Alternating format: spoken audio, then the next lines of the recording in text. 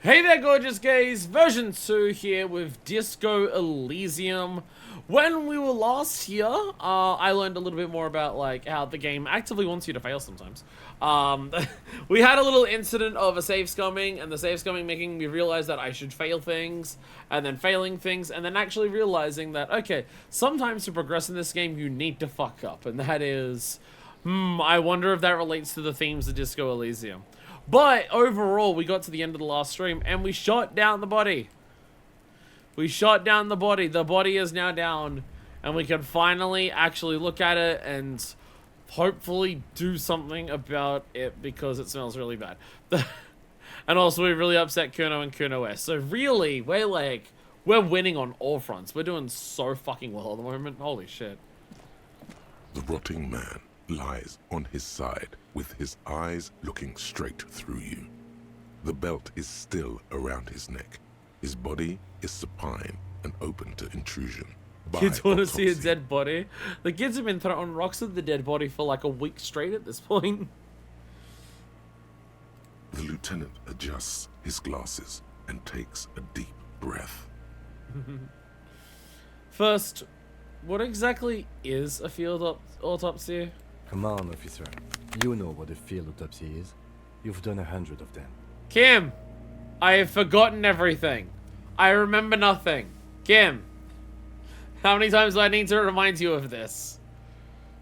What you do know is, at 18.9 kilometers, the dormant shield volcano, Corpus Mundi, is the world's highest summit, and the failure of the 38 single, Epui Descent, to crack the top 20 was the death knell of disco.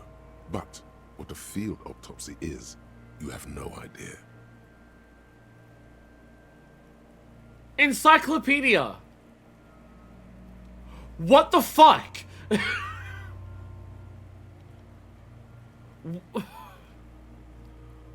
What the fuck are you on about, encyclopedia?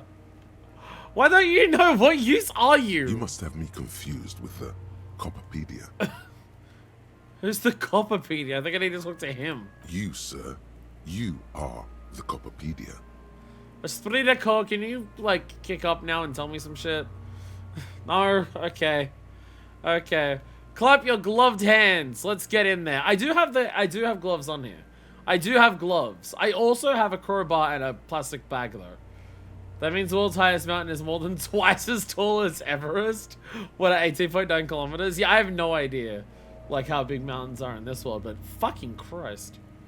Fucking Christ. But unfortunately, is Epur the song gonna be the song that we need to sing at karaoke, and it's sad because it was the death knell of disco?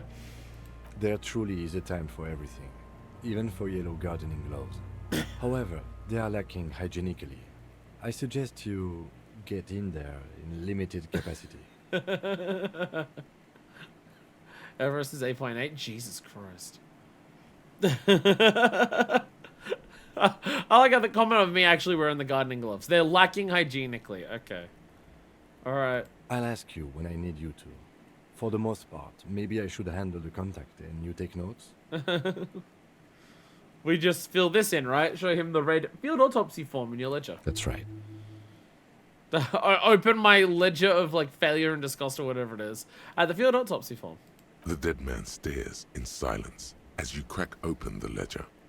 The bright red paper is covered in boxes and lists, describing the condition of his skin and organs in 3 parts. Above those, an 11-field info form needs filling out first. It begins with... Well, let's not go to the 3-part summary. Okay. Begin. 1. Assistant. That's you.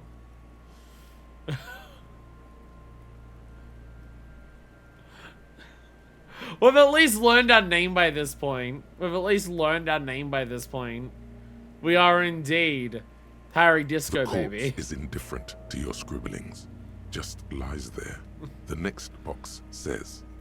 Coroner's case number. KK57-0803.0815.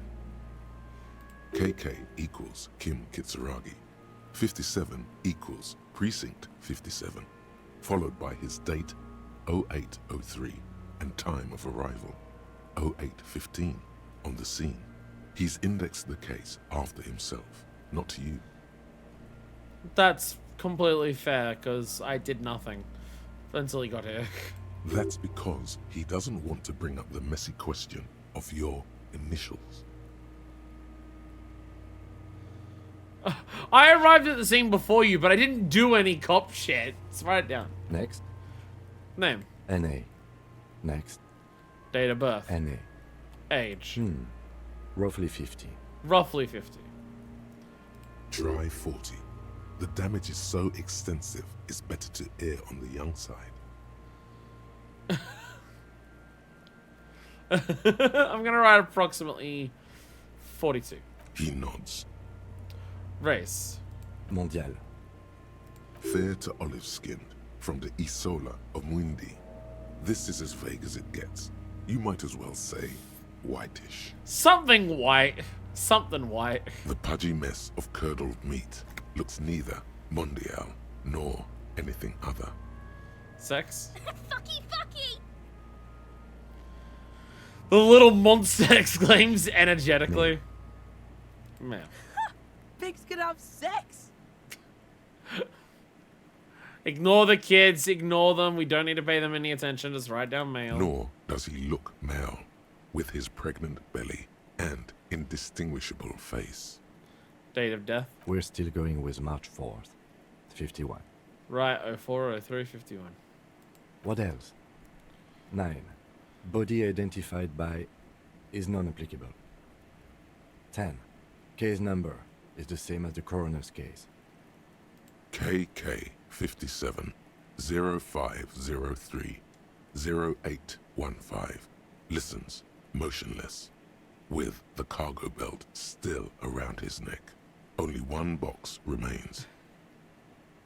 We're now just calling this guy the case number. Something, something. Detaching yourself from your work because you deal in death. Evidence of treatment. None. At least not after the initial examination. Assign the number to a human. What exactly is treatment anyway? Interfering with the body's position or wounds post-mortem. Oh, I'm not so sure. Didn't the footprints look like he was carried over? They'd have to have incapacitated and carried him over. This man was more than a match for untrained dogwalkers. Places his hand on the dead man's chest as if in preparation. Your central nervous system recognizes this gesture. It's the stations of the breath. Ecclesiastic, religious in nature, a holdout from pre-Delorian burial rites. It takes him 2 seconds to perform. Then, somewhere in Jamrock North, a small wood shed behind Rosencrantz Road, Lieutenant Nick Feuerbach puts his hand to the chest of a small corpse, no larger than a monkey. It's raining outside, light drizzle. There is darkness in the shed. This is a memory of someone we had before. Elsewhere yet, an obese female sits in a wicker chair, her silhouette bull-like against the window. Outside, Grand Coudon. The day is turning dim for Sergeant Mac Dawson. Hand extended, he approaches, to make sure she is dead more than anything else. The building is tall, 7 stories, wind-wrapped in solitude. Most of the apartments are unoccupied. This was a suicide. The other, an accident. The small one.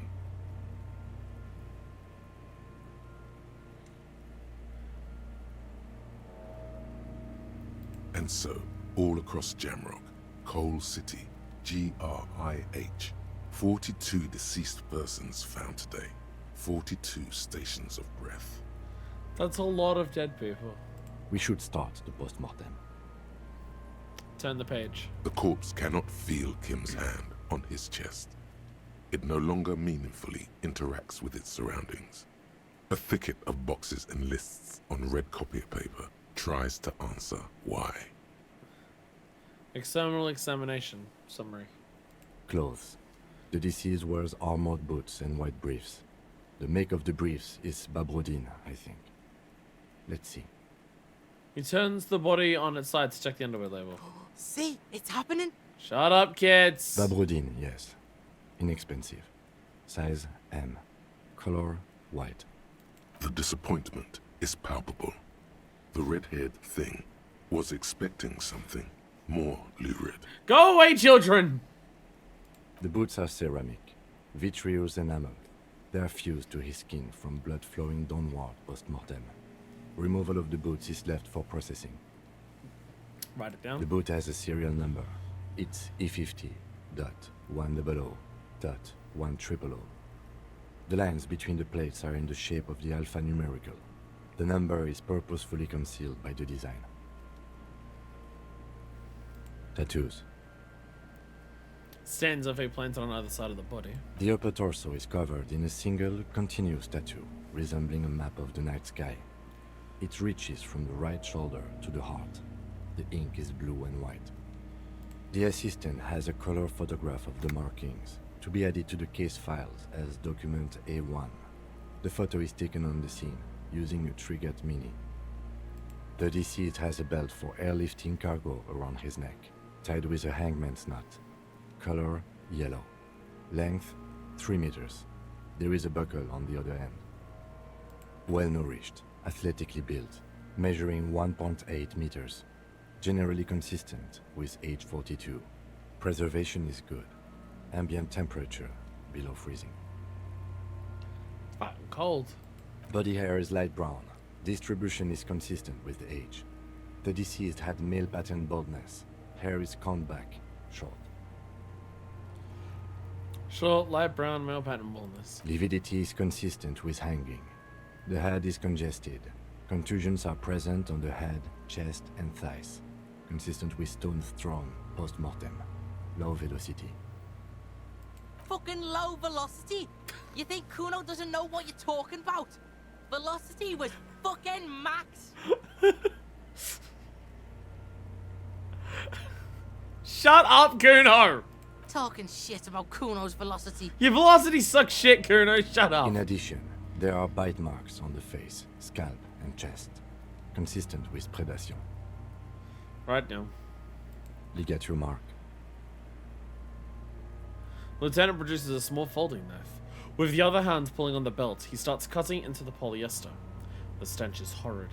After a while, it's obvious the material cannot be cut. Steel wiring. There's too much of it. We need to remove the belt so we can get to the ligature mark. You got just the right tool for that.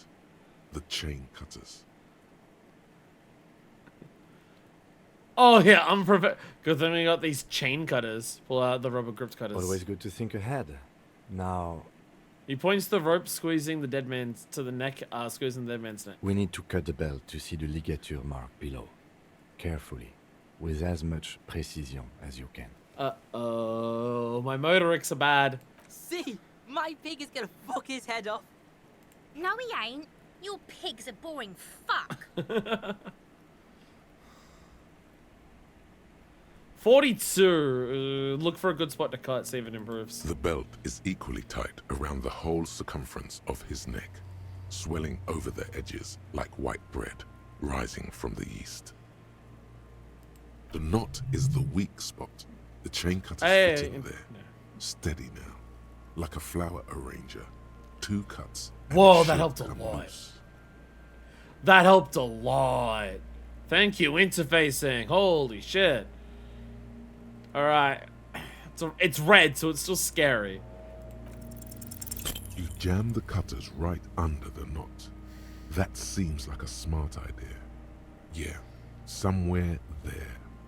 Already, they're buried deep in the man's flesh. Then you rotate them to get a better hold. Then, Fuck! I'm not gonna say it, because it'll just distract us.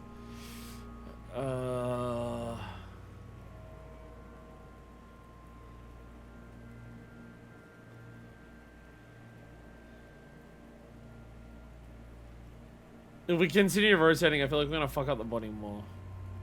Cut. Yeah, fuck him. Fuck that buggery. Corpse fucking time. No! Shut up! Told you my pig was hardcore. Shut up! I should have a go first. I think I have a strategy. That's alright, okay. I fucked up the check. I fucked up the check. You take it from me. He sinks the cutters into the knot, preparing to perform the cuts, with his elbow to his knee for precision. Snap. The knot is slashed. Another cut and the belt falls apart like a flower bouquet, revealing the dead man's neck and the dark red ligature mark around it. Me fucking up that is like... That makes up for the fact that I actually got the shot off. Me fucking up that 83% makes up for the fact that I actually got the shot and got the fucking body done in general. Look, I play Final Fantasy 14. I am used to throwing greeds on fucking dungeon drop. And seeing that shit saying 83, I still think to myself, fuck, I may not get it. And you know what often happens? I don't fucking get it. I'm used to this shit. Here. He undo the chain cutter's back and then kneels closer to the body, running his finger along a dark red groove until he comes to a gap. The rope rises to a point, leaving a gap in the ligature mark. The suspension point is in the back of the neck, on the nape. Consistent with hanging. Hemorrhaging is observed on the skin, above and below the ligature mark. The mark is well pronounced, consistent with a drop from 1 or 1.5 meters. Right down. Chest is intact, normal contour. Abdomen is protuberant, pelvis intact, genitalia. He pulls down the man's underpants. No! Let's get out and see! Go away, kids! I fucking knew it!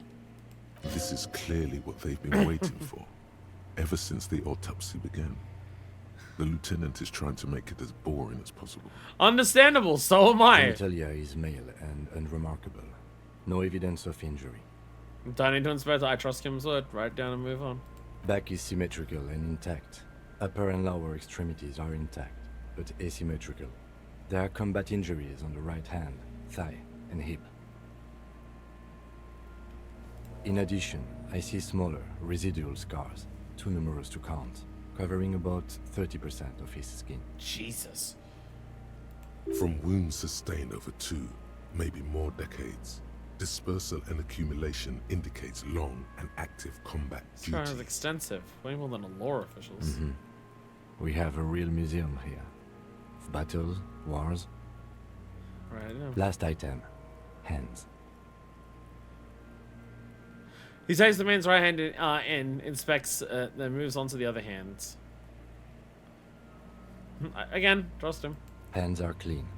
No sign of a recent struggle. Were we expecting any? I was. Maybe I'm just not seeing them. Honestly, this stench is making it hard for me to think at the moment. Understandable. Ooh. That's all for the external. Well done. What next? He's struggling. Okay, maybe he does start needing some help to do some of this. Internal examination summary. Central nervous system. I have nothing. Do you have anything on this man's central nervous system? Of course, there is a moral to be drawn from it.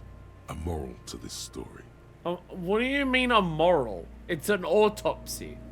The moral is death bad. No, I'm not adding a moral to this. What is that? What does that even mean? Musculoskeletal. Purge fluid is coming from the mouth. Not injury related. Eyes and tongue protuberant. Hyoid bone. Let's see. It's close to the swollen mouth hole, eyes squinting from the fumes. With his eyes almost closed, the lieutenant puts his hand on the dead man's throat and begins to massage it, gently. A rotting smell erupts from the mouth. Purge fluid runs down his lips, black and viscous. Yeah, jack that fucker off! The hyoid bone is fractured. The rest of the musculoskeletal system is intact. Unremarkable. Right now. Respiratory system. Back hunched as if in prayer, he begins to pry open the dead man's jaws. He stops to exert more force. Both hands are used. Oral cavity shows no lesions. The victim has received dental implants, possibly after a combat wound. Mouth swollen.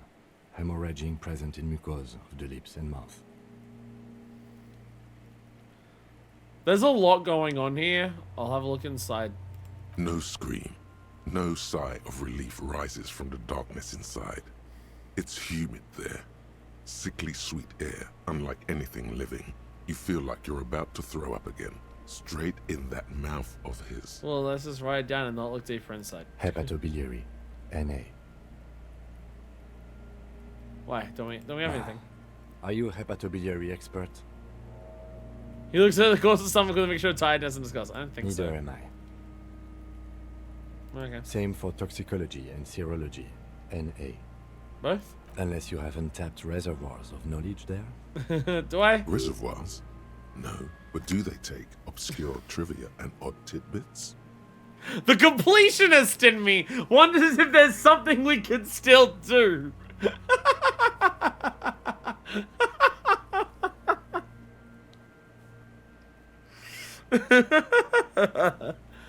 The completionist in me Like a wonders. toxicology screening.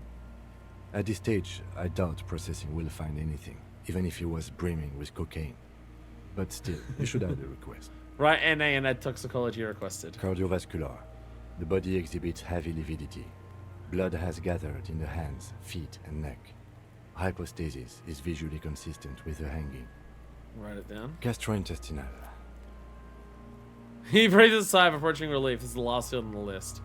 He looks around to the ground to the pool of feces there. This will do. Digested semi-solid food in stomach. Voila. He touches the corpse's blurred lower abdomen. Omit the voila. What's next on the list? Description of injuries. Summary. Let's see. We have bite marks, contusions on the head and chest, and a ligature mark encircling the neck. You'll need 3 fields. Leave a 4th one too. What were the injuries we've Oh. inflicted? So we inflicted them? Okay, I have inflicted. Okay, so there's an incision on the thorax from a chain cutter. I wouldn't mention it. Better not to muddy the waters.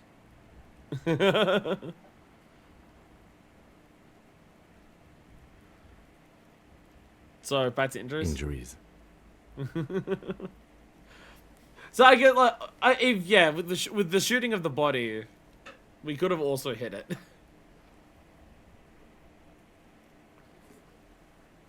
Okay, bite marks. Wait? Ligature marks says finish the autopsy. What's the 4th injury field for? Nothing. Just in case. Okay. Bite marks? Head, chest, and scalp bite mark injuries. Predation by birds has caused damage to the body. Odontologist does not need to be consulted. Right now. And your opinion, officer? Oh, for the bite marks? Non-fatal post-mortem. Agreed. Next injury? Contusions? So, the scalp bleeds from a post-mortem head injury, a stone.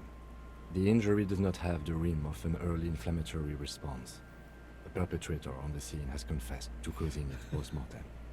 At maximum velocity, fucko! Shut up, Kuno! Has confessed to causing it at maximum velocity. Kim, don't give him shit.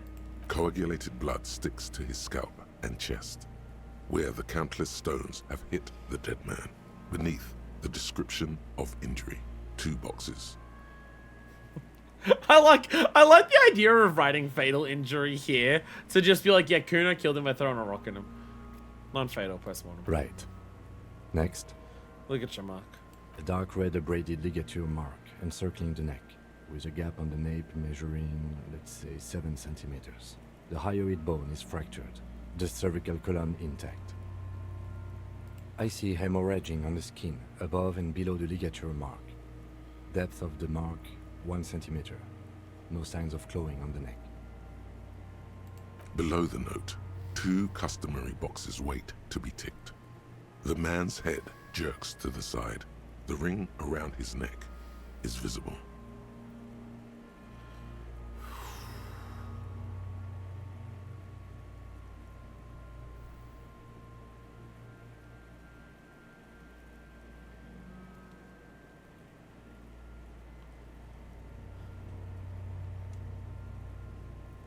There's enough to suggest the hanging's post-mortem. the lack of struggle signs on the hands, the lack of anything to like, the lack of claw marks at the hanging.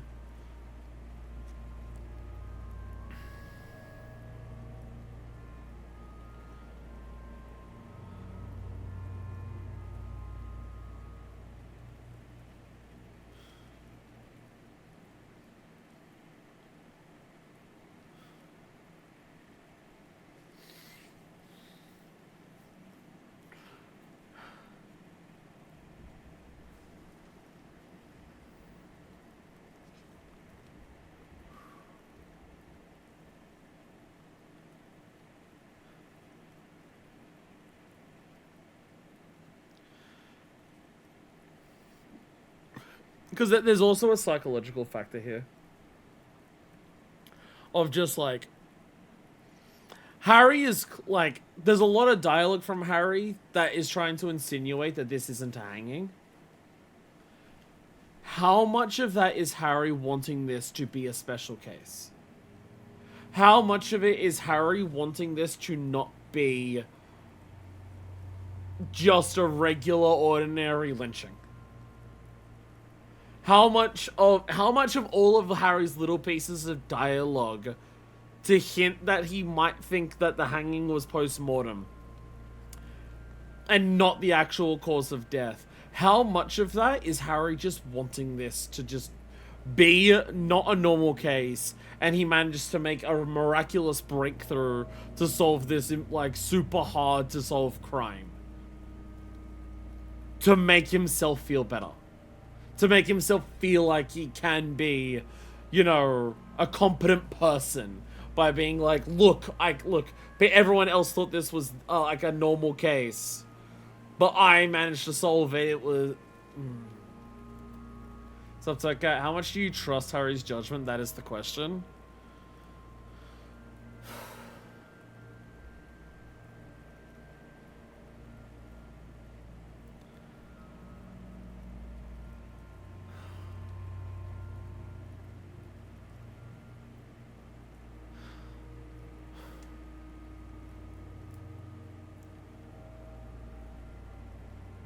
It's also notable how you put opinion, fatal injury, or non-fatal post-mortem. The word opinion's not on that one.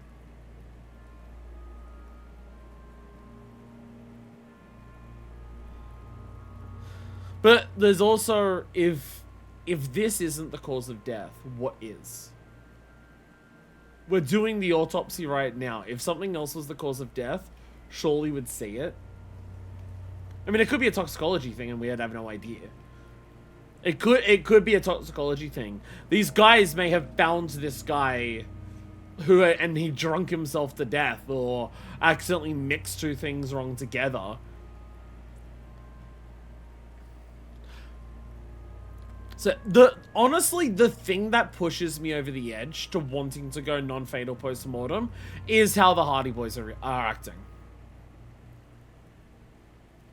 How the Hardy Boys are reacting is what makes me want to say non-fatal post-mortem. Because there's a part of it where it's like the Hardy Boys are trying to like just make it a thing where it's impossible to arrest them by being like admitting guilt, but admitting guilt as a group where two cops like this could not possibly arrest them all. Like Liz was saying. But I also suspect that the Hardy Boys are lying about this to try and get us out of their, like, town. One might even say they're sus. Like, them being so comfortable admitting it, even, like, with all of stuff of just, like, how could we arrest them? It makes me feel like they just want to be like, we told you what happened, get the fuck out. So, I'm personally going with non-fatal post-mortem. Lieutenant falls silent abruptly. He is deep in thought, eyes fixed on the bright red ring around the dead man's neck. Why do you say that? I'm serious. I don't think this was the injury that killed him. Okay. Why don't you think it was fatal? Why when his hands tied? A big man like this, I'd tie his hands on marching him to the gallows. Honestly, I'm not sure there weren't marks on his wrist. That part got blurry for me. Stench. But you are right, I was ready to call this. Now I think we should leave it empty, at least for the time being. Let's wrap this up. I pronounce this field autopsy over. First, how'd it go? It was an irregular field autopsy. We did not establish cause of death, which is supposed to be the goal of an autopsy. But, personally, I do not see this as a parameter for success.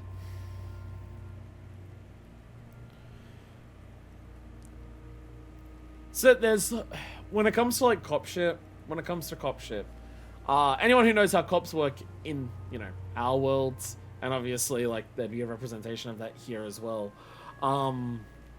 There's the idea that, and it's even like pushing propaganda shows and stuff like that.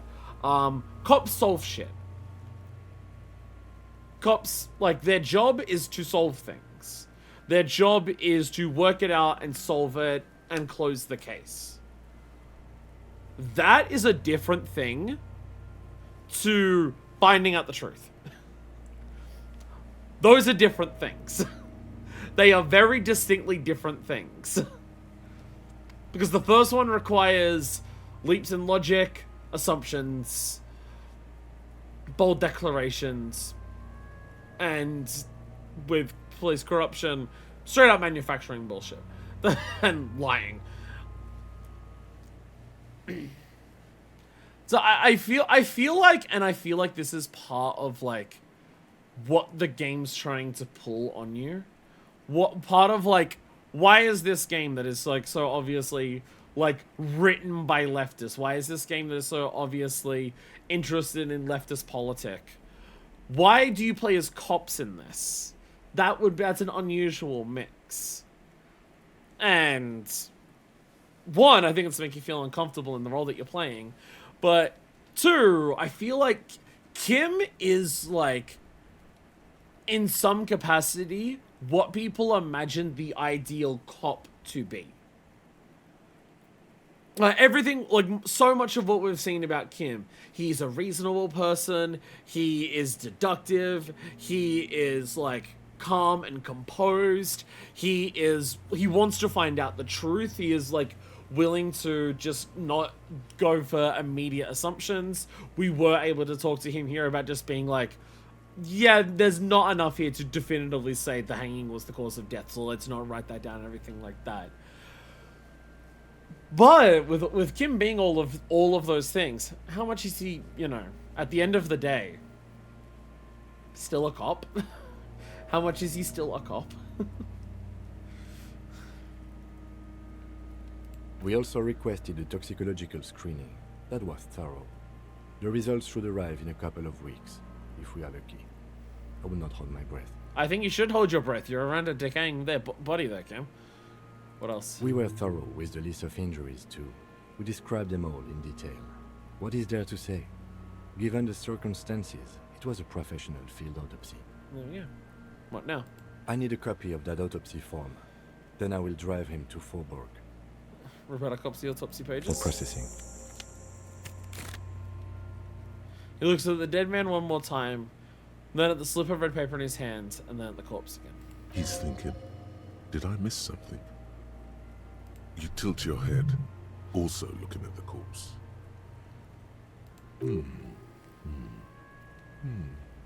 I'm sure we didn't get everything.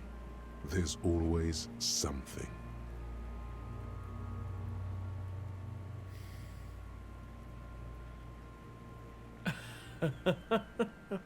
Holy shit. Legendary. Tell me something. Shoot, Looney Rooney.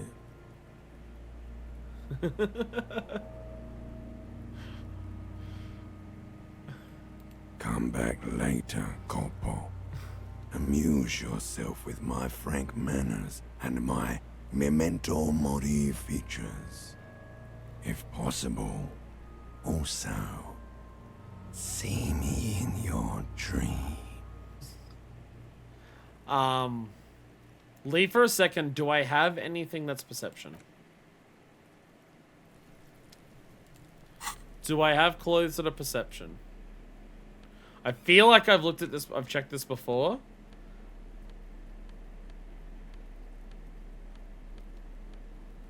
Minus reaction speed.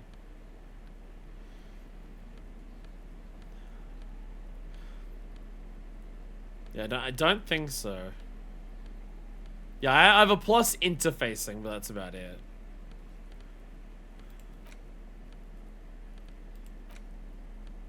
Well, I still got these things to interact. Jesus, I've got so many things to do here.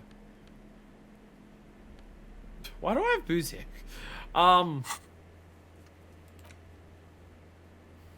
Once you're done with it, send the corpse processing. Send kids will take care of it. Check twice, see whether you're done with all the corpse-related tasks. After you send the body away, you can't take it back. See, there's a white. It says there's a white check on there. There's a white check on the body. But it's only a white check for as long as, you know, we don't get rid of it. I do have a level up. I have 2 level ups. I have a level up. I could... I don't know if that's a waste. Part of me wants to check it. If it doesn't work, chuck one in perception and see what happens. But the other thing I wanted to chuck one in... while we're, like, leveling things up was pain thresholds. Just because all of my physique is bad as shit. The man is decomposing visibly now. Every hour, he looks less like a creature and more like a pile of intestines. The lieutenant adjusts his glasses and takes a deep breath. I mean, it's legendary, so I'm not expecting it to happen. But more perception would be good anyway, so... I'm like, there's no... Seeming like this is just checking, and it's a white check. We probably won't fuck up anything by failing this, and if we happen to get it, we happen to get it. But also, perception would be good just for in general, so... I don't feel like I'm wasting leveling up perception by getting to redo the white check either. You run your hands over the victim's cold body. His limbs, his torso with its swollen organs. Maybe you should be more thorough. He's pantsing. You pull down his breeches. Marbling is present around the crotch. The penis has shrunk, crawling halfway back inside him. There is nothing mysterious or noteworthy here. Can't get enough of that dick. Shut up, Do you Kuna. think we missed something? You can't shake the feeling that there are more secrets concealed in the flesh before you. What a gut feeling. This is a gut feeling. Okay, well, we are in livor mortis here. He is disintegrating. We need to refrigerate the body if we want to conduct another examination, and we need to do it fast. Where do I find a fridge for the It body? would have to be industrial in size. Let's start by asking Gart at the Whirling in Rags and the Fritz store down at the gates. If they don't know, but only voice- if all else fails.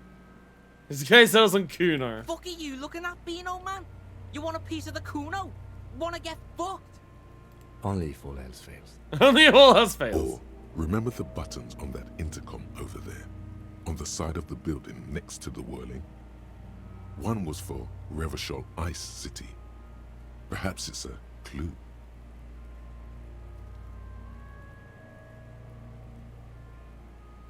Hurry. This is one task we cannot sideline. With every hour, whatever we are looking for will become harder to find. Okay. Chuck one in perception, see what happens. The man is the lieutenant adjusts his glasses and takes a deep breath. 17? That's a decent jump. Not good, but like, you know.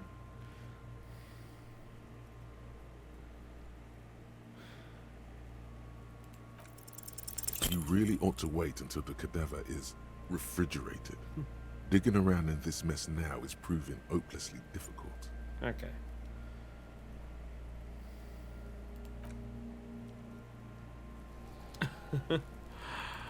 All right. Sure. Okay. Well, we're gonna try.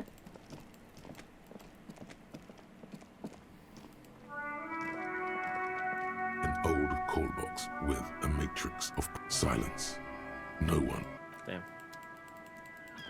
Nothing for Revachol Ice City. That didn't help at all.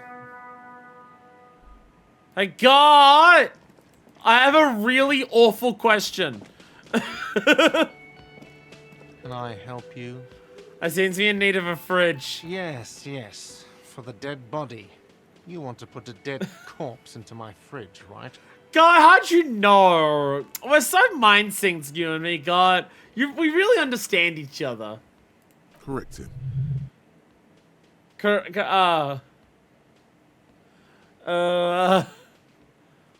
We want to put a very important dead body in your fridge. I don't care. You're not putting a dead body into my fridge. Why? Because this is a culinary establishment, not a morgue. I can't believe you even asked me. It would only be for... Lieutenant, you too? You're asking too? No. The answer is no. I will not turn this place into some kind of macabre circus. Let's go. Take the fridge, kid. All right. Oh well, we found our answer at least. I like God's immediate reaction of just like, Kim, fuck off, not you as well, right? Surely. Not you as well. Hey, Free. Look, you don't give a shit about shit, right? Is this about the questions again? Because I don't really know anything. Do you have a fridge? Mm-hmm. Right behind you. Alright, this is a fridge. Wicked. Yeah. She's not really paying attention. Is there a corpse in there? You're joking, right? No, I need to store the corpse of the hangman in your fridge. Okay. It wouldn't even fit, you know. Now that I'm looking at it, maybe a glass-doored fridge in a grocery store isn't the best option for storing a corpse. Pity, it would have been so beautiful. Yeah, I don't know. Alright, well, we tried. We tried.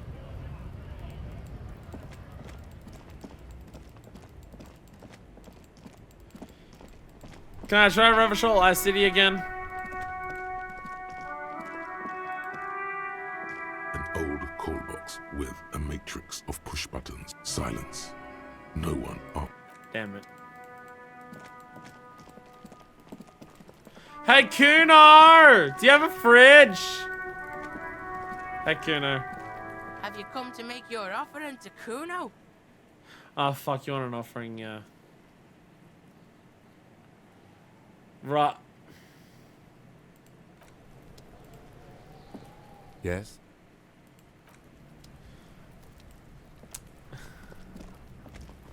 The man is The lieutenant adjusts his glasses and takes a deep breath.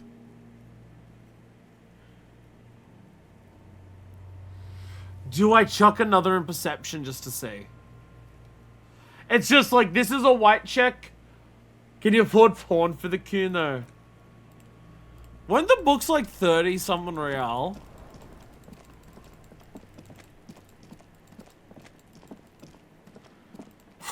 Where was the Truce Kuno? There's a Man from Heimdall book. But how expensive is that? Because my memory was saying they're like 30 real or something. Oh, they were expensive, aren't they? The display rack is brimming with worn paper. Oh no, I can featuring just an afford it! extremely muscular, sword-wielding barbarian on the cover.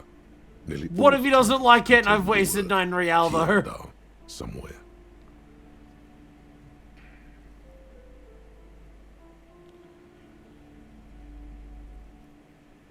This also makes it really hard for me to afford rent. I've paid for today's, right? I think I paid for the room today. So I need 20 by the end of tomorrow. It is a bestseller for a reason.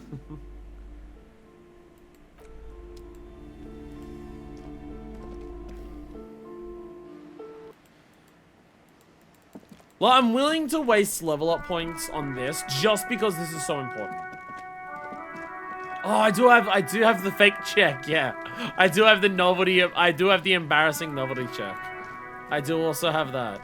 Have you come to make your offering to Kuno? This is probably too late for you, Kuno, but maybe you know someone. Oh, that the Yandala Man book. Kuno doesn't fucking read. Fucking book shit. Fucks with your mind. Kuno knows this four-eyed fuck. Totally hooked on the book. Can't get enough of this shit. Fucking sad, really. Kuno could make mad money off him. Exploit his disease. Well, I mean, that's something. Who are you talking about, Kuno? A guy Kuno knows. Martin. From out of town. From Grad or some shit. He totally just wants the book for himself. He doesn't want to admit it. So you want the book? Fine. Kuno's gonna take it off your fat ass. Yeah, let's Just go! get some paper off this shit. Now We what leveled do you want? up! Kuno dominated you, shot the body down. Figure out what's going on with this kid. Well, let's go to the body The again, fuck Kuno. about it. Where's the rest of his Kuno armor? doesn't give a shit about the armor. How come? Kuno's fuck gimp's got one big thing wrong with him. He's a fucking mutant. A mutant? Look at him. Fucking growth hormone shit. He's a giant. The armor's too big for any man. Kuno doesn't give a shit about that freak armor. Kuno threw that shit away. Drills his temples with some strange aggressive gesture. What do you mean you threw it away?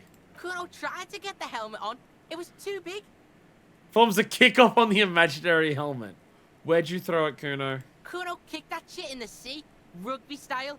That shit means nothing to Kuno. That shit ain't nothing to me, man. You threw it in the sea? Yeah, that shit means nothing to Kuno. Kuno doesn't give a shit about material shit. Kuno's a fucking monk.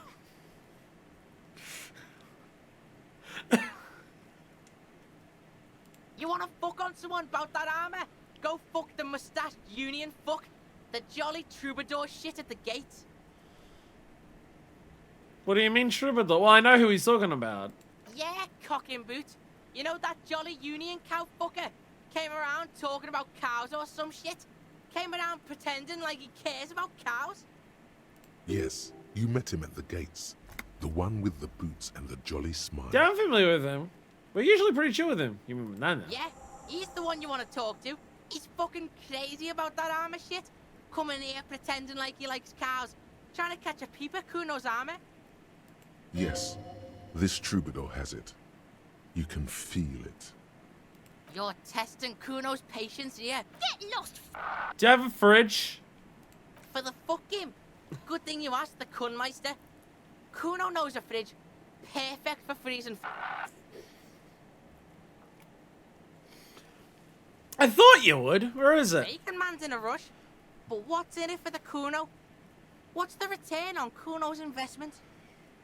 Convince the Kuno to spill the beans. Kind sir, I'll repay you for this information one day. Right now, the clock is ticking. Kuno's clock's not doing shit. Kuno's got a fuckload of time. Don't believe him, Kuno. He just wants to use your fridge. I humbled myself in front of the Kuno. Convince the Kuno to spill the beans. 72. Come on, you fucked me on an 80-something before. Don't fuck me on this one.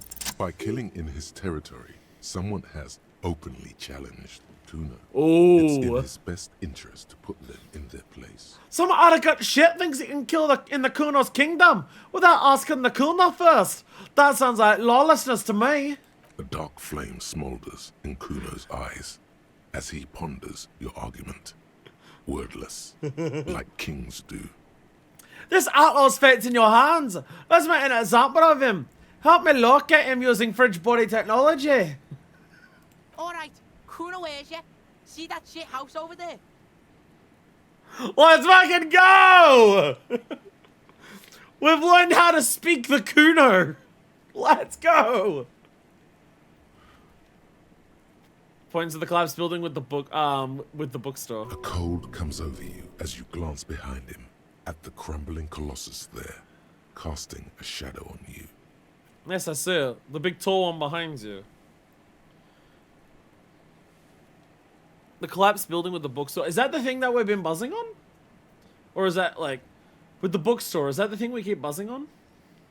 Yeah, I see it. The big tall one behind you. You gotta get in that shit. In there, deep.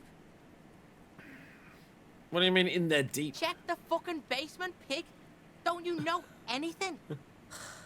Always check the fucking basement, recon style. There's a giant fridge down there. Fucking will fit, no problem. It looks like a white bird or some shit. Try not to piss yourself when you see it. A white bear? A polar bear? Thank you, Encyclopedia. Thank you, Encyclopedia. How do I get in the building? Through the bookstore, you gotta beg the book bitch. Used to be you could get in there through the doorbell, jam that shit. Book bitch changed that. Kuno doesn't beg, so Kuno doesn't go there anymore. Taking the body! I'm taking the body! I don't want to drag the fucking corpse through the fucking bookstore! Beg the book, bitch. Yeah, book bitch, beggar. You stupid or something? Yeah. He means the bookstore. We have to ask. Plaisance is the mother of the little girl peddling books on the plaza. We have to ask Plaisance in the store. Impressive note-keeping, Lieutenant. Thank you. See, the clerk gets it. Listen to your four-eyed friend. Thanks, Kuno. You didn't hear it from Kuno, pig. But don't forget where you heard it from. Kuno owns you now, pig. You're Kuno's property. I'll worry about what's going on with the kid later. Kuno doesn't fucking care. We're on a timer here. We're on a timer to fucking chill this body. I like this body like I like my fucking whiskey and coke. On them fucking rocks. Hello again, esteemed officer, and welcome to Crime, Romance, and Biographies of Famous People. I was told there's a huge fridge in the building cellar. Can you lead me there? A fridge? No, I don't know anything about a fridge. Aren't you interested in books? This is police businesswoman, For please. whatever reason, she's lying to you about the fridge. Seems like you have to find your own way to the cellar. What if I just go in here? You see a tattered set of curtains and a polyhedron-shaped cage-like trinket. The strange cage-like You trinket. see some kind of charm, an irregular polyhedron assembled from bones, sticks, and straw. Inside, a disturbing fish On head the rocks, with empty Kuno, eye sorry. sockets stares at you. What on earth is this? I can't even picture what this is. This is a traditional Seminese ward, Oh, okay. meant to provide protection against ill luck, bad dreams, curses, and other supernatural scourges. We know who the Seminese are. We learned about it from the racism man. Inhabitants of Ile de Fantôme, the Seminine Islands down south. Aside from poking at it suspiciously, there is nothing else to do with the fishhead charm at this time. The curtains remain shut before you. Shut up, kid. What's behind the curtains? Nothing. Now please go back to browsing the books. Don't you feel compelled to look at the books? The books are all you care about. She speaks almost as if she's trying to put a spell on you, urging you to buy more books. Oddly enough, the more she tries to draw you away from the curtains, the more alluring they become. Fucking pull it for the Just curtain. as you're about to pull apart the curtains, the petrified voice of the shop owner cries out once more. We need a fridge. Sir, don't touch that. I told you it's off limits for the customers. Her hand is closed around her pen and with fingers nervously playing the talisman. Parapsychologically speaking, we're done if you decide to open them. I won't be held responsible for the consequences. It's too dangerous. She looks away, mumbling. Why is everyone always messing with the curtains? Why can't they just buy books like normal people? I've heard there's a fridge there that I need. Everybody suddenly needs something from there. Leave the curtains be. It's what it wants. Remember, this is different. I'm a police officer. I need to get in Why? there. It's not like anyone was killed there. She stops abruptly as her hand flies over her mouth, baffled by her own bluntness. I'm sorry. I don't mean to be so impolite. Just please don't go there. I can't allow that. You'll only make things worse and unleash the powers. Is it about the curse? That's why you're afraid? No, it's just a storeroom for the employees. I told you. Now please step away from the curtains. But I said this place calling for you. I must investigate beyond the threshold. My God, even more reasons not to mess with the curtains. Just step away, dear sir. I'm gonna open them. No! Please just talk to me, officer. Come here and let's talk this through before you decide to do anything extreme. Talking is always good. Go see what she has to say. I'm on the clock There is here. something mysterious about the curtains. Be careful. The curtains, tattered with age and covered in dust, hang before you, as if taunting you. Fuck you, curtains. I just need to store. Just let me drag a body through your bookstore. Come on, not that hard. Hello again, esteemed officer, and welcome to... Why are you so uptight about the Remember, curtains? There's someone else on I the other already side. told you, it's just a storage room for employees. I don't understand why it's so important to you. Just let it go, officer. Go buy some goddamn books. You're supposed to be drawn to the books.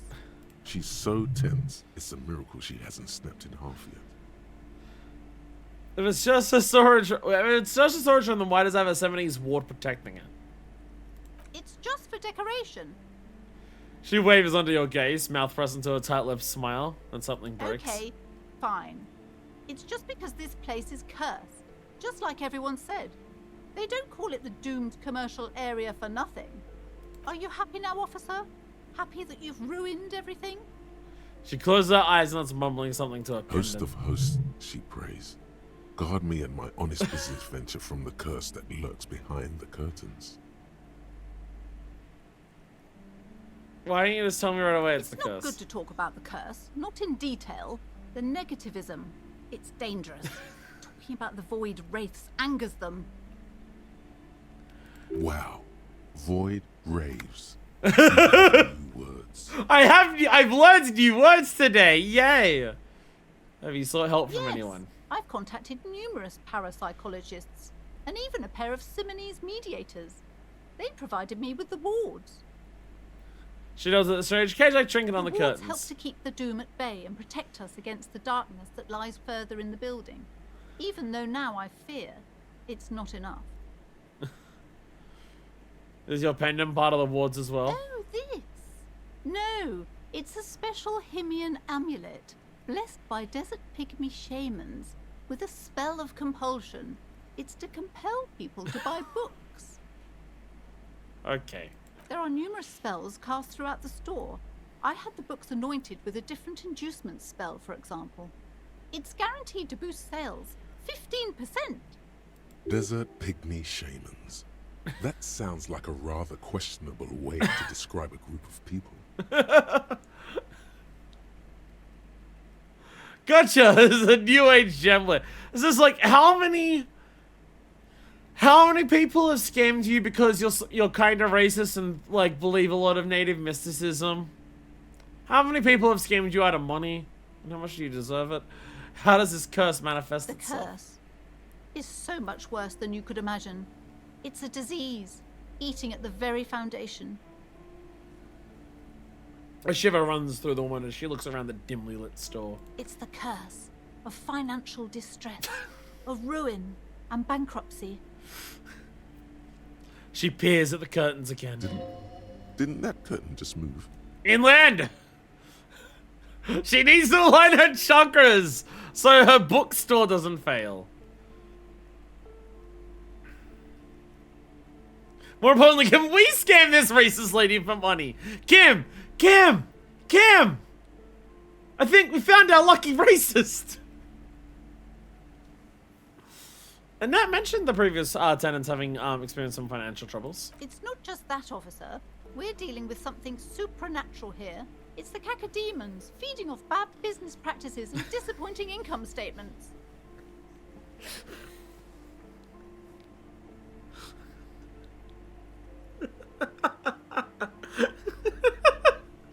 Just the idea of all these supernatural demons preying on poor economics. There's something wrong with this building, I can tell you. Ever since I Two arrived, kids going on behind I've those sensed an curtains. eerie, lingering presence, as if I was unwanted here. Sounds familiar. Don't mention She nudges her glasses, anxious and tense. I don't care about the curse unless it gets to the fridge. Most certainly not. I'm not letting you open the gates of hell. In fact, I don't want anyone who isn't familiar with the psychic arts involved in this mess. Stay away. Leave the spirits be. On a, so they on can a quest to return freeze their the body, slumber. holding it. It said curses aren't real, gave smart-ass parenting advice. Shit, all of my things from before are coming back. Seriously, I need to get to the fridge in the cell. It's a policeman. I have a dead body to take care of. What? Oh my god! A victim of the curse? The curse has started killing people? It's killing now? You're right, the curse is worse than ever. That's why I need you to let me in there to investigate. It's worse than I imagined. We definitely have to contain it now. Oh, for fuck's sakes! This is your chance. This is your chance. Only a paradetective can solve this case. For fuck's sake. This definitely softened her up. God damn it. Please, for the love of God, work. I'm so sick of dealing with this woman. Time to God find damn the it! old lie machine. Why? Why? Why are the rolls so fucking bad today? Holy shit. You know what I mean? My partner known to call he's back at the station. No. The lieutenant looks at you, waiting to see where this is going. I don't know either, Kim. I'm struggling here. Can't shoot, the rope is balancing out. I've paid for that already. You've got this. Just go with it. This is elegant. Crime Bros. Wait, that's it? I don't want to say that. Stop being such a fussy prude. You can't convince her without lies. Lies. It's really The stupid, woman though. looks aloof, her features much softer. Occasionally she glances at her daughter's silhouette.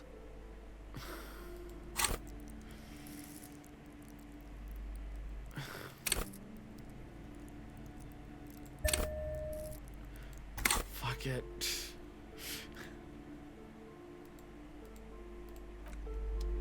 Hello again, esteemed officer, and welcome. Slither up thank to God. her, you silver-tongued fiend. Show her what world-class perfidy looks like. Ma'am, I came here to help. I've handled paranatural situations I'm before. sure. Don't think I haven't seen charlatans before. Psychic emanations from afar, the sleeper beyond calls out. Return from the void, paradetected from a long line of I resent psychic emanations from afar, the sleeper beyond calls I'm out. not sure I can trust your claims.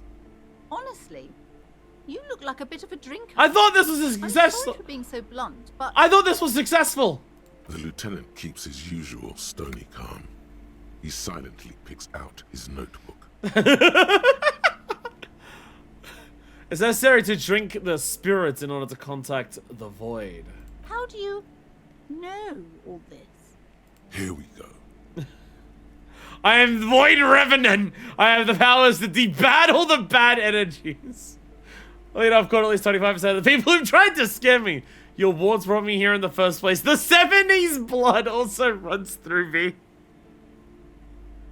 Kim, I promise you, this is important for the case. I promise you.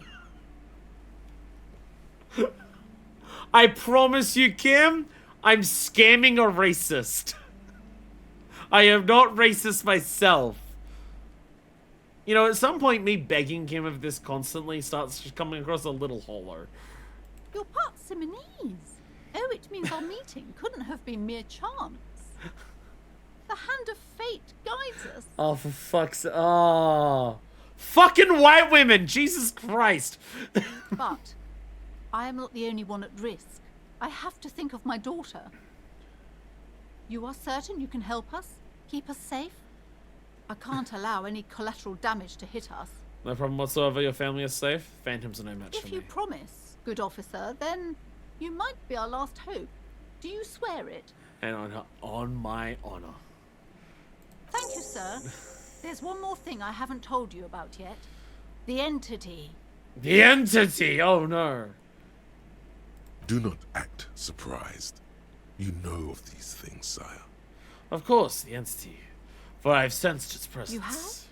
The entity takes the form of a woman, a witch probably. I've suspected that she must be connected to the curse ever since I first saw her. Did you know that she lives inside the chimney? Chimney. The passage between heaven and hell, of course. Yes. That chimney is part of the building's central furnace, and it's enormous. She has barricaded herself behind some metal security curtains. God knows what she's doing there. Some unnatural magic, I assume. You should go find the entity and ask what happened to all the companies in the building. What is the source of this curse? Here's the key to the warded door behind the curtains. Take it. Oh, and please do return to me after you've looked round. I'm quite anxious to know what she has to say about the curse. What you discover in there. Unbelievable darkness. I can't tell if that's sarcastic or not, Emily. What you discover? Probably just office space. And the damn fridge. The damn fridge. Don't be scared. For now, okay. Should I just bring the body immediately? You see a set of tattered curtains blocking the way to another room. A strange cage-like trinket dangles from the curtains. Pull the curtains open. We're allowed in! A dimly lit room full of dusty furniture and trash. A doorway stands in the back, covered in dozens of scary little Sebanese wards, your shadow looming over it like an omen. Oh!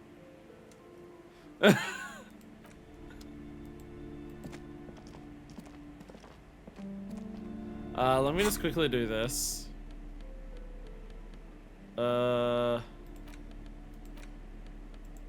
There we go. There we go. Let's just make sure, shall we? Ghostly silhouettes of hairdryers. Yo! Vaguely androgynous portrait of a man. Merely looking at that unmanly haircut threatens your masculinity. A heavy door with a missing handle stands before you, covered in dozens, if not hundreds, of Sebanese trinkets and charms. It appears to be locked. I could break in there. But I have a key. After exerting some force, you manage to turn the key. It's eerily silent. The door slides slightly open, letting a draft of cold air into the room. You feel the tiny hairs on the back of your neck rise up, as if someone's standing right behind you. Yeah, it's called... Yeah, his name's Kim Kitsuragi. Touch the back of your neck. What is this feeling? Outside, the wind howls in from across the bay. The building at Rue de Saint-Ghislain stands like a matchbox on its side, with men inside like little wooden sticks ready to catch fire. A panicking woman squeezes the pendant around her neck until it leaves a mark inside her palm. A man, a few meters away, stands frozen with a key in his hand. Somewhere inside, a spider is spinning its web.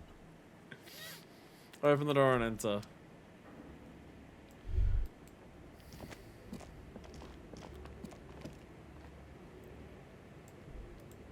This is not what I was expecting to find down here. This is not what I was expecting to see down here. It was like a gym to me. But no one's been here in ages. He draws a stripe on the dusty floor with his I foot. doubt the electricity still works. Good thing we have... Exercise equipment, the horror! Some specks of dust shimmer in a faint beam of daylight falling from the window. Other than that, the room is dark. An eerie feeling rises in your chest. Let's just keep going. I'm sure it's a regular abandoned house, nothing mysterious. Sounds good.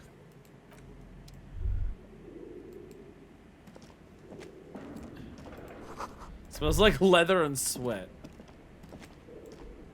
Okay, nothing over there. Weren't we going to the basement? Wasn't our goal the basement? This is going upstairs.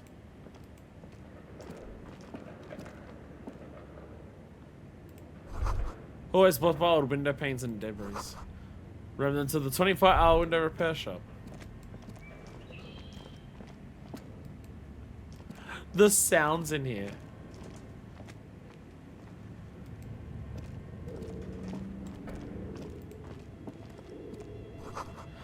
A large demijohn full of strange liquid. While I was staring in the dark, stuffed and mounted.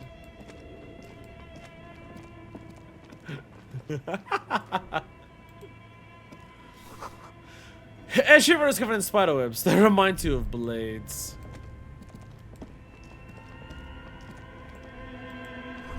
Naked mannequin torso, strange yellow color. Where are the clothes you used to display? The music and sounds in here, Jesus Christ.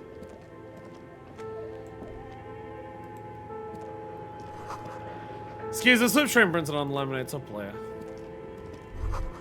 A slipstream logo. Looks like someone tried to reconceptualize their business here. Bingo. Look, the skis and rotor blades both bear the same slipstream logo.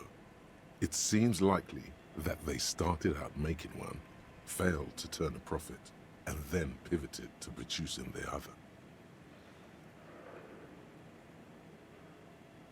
And yeah, what a strange leap of imagination. Yeah, it still failed. How sad. Which should they start with and which should they pivot to? That's a good question. What a strange leap of imagination. Yeah, they still failed. How sad. Reality is ruthless.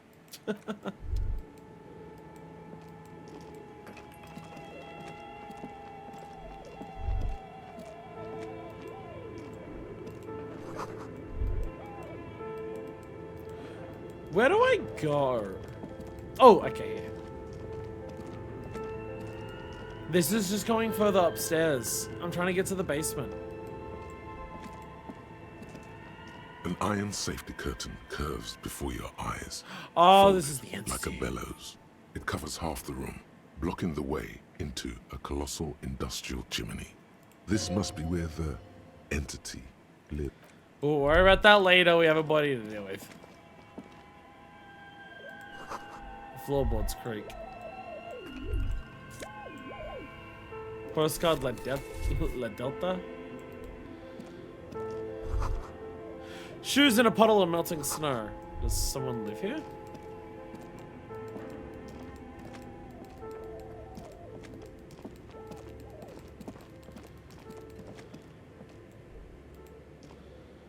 Yes? Okay.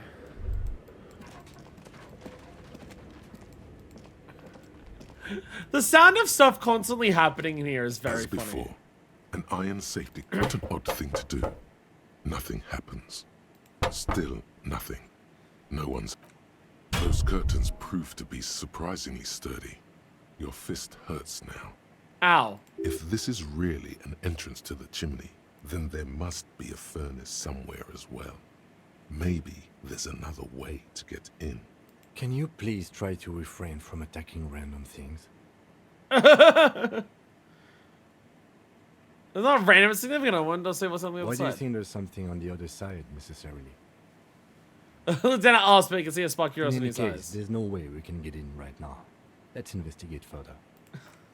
I didn't mean to attack it. I just wanted to knock. Where do I go?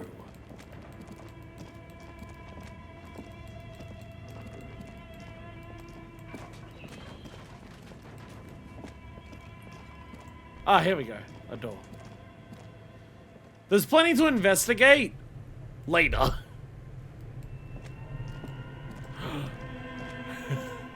We found it!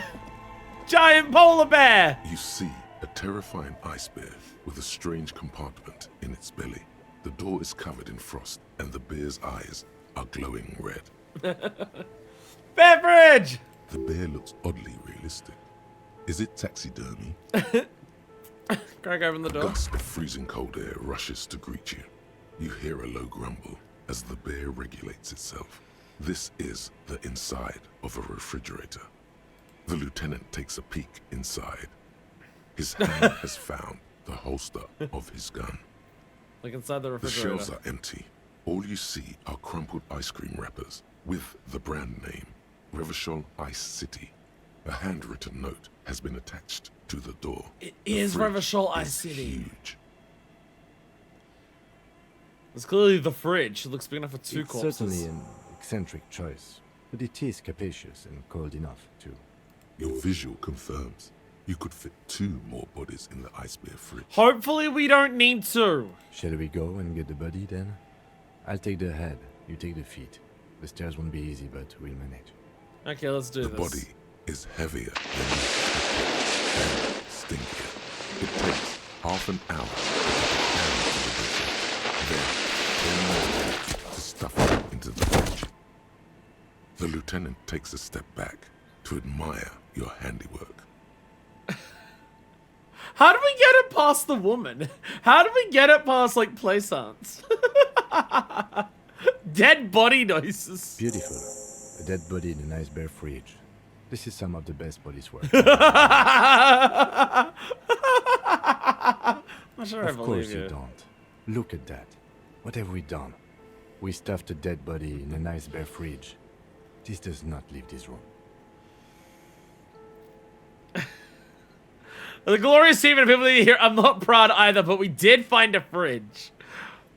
This isn't police work, Kim. It's artwork. Honestly, this is our vision. We did the best of the means at our disposal. Did we though? Okay, maybe we did. Maybe we did. That might be boring cop shit, but like, this is not art. This is fucked up. At least we've stopped the body from decomposing further. Now you can conduct another inspection under controlled circumstances. Inside the icy realm of the ice bear fridge, the corpse stands slumped, waiting. Bag him, take him away. After all that, immediately bag him. It bring fucked up makes it even better art. Art's always fucked up. So the note from the You door. pocket the note and the little fridge magnets keeping it on the door. Simon with the ice cream A reference in friendly there. cartoon bear smiles back at you from a glossy cellophane wrapper. It looks nothing like the fridge or the decomposing body in it. I'd hope it didn't look like that. The paper still smells of vanilla and chocolate. Even under this stench, you can feel it. It's still only 42. It's still, after all of this. After all of this, it's still only 42%. After everything we did, after all of the bullshit of getting the fucking body here, it is still less than a coin flip. Admittedly, I do have one more level up that I could put in reception if I wanted yet another try. It's legendary for a reason. That's the thing is, it's like, this is huge. This is something that's really hard for us to pass up, right? Like, this is the body. This is the cause of death, possibly. This is really big. It's hard to pass this up. Like, even if we fail it, I don't want to take away the body immediately. I kind of want to, like, wait and see if, like, I can find, like, maybe clothing that will be perception increasing. Come on. Oh, but just be nice to me, though. Come on, you fucked me on a 70 and an 80 today. Come on. Just be nice. You touch the dead man's body. His skin is cold, light blue and silvery in the light of the fridge. You still have no idea where to begin, or what to even do with him. It'll come to you sooner or later. At least he's safe here until then.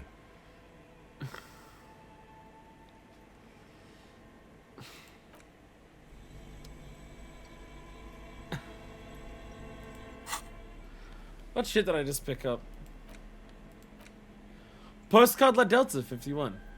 The sunlight has made this postcard almost completely sepia-toned. Midtown traffic passes. Overhead, the ghost of skyscrapers disappear into a beige midday mist. Vapor rising from the delta on which the district was built. The postcard is prepaid. I've got the giant novelty check, yeah. Right, yeah, I do have my check that I gotta turn in. I like how I can sell these postcards for like a couple cents if I want to. Handwritten note from the fridge. Handwritten note you found on the giant ice bear fridge. It still bears some marks from the fridge-shaped kitchen magnets that were used to skewer onto the door. The note is written with a blue pencil on a piece of lined office paper. The kitchen magnets have left spots on its surface. Does it say anything interesting? Lieutenant leans closer to read the crumpled note over your shoulder. This is tangential at best, but the lieutenant's detective instinct is still active. Read the note. Someone has scribbled, S. I can't believe the off-site copy is still here. The illiterate ginger kid keeps stealing stuff from the studio, so I had to hide it somewhere safe.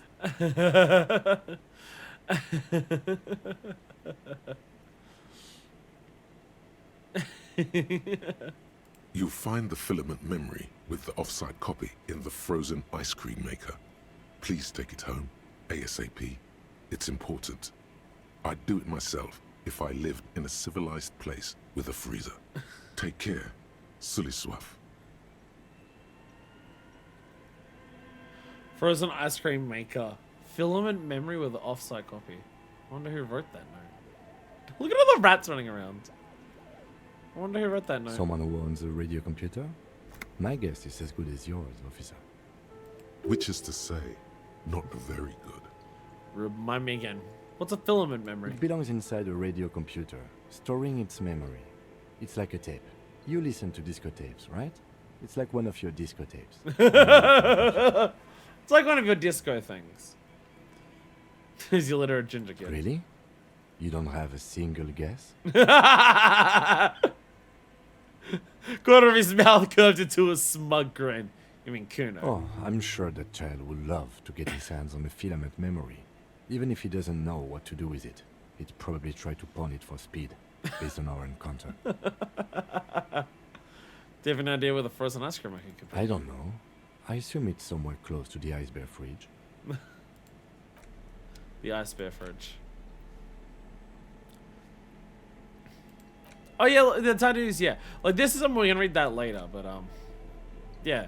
It's a photo of tattoos. Sight this photo of the hangman's tattoo displays the intricate web of blue lines stretched across his torso. I have to admit, it looks quite An cool. intricate web of blue lines stretches across the torso of the hanged man, from the right shoulder to the solar plexus.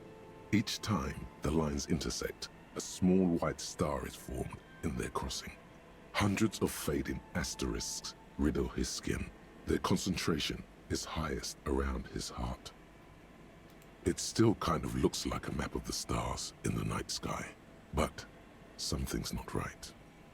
Who are you? Gone What's the meaning of this tattoo? for you to discover. You've gotten as far as you will without assistance. Someone who knows about history could tell you. Do we show this photo to our favorite liberal? Do we show the photo to our favorite lib?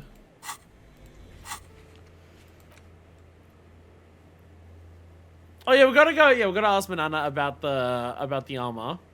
We're not getting some of it out of the harbor, cause yeah, Doom's commercial thing, right? Yeah. Again, we don't need to do all of these. We don't need to do. Excuse me, your favorite ultra liberal. Sorry. We have so many fucking things to do. There's just like there's just an absurd amount of shit. I gotta remember 9 o'clock tonight. 9 o'clock tonight is when we're gonna talk to this guy.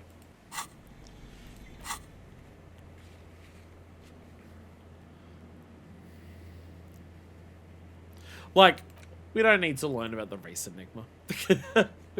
we don't need to learn about the race enigma. That's one that like we're okay passing on. It's already 9:49. An ice cream maker, defrosted and unplugged. Wait a minute. Aren't we looking for an ice cream maker?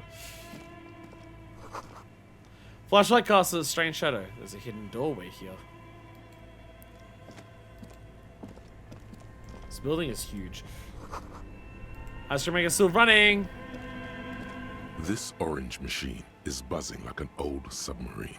It has a hand-cranked ice cream churner on top and an electric freezer that appears to be frozen shut. Turn the ice cream Turning crank. the crank feels oddly satisfying, like stirring your childhood dreams. Aww. In the distance, you hear water dripping. It's all gone now. You'll never become a poet or an entrepreneur. Inland Empire, don't be sad. Jesus Christ. You slip your fingers under the frozen lid, but the ice is too cold for you to get a good grip. A pry bar would come in handy here. No, this is going to need something else. Some kind of super pry bar. Don't even try to open it with a regular pry bar. You're just wasting your time. If you want to try again, then you need to have the pry bar in your hand, detective. Equip the pry bar by going to the Tools tab in your inventory. From there, you can equip it to a held slot. Alrighty. Pry bar. Get rid of the rubbish bag. We were told this was orange useless. machine is Heroic. buzzing like an old submarine. It has a hand-cranked ice cream churner on top and an electric freezer that appears to be frozen shut. Minus 20 pry bar, not strong enough, we already know. Then never mind, we'll get a super pry bar later. Plus one of that gloves though. That's fair. Oh, I got a healing item, nice. Two cables are plugged into the breaker box. The red one leads to the ice bear fridge and the black one to the ice cream maker nearby. Don't unplug the red one. Unplug the black one. Something close to you dies with a soft electric purr. It'll stop freezing and then we can, like, once it's melted, it'll open up. Why did you do that?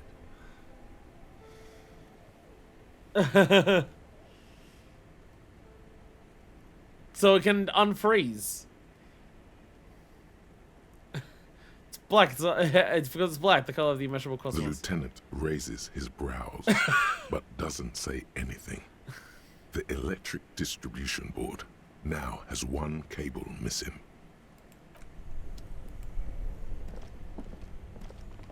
This orange machine is dead still. No! The ice squeaks beneath the pry bar. I clicked the You wrong think thing. you've got the bar jammed in there pretty well, but the lid simply won't budge. I clicked the wrong thing. You see the pry bar's metal handle bending right before your very eyes. Yeah, well, that's a good pry bar. I'm not criticizing it, but this ice cream maker is frozen shut. It takes an advanced tool to get it open. Advance, what do we I get? have no idea, officer. This ice cream maker isn't important enough to requisition a special tool. Sooner or later, you will stumble upon a tool mighty enough. Then we will know what's in this mysterious ice I want to cream turn the maker. crank to see if it was Turning like... the crank. It's all gone now. You'll never become a poet or an entrepreneur. See, machine unplugged! Machine unplugged. It did change it. It did change it. A little bit. This basement, this building is so fucking massive. Jesus Christ. Insane mesh tank top.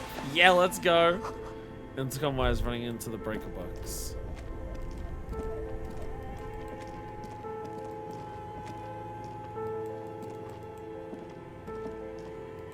Get in here. There we go.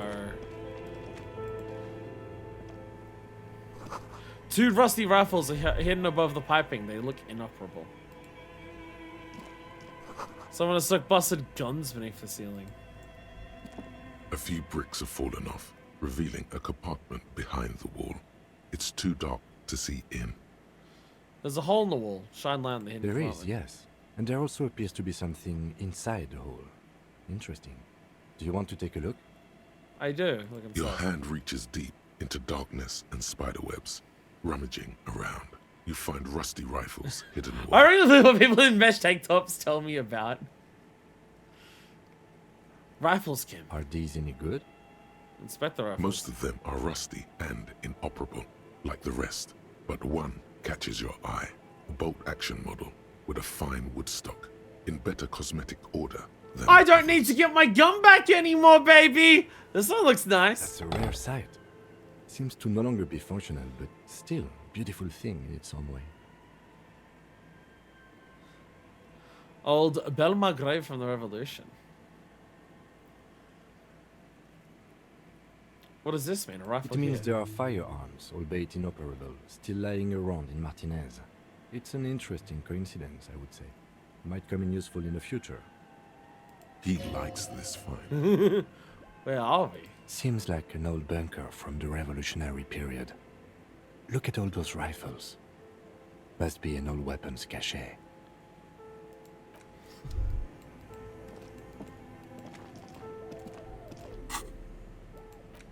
Oh yeah, look at my tag.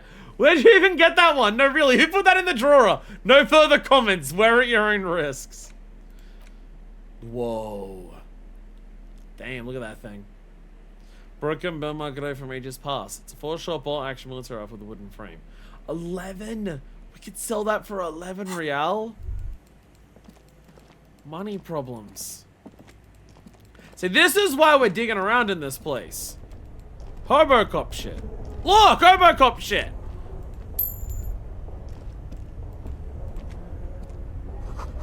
Sell the window, people's seat shuffling by on the street. Oh, we're gonna. Oh, okay. You actually, like, hear people outside from there.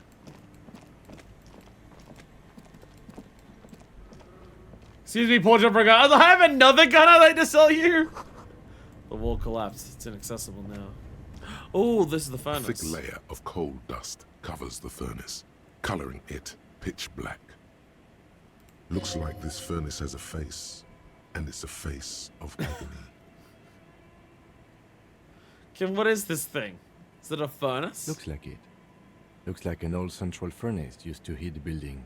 It's connected to the chimney. He opens the door and gingerly peeks inside. No one has used it in ages. No signs of any recent fire. Only dead rats. Look inside the furnace. It's dark and grimy here. In the darkness you can hear chatter. It's coming from above. A voice, or several voices, talking to each other. Near the smoke chamber, upstairs. The echo is so prominent, it's impossible to discern what the voices are saying, or what's producing them. What are you doing? Lieutenant asks when he sees you climb halfway inside the furnace. Not sure, Kim, but I think I hear someone talking upstairs. Wait, really? Maybe it's coming from behind those safety curtains we saw upstairs. The voice I heard, maybe it's the malignant entity. Python says it lives in a chimney. You're right. The rooms do look like they're connected. But malignant entities don't exist. At least not the supernatural kind. Always has to be the spectacles, man. Why can I kick it? Why can I smear my hands with coal, by the way? Why can I smear my hands with coal? To what ends, Harry? Hello? Something This I... breaks loose in you. A mighty bellow echoes throughout the chimney's depths. The chatter of tiny voices above suddenly cease. Then, This I fucking succeed at. This I succeed at. Fuck. This is the shit that works. Not investigating the fucking body. Something breaks loose in your mighty bellow echoes through the chimney steps. The chatter of tiny voices above suddenly cease then. You hear a woman's voice answer. you've awakened the entity. Such is the will of the dice. Hello, are you there? Speak to me. Hello? Did you say anything? I can't hear you. Please come upstairs. There's a safety curtain on the second floor. I'll open it. I can actually hear her open it. You hear a low rumble upstairs. The sound of a curtain being pulled aside. After you, officer.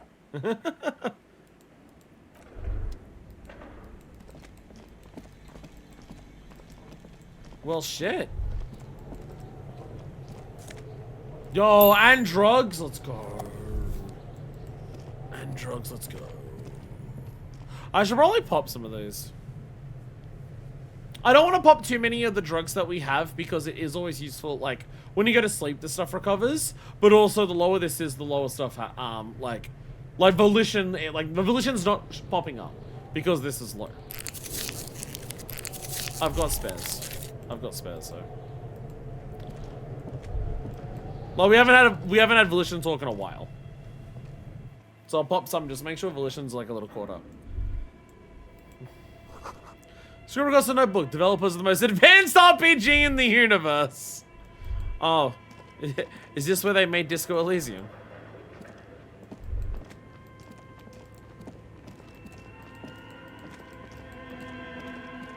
Hi. Hello! Yeah, you are actually just straight up like living in here.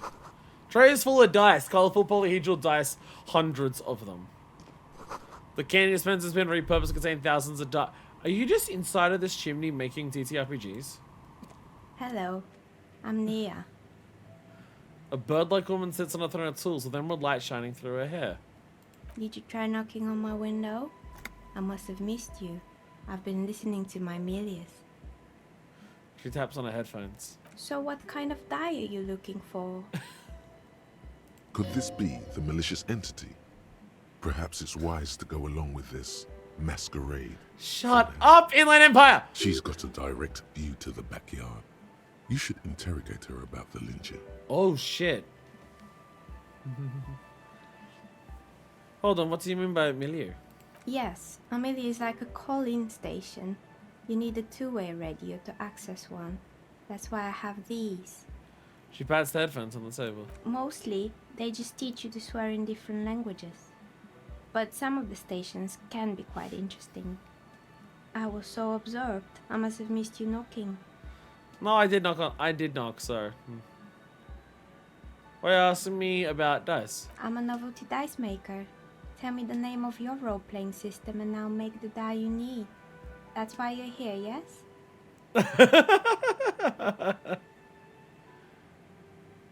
Squint your eyes mysteriously. I'm after answers. I'm here to look to those who walked before, to lead those who walk after.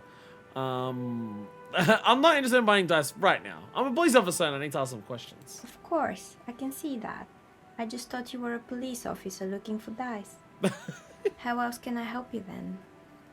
No falsehoods are present. She's a novelty dice maker and doesn't have anything to hide. Ask what you need. What do you know about the man who was lynched behind the Whirling and Rags? Nothing really. I didn't know him. Who cares about the dead body? We might be dealing with a malignant entity here. Shut up! Shut up! Shut up! Shut up! Gonna learn how to tank that set deliberately and make it fucking. Don't worry, I have plenty of dice I can roll in to see if I do things correctly or not. Kim stares at you. If I buy dice, do my dice rolls just get better because I have dice with me? That'd be a very, very funny mechanic. The lieutenant looks at his notebook. Then, the woman under the large window. Your window looks directly onto the courtyard. You're saying you didn't see or hear anything unusual last Sunday evening? I'm sorry, detective, but as you know, I usually have my headphones on when I'm working. It shuts out most of the daily ruckus behind my window. What do you mean by daily ruckus? Well, there's always something going on in the Whirling's backyard. She stops to try and come up with an example. During daytime, there are usually those kids. And lately, I've been seeing a lot of drunk workers hanging about. Must be because of the strike. She's heard of the murder, but did not see it, sire.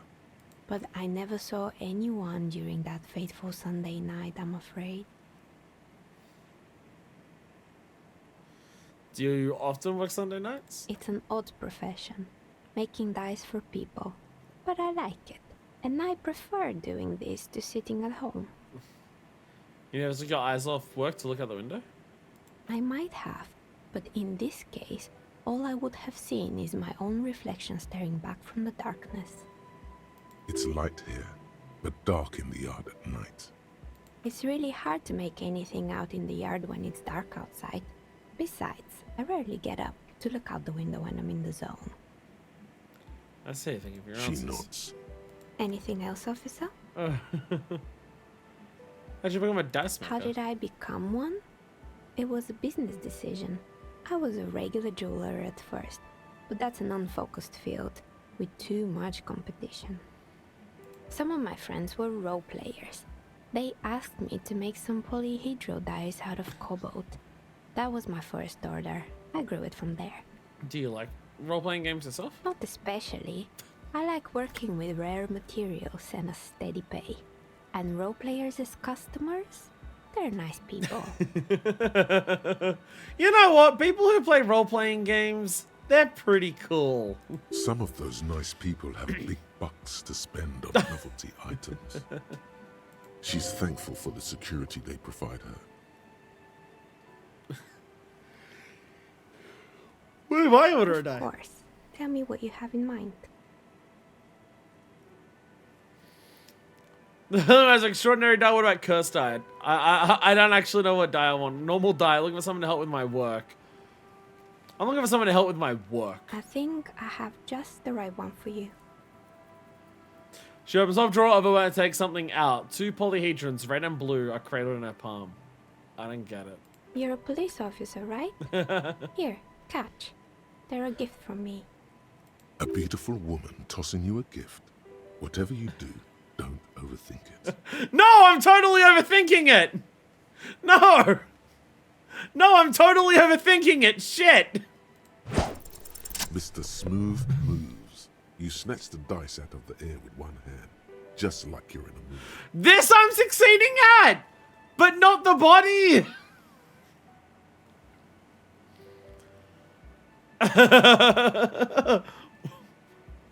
Wink at the dice maker. Let's be cool. Oh, what are the odds? Dice The maker red winks one back. is made of bloodstone with a lapis lazuli inlay, and the blue one is the inverse. I believe these dice are your lucky charm, officer. She winked back at you. Can you believe it? You truly are Mr. Smooth Moves. This is the most that anyone has gotten along with us in this entire game so far. Holy shit. You definitely need luck in Martinez.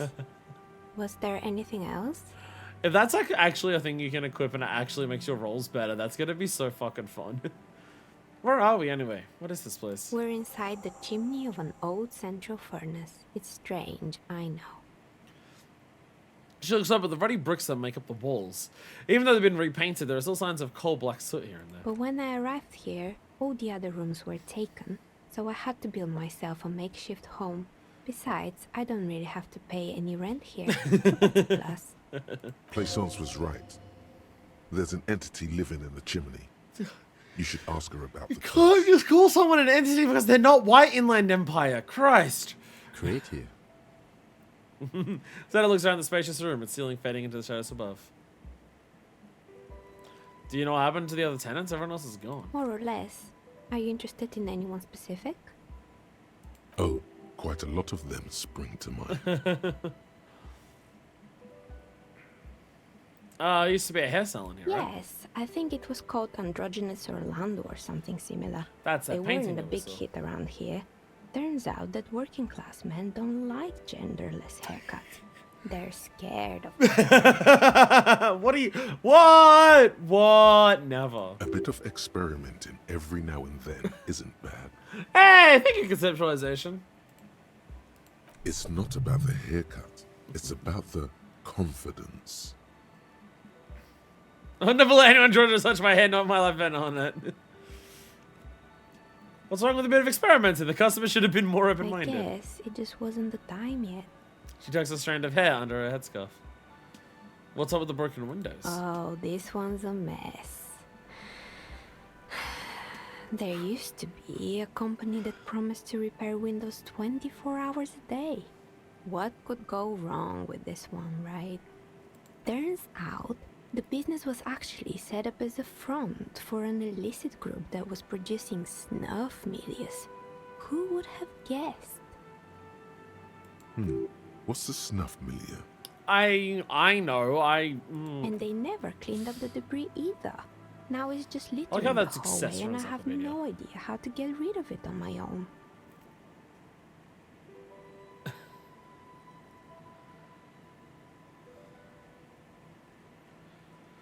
A shame about those windows. I'm gonna ask what they're really. Yeah, don't. Yeah, don't. Yeah, don't ask. Someone who makes stuffed animals? I saw mounts lying around. You mean Mr. Fabron, the taxidermist? No, he mostly just did drugs. Anything else? What about the mannequins? There used to be a fashion atelier here, but I have forgotten the head designer's name. They were doing well for a couple of years, until the insect rights activists came. I didn't know insects had any rights. Or activists. Yeah, the atelier didn't know it either. They produced a certain collection that used chitin among the materials. Apparently chitin is made in the Occident, where it's extracted from beetle wings. And you know how all kinds of political movements are big in the Occident. The activists shut down the biggest chitin supplier, which of course caused the price to skyrocket. And, naturally, all the most fashionable tastemakers refused to be seen in chitin from then on. The atelier went bankrupt before they could finish the collection. I'm glad someone took care of the little guys. I like insects. Really? Anyway. She looks at the windowsill where a dead fly is lying on its back, let's killed off in a bow tie. Poor guy.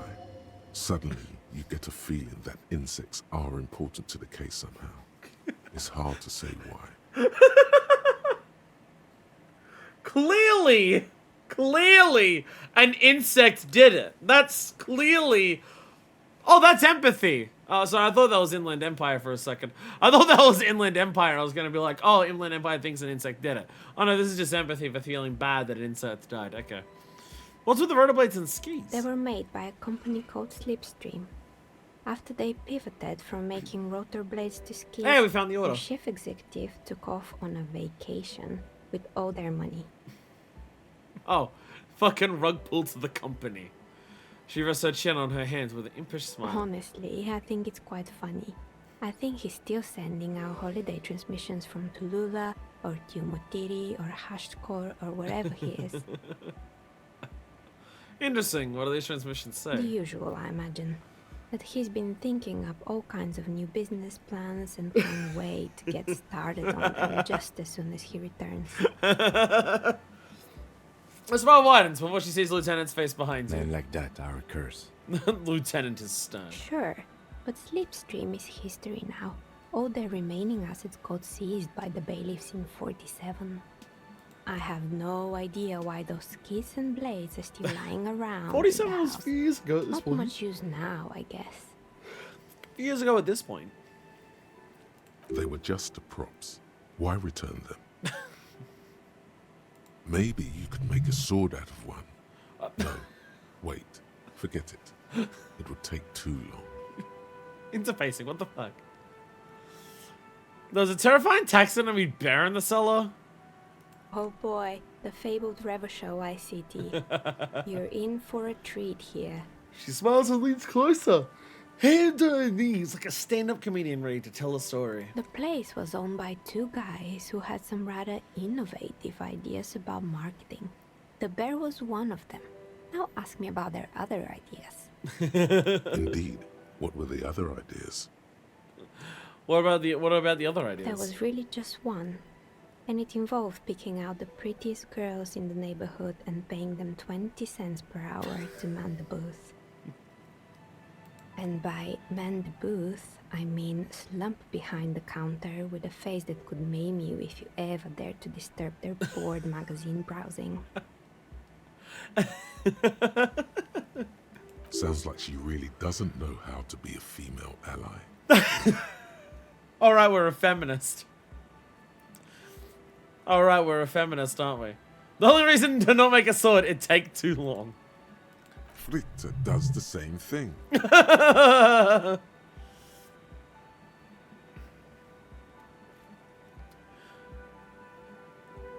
don't have an employing teams. I just want to know, did it work out for the business?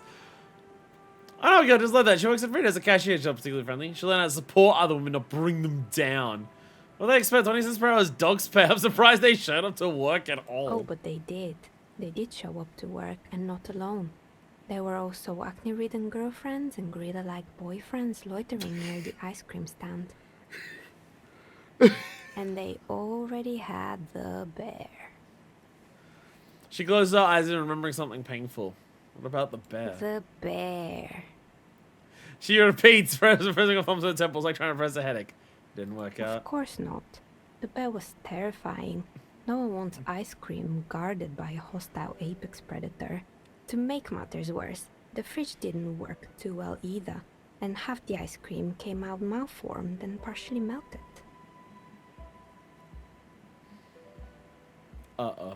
Eventually, Ravishell Ice City lost the price war to its rival, Glacé 5000. Glacé 5000 sold caramel sundaes for only 5 cents a piece, out of regular fridges.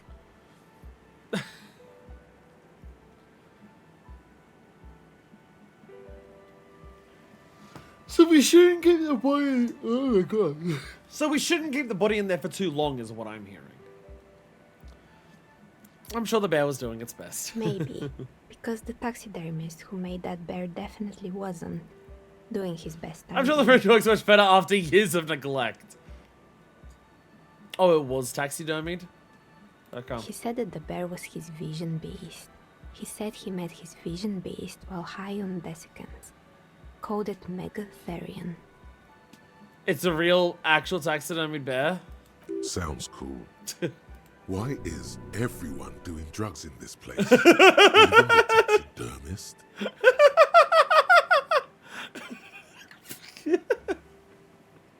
Electrochemistry's just like, okay, this is getting a little absurd. Even for me. Oh, again, that was a failed check. That was a failed check for electrochemistry. That's probably why. For reference, polar bear on a tide like to give you 3 meters tall. You want that in your kitchen? I mean, it definitely looks like it was about that fucking tall compared to the fridge. Megatherion? Megatherion. A mega wild beast. What's a mega wild It's an imaginary beast that guides you through life by telling you to do more drugs. I have no comment on drugs. Understandable. You shouldn't do them. You're a police officer after all. No comment on drugs. Don't want to do drugs anymore. I can't lie and say I've never done them. Anyway, now you know the story of the fallen ice cream empire. She seems almost sad finishing the story. Some dust beams swirl in the afternoon air. Her eyes follow up oddly. Little sparkling embers under the window. Outside it's light. Light scatters from the low-hanging cloud cover. There's always the threat of snow. The threats of snow. Anything else? Another failed business, perhaps? I've been here for a long time. I found the building's intercom, but it's not working. Oh, right. I hope you didn't try to ring me. She rubs her forehead. Her scarf has left a faint line on her dusty skin. I think none of those doorbells work, including mine. I'm still in the middle of connecting the wires. Sorry about the confusion. The doorbell with the empty name card must belong to her then. So you're telling me that doorbell with the empty name card was yours? That's right. I haven't even written my name there. As I said, it's quite useless right now. It doesn't work yet. I was wondering about Whirling and Rags. Is it part of the same building complex? You could say so. Both houses were built at the same time and under the East Delta Commerce Center project. That explains why you can call the whirling from the intercom, albeit I doubt that anyone responds. If the whirling is part of the same building, then it's part of the Dune commercial area. The darkness of this place is there, too.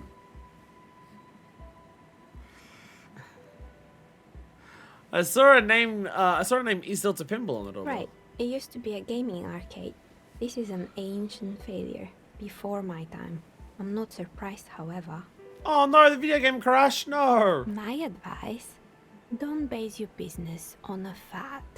Hypnotism, floriography, trick track, especially pinball. Agreed. Pinball is the worst. Yeah, but, why does everyone hate pinball? Pinball is super disco.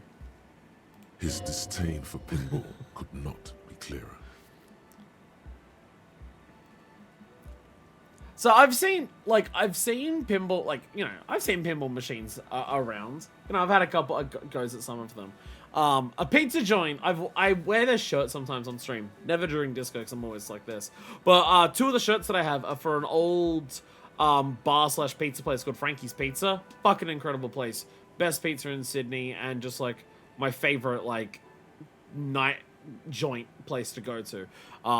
Fucking amazing place. Shut down to get because a train station got put through it, which sucks all hell. But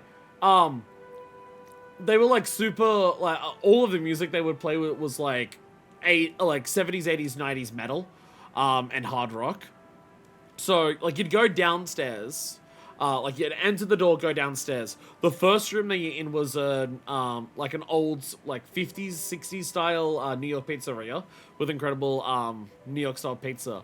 You'd go into the next room, and then the next room was divided into two sections. Continue straight ahead, and there's like half of the wall is the bar, and half of the other room is like seats and dance floor for the concert stage, or just like a DJ stage. But if you go off to the corner, shitloads of pinball machines. Like at least fucking 50, like maybe not 15. At least a dozen though. At least a dozen pinball machines. All themes after the music. Like there'd be Kiss pinball machines. There's like Back to the Future themed pinball machines. And it's the only time in my life where I've ever seen pinball machines that were constantly in use. Well, I've seen other pinball machines, like some concert venues have them. There's one concert venue that has a fucking Street Fighter 2 arcade cab, which is really funny. But some concert venues have pinball machines. Some arcades have pinball machines, but like you hardly see people use them. But particularly at Frankie's, when they had a massive line of them, they were all themed after like bands and movies and shit from the, especially the 80s. Consistently in use. Not all of them at once. But like out of all the tables that they had for the pinball there would be people on at least 4 or 5 of them at any given time throughout the night. It was awesome. It was like the only time that I've ever seen just like, oh my god, people are like consistently using the pinball machines. So anytime I think of pinball, I think of that, and that's like where my brain goes to.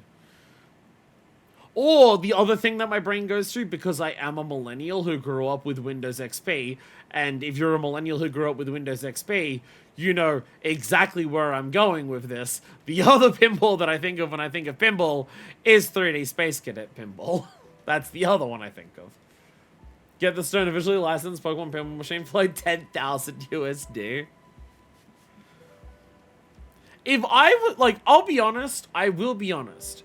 If I was a person who had a shitload of money, who had my own house, where I could just put whatever the fuck I wanted to into the house, because there'd be enough room to just put bullshit there, I would probably find a pinball machine that was cool and get at least one.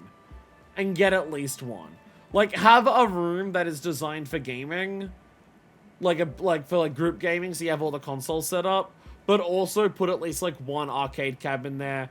Put one pinball machine in there. Get a light gun cab in there as well. Really Consumer Edition's only 500, but that's less fun. Yeah, if I was a person who had a shitload of ridiculous money, if I was to make a gaming room setup that was just designed for like group gaming, at least a pinball machine I would probably put in there, because that would be the type of thing that people would go, wow, pinball machine, you've got one of those? And then they'd try it out. Strange thing happened when I tried calling a company called Slipstream SEA. Someone answered. It can't be true. They don't work here anymore. They've been gone for years. Are you sure it was Slipstream SEA? Was it a woman? Maybe it was Plaisance from the bookstore. She said she was from Tricentennial Electrics. Tricentennial Electrics? There's a moment before she recognizes the name. It used to be a major electric company 100 years ago. Are you sure it wasn't just some kids playing a prank on you? No, it was something else. It was eerie. It was too real to be just a prank. Either we're dealing with a professional actress, or... Whatever happened, keep your cool. It's probably better to admit that it was a harmless prank. You're right, I probably just got made fun Ah, the kids these days. of. We were just one of them, and now they're terrorizing us. No solidarity. No solidarity. I have more questions about the Sure, building. I'm listening. Do we have more questions about I'm the indigo? pretty sure it still doesn't work, but No. sure, I'm listening. I have other Good. questions. I hope it clarified things a bit. What else? Furthest place is cursed. Did you know that people call it the doomed commercial area? I've heard the stories, but I don't think those stories are true. Plaisance only sent me. She's convinced that the place is someone with malicious energies. Plaisance, the bookshop lady? I've heard that her business is doing rather well. Have the energies spared her somehow?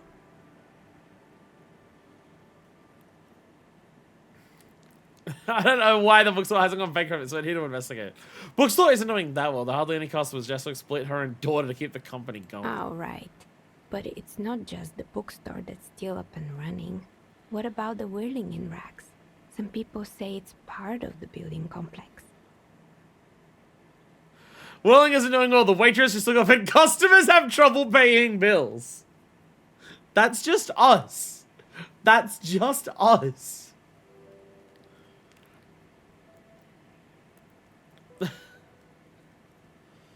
Separate building with malicious energies can't And reach then there is me. She sighs, looking at a messy table. All kinds of tools lie there scattered, from knives to carving, files to wire I've cutters. been here for 14 years, selling novelty dice to role-playing enthusiasts. 14 Not years. exactly a million-real business idea, yet somehow I've survived despite the talk of malicious energies. Strange, isn't it? Maybe it's just because she's so talented that she's been able to woo the curse. Fly, sounds like it's because you're the source of it. I mean, because you're competent, dedicated to your craft. The curse doesn't affect people. The curse of poor business practices doesn't apply to you because you're actually good at business. I'll be the first to admit there are many inconsistencies in this so-called I curse. was just about to ask, what do you think?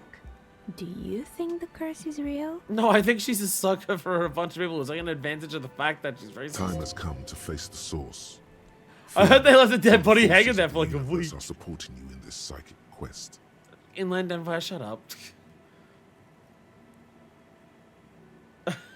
So honestly, there is no curse, only business decisions and natural market fluctuations.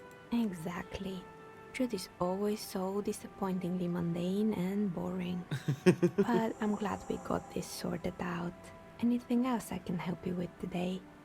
That's all she has to say on the subject. She's been thorough and truthful, as far as we could see. Shivers? When is the last time we've had a Shivers check? When have we had a Shivers check in this game? I can't even think of one.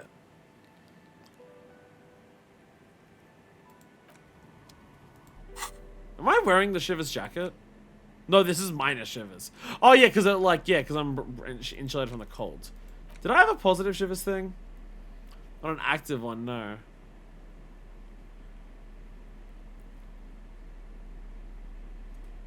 Yeah, that's this one, the patrol cloak, yeah. Oh, hell yeah, I look cool like this. I look cool like this. I know thy neighborhood.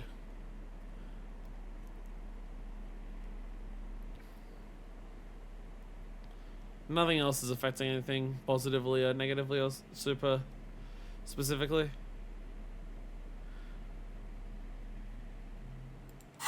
How much does that affect the Shivers Oh, check here? it's you again. Are you looking for a 42! die? We went from -1 to +1 and it went to 42. Why not? You feel nothing. If anything, it's uncomfortably warm in here. Leave it at that. Time to take off the She clothes. has begun to idly clean one of her carving tools with a dirty kerchief.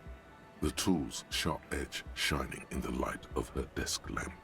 Do we have more questions about the listening. building? No, we don't. Good. I hope It seems to be good. Yo, I got dice!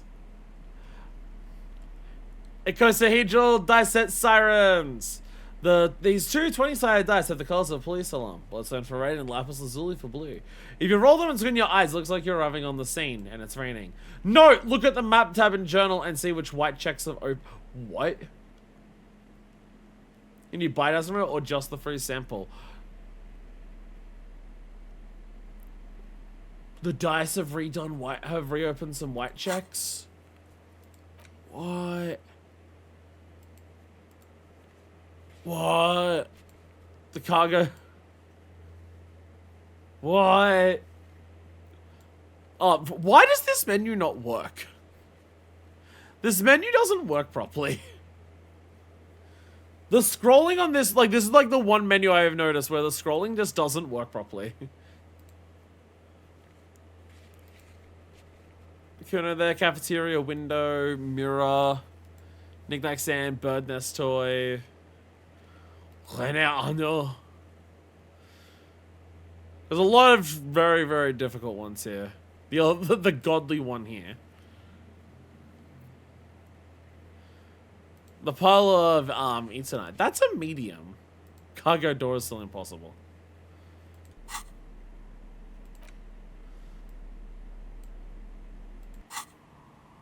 Oh, it's you again. Of course. Tell me what you have in mind. Tell me about your most extraordinary dice. A star that fell from the firmament? Those cost more than 7 real. Are you sure? I'm afraid it's not worth it, sorry. Alright, maybe some other die then. What about some cursed dice? What do you mean by cursed?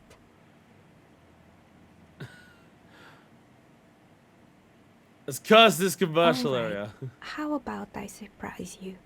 Come back in 8 hours with 7 real, and I'll give you your cursed die. Maybe you have some other ideas for I don't actually know what die I How want. about an amber die? Amber, a poor man's gold? Who told you amber was cheap? It's beautiful, really, and has been treasured since the ancient times. For 7 real, I'll craft you a 13-sided die from piece of amber with a fossilized insect. It's perfect for those who can't seem to let go of their past. Maybe you have some other ideas for that? What about a normal die? A normal die? I'm a novelty dice maker. I don't make normal dice. What do you do then? Polyhedral dice. Dice that have more than 4 sides. Octahedrons, trapezohedrons, dodecahedrons. But also barrel dice and teetotum bows. Come on now, be a little creative. I know what's on No thinking need about to it. rush. Take a look around, see if anything inspires you. Nods towards the shelf full of precious stones. Hey, so we've been monitoring you internally, and now we know your copper type. Wait, there are copper types? Yes. Guess what's yours? A cool cop, a weapon cop? Sorry, I'm not sure. I was kind of hoping I'm the superstar cop. Cool cop. No, you're the sorry cop. No! Cop who's sorriest? Let's make it official then. Shall No, I'm actively not. You're a liar. No, I'm superstar cop. No, I'm a superstar cop. Liar, don't. I'm a superstar cop. Huge lack of enthusiasm going on in here. I'm sorry, opted. Actually, I'm not sorry. You know, actually, I'm not sorry. I changed my mind. No, you don't. Come on. You'll be back to saying sorry in 2 minutes. Stop wasting time and begin the repentance. No, I'm really not sorry. Fuck off. Wow. Okay. Fuck off. Maybe we were wrong about you then. I literally have more points in Superstar than sorry. I literally have more points in Superstar than sorry. I have nothing in Apocalypse Cop though. I literally have more points in Superstar Cop. What are you on about? What are you on about? I hope everyone's okay with this entire episode being in this building and nothing else. Like, this entire episode's just in this dark building. With this eerie fucking music. Alright, so let's have a look at this shit. This appears to be some kind of machine with a cube-shaped heart and a wired framework. The keyboard has a rectangular on-off button. A piece of paper still hangs from the printer. A radio computer. Just sitting here without anyone inside. He sounds surprised and a bit cautious. This is the Ream Civic radio computer, model RC5120, equipped with a Feld mainframe and a Ream-compatible printer. Do you think I should turn it on? We have one of these down at the station, but I never really learned how to use it. I'll turn it on. The machine lights up like some prehistoric animal stirring from its slumber, revealing fluorescent play and print keys on the keyboard. The hatch on the machine's central compartment is wide open. The sound's going on, Jesus. Look inside the It's compartment. empty, like a beehive without its brood. Some cables have been left dangling, disconnected. This is where the memory should go. Well, if we can get that memory out of the ice thing, press play. Nothing happens. Something's missing. There's no tape in the player. Press print. Nothing happens. What is this board? I Your see an flashlight elf. slides over an old green chalkboard covered in scribbles, sketches, and schemes, like some ancient cave mural. This is their D&D character. Some of the writing has faded with age, but you can still make out sections here and there. Photos and drawings have been pinned to the board. It's about the drawings. These lithe, pointy-eared creatures appear to be different types of Welkins. You make out autumnal candle Welkins casting wax-based magic. Translucent Welkins with organs shining under their skin, and even ether Welkins hailing from the vast emptiness of sidereal space. Who are all those creatures? Fantasies of a tortured, feverish mind? What if you're gonna get CTO RPG players in London Empire? You should adopt one of those Wilkins as your persona. No longer a mere man, but a Welkin. Chat, we need to choose Harry's persona. Chat, we need to choose Harry's persona. One of the Welkins, towering among the rest, appears to be different, however. Examine the Welkin, this is important. It's Vara Hamira, a high Welkin, his face white and scarred like cracked marble. This is clearly a Welkin supremacist. The note says, all non-Welkin races will be purged.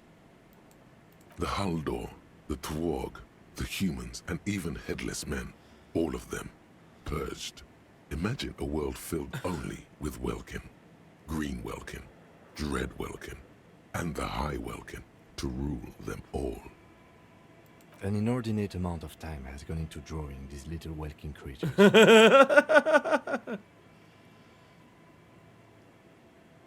Why don't you spend so much time on Some this? people really like building a world, I think. Even if it's just for a game. Why would someone spend so much time on all of these words and all these pictures just to build a world in a game? Who are these creatures? Who drew them? Are they real? I have so many questions. This looks like concept art for a project. It's not really real. One of them's a Welkin supremacist. Political commentary. That one has a great beard too. Look at the beard. This has been educational. Let's move on Just from look the at those Welkins. details. So much effort. And for what? All gone. What about the photos? The photo collage depicts barren, icy landscapes wrapped in perpetual night. You see permafrost and glacial landforms, dead trees grown in under the snow. Entire oceans have been frozen from shore to shore. There are pictures of settlements on dried up riverbeds, abandoned in a storm. Animal corpses in the dark, carcasses and bones. These are photos, not drawings? You see primitive oil rigs built into glaciers, boreal dvorg, yurts under the snow, great mammoth-like beasts of burden. A pinned postcard reads, "The heat death scenario, a desperate fight for geothermal energy engulfs the world as Wirral becomes untethered from its sun, drifting through the universe." Insert the schedule. This is a monthly calendar from the year 50. Cryptic words like sprint, daily minimi, and GPI span the marker-drawn grid, the grand scheme of production and money. It looks a bit like an academic calendar, only much more brutal. Minimi stands for a mini meeting.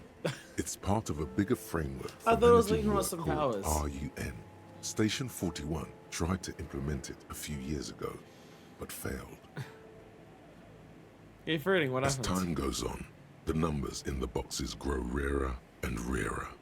The board becomes an empty snowfield in the final days. Only failure and regret dwell in this region.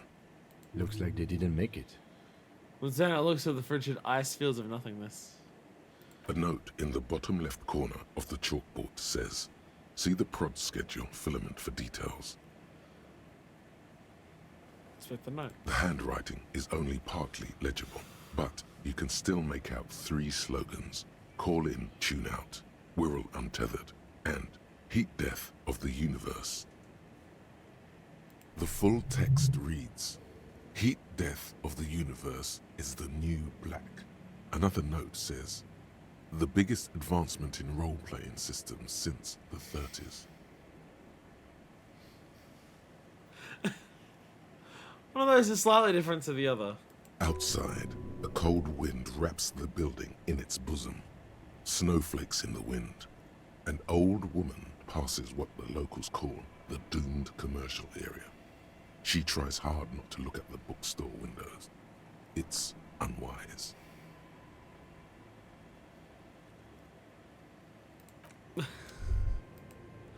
Really doing a lot of shit down here, Jesus. This old fireplace is covered in lines drawn in blue and red marker, the mesh spreading over the stone like blood vessels on alabaster skin. It looks ghostly and strangely ancient. So we play our guys here, right? And they're gonna play the guys across this line, but to counter out, we're gonna have these 2 lots of guys go over this way to cut them off. The whole thing resembles Kadran mosaic tiles. Very pedantic. Hold on, how do I know what K-drum mosaic tiles is supposed to look like? History classes, students with their textbooks open, studying the roots of our civilization. Those aquarelle blue tiles looked beautiful in the sun.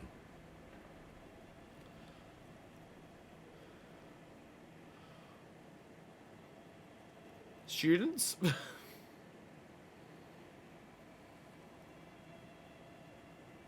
Radio frequencies, it seems. UKV 123.6, UKV 123.7, UKV 123.9. Some written notes, too. Sparse and cryptic.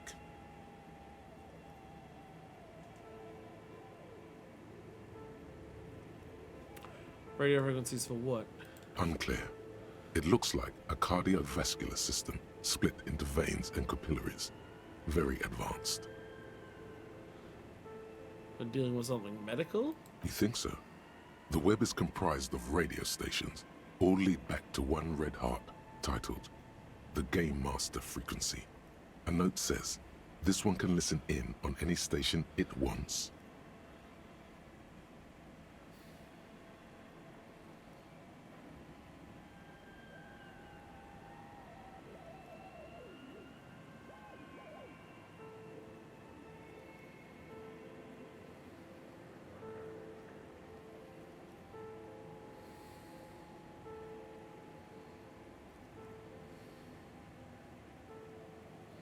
Game Master? They must have had massive airwidth. These things don't come cheap. Then who's the Game Master? Someone very important. The leader of a massive on-air game built by these people.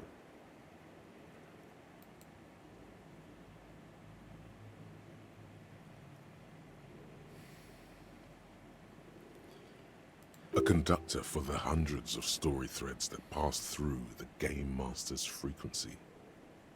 Game, and who's playing? Whoever decides to call in to a call-in station, it looks like. A list of names under the stations suggests people across 6 Isolas would be playing. Muindi, Insulinda, Kotla, Grad, Samara, and even Ilmara. All of this is gone, left unrealized. There's no way a little basement studio working here could pull anything like this off. My God.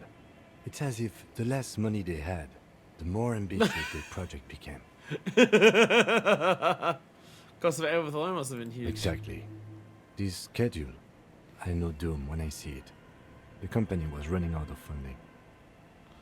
What else? What's Nothing. lines? It's just lines on marble. An echo from times long gone. No one has used Something the it's a fireplace metaphor in for game ages. development.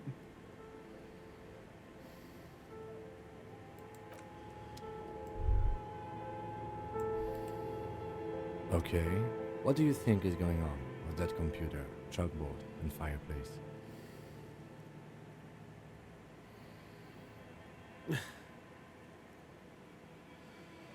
Failed business, the only question is what the hell were they making? Yes, that is the question.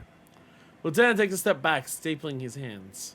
Like he's ready to lay out a fine theory, crafted together like a puzzle box. It's one of those things where it's just like... also knowing where this company goes after Disco Elysium's made. Just also knowing what happens to ZAUM. After this game is made and put out, and the final cut is worked on.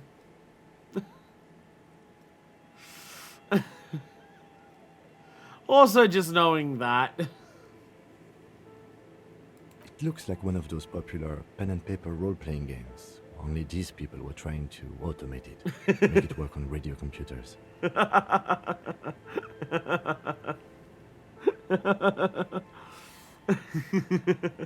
Utter madness. How are they planning to do that? Two call-in stations. None of the players have to be physically present. Anyone in the world can participate in the game, as long as they have a two-way radio. Then there's the Game Master frequency that listens in on the smaller call-in stations. I think that was supposed to coordinate the stories, functioning as a master of ceremonies of sorts. Coordinating so many games would take a whole switchboard of people, possibly divided into sub-frequencies. And this was a role-playing game? Indeed. Those Welkins are a dead giveaway. Role-playing people love that stuff. The world looks like a modified version of the WiiWare board game, with heat death thrown in. With 8 death thrown in.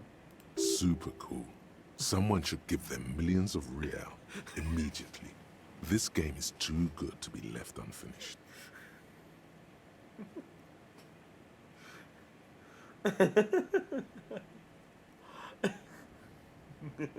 I'm being reminded of Hi-Fi Rush now. I'm being reminded of Hi-Fi Rush now, at this point. This is when, like, just playing through Hi-Fi Rush and how at the start it's like, oh, this is a business thing. And just the more and more you read dialogue of, like, side things, the more and more you hear the characters talk. And, like, the ultimate, like, premise of, like, the final boss and everything like that. It's just like, oh, this is a metaphor for video games, so. And then, like, during the credits, you literally have a song playing that's just called, like, Making Games is Hard. Has anyone ever done this before? Not to my knowledge. They make automated games in Grad, Messina, Königstein. You know, places with industry. Not in Revachol West, among the ruins. But I don't think anyone has attempted to create an inter-isolary game before. We just don't have the technology. And what do you think happened to the company? No idea. They stopped filling out the schedule on the chalkboard. Wow. Indeed, it's ambitious and untethered from reality, but... There was everything they could do this. It was planned to cheat money. Okay. Curse got them. What is called lonely? This would give a company. Let's finish it! Do we have any money? Let's give them more money so they can finish it, make it even bigger! They tried to abandon MMO using reel-to-reel computers and radios. That's what it's called in Lonely. This would give a company. Let's finish It's it. too late for that, I'm afraid.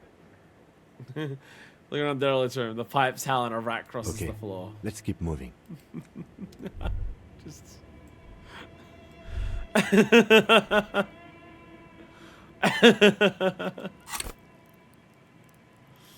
Just an entire section to just be like, hey, do you like metaphors for video games? Because we have some metaphors for video games for you here.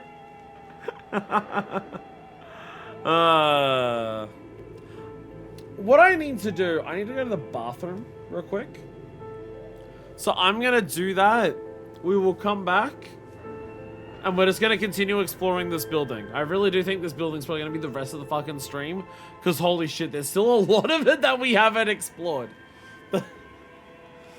So I will do that, and I'll be back, and then we'll do things, and maybe something involving the body that we shoved in the basement here will actually come up at some point again.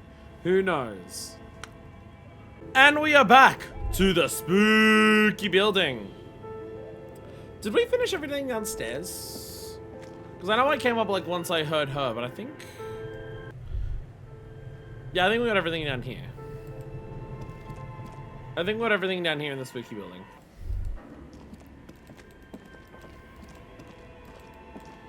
So we go around to here. Check out this drawer. Oh, there's so much shit to steal in here. Oh, it's so good. Oh, so much shit to steal. Is this Emma's Atelier? Go back. I can afford the die. I can afford a fancy dice now. Let's go.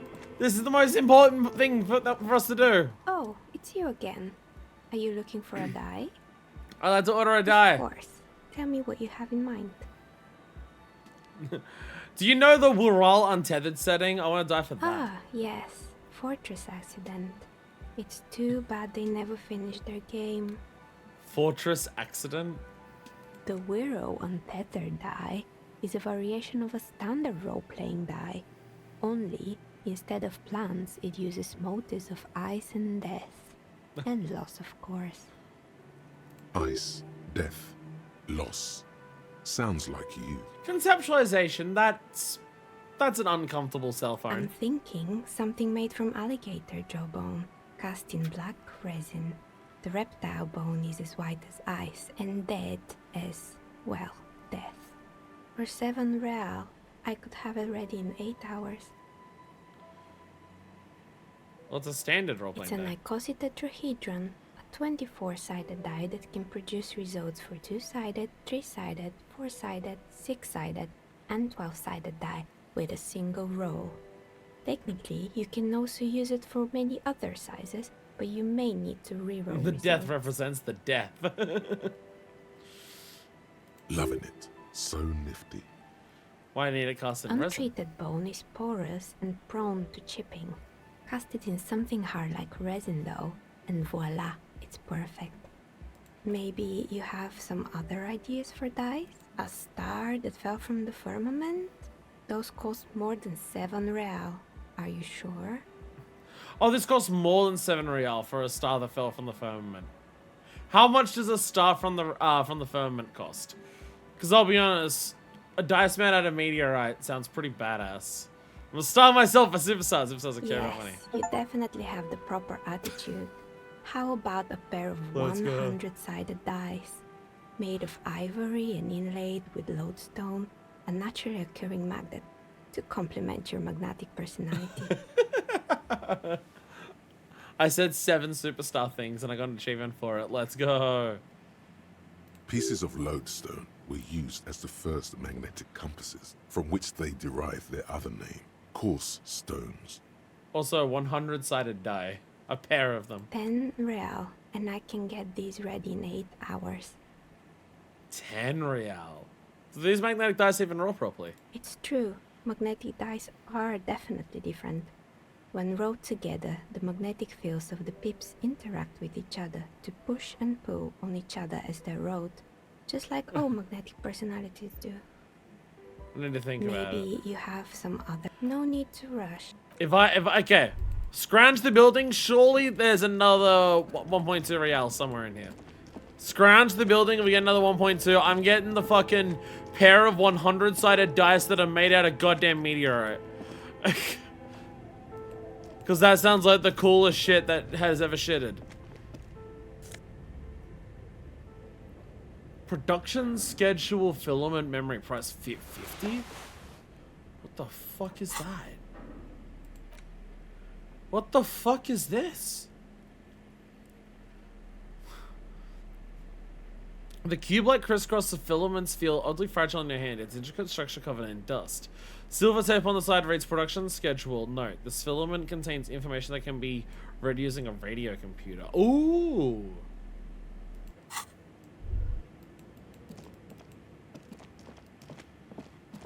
Ooh. But I could also sell it.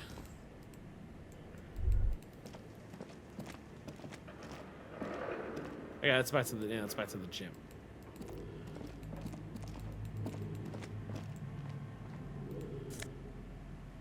Chop up ball! Hell yeah. Oh! Bull! Bull! Oh, I could give this to Renee! Maybe. A ball used for playing shot put, a favorite pass on early judgment. You feel like you should hold on to this and make good use of it. So such beautiful old school sports equipment would be a sin.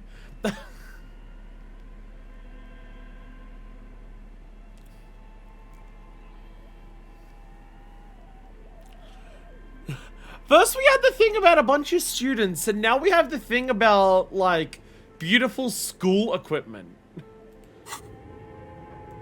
Harry, did you peak in high school? Harry, did you happen to peak in high school? Poster says Citius Fortis, the rest is worn off. Worn out war bars. They look unsafe. A barbell lies on the floor. The color has worn off its weight plate. Can I, like, actually train here? It's 60 kilograms. Your triceps hum at the sight of these weights. Show the world what kind of beast it's dealing with. Lift them. There are no collars on the barbell. This is a safety hazard. Why does it feel so familiar? Is it familiar because I'm a weightlifter? No, it's not that. It's the stale smell of rubber. The squeaky sound of sneakers, your bruised knee against the mat, and a whistle. Then the feeling is gone. I did peak in high school. It's just a memory from another life, when you were young and fit. Look, Kim, it's a trap. There are no collars You're on the right. barbell. The weight may fall off. Better not touch it then. What kind of boss would remove the collars? It should be a felony. It would be a violation of EPIS safety regulations if the gym was still operating, but it isn't. No one's supposed to come here anymore. My fizz instrument is so low that, like, I feel like, yeah, it's a white check, but I also feel like if I fuck it up, I'm gonna hurt myself. Thank you, autosave. Can I punch this? Sand is dripping from a punch bag. Surely we can scrap some more money out of this place. Come on.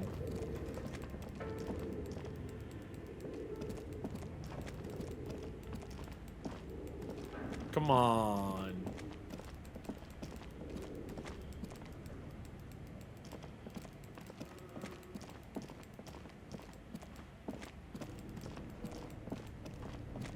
Sand in a punch bag? What is it? Some kind of sandbag?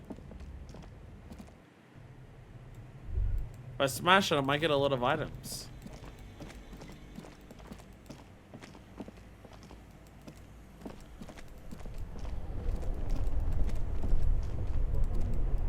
As we can hear people. Where does this... If I try to go here... Where does this take us? Oh, shit! Oh! Hey! We've actually just unlocked this door. Well, there you go.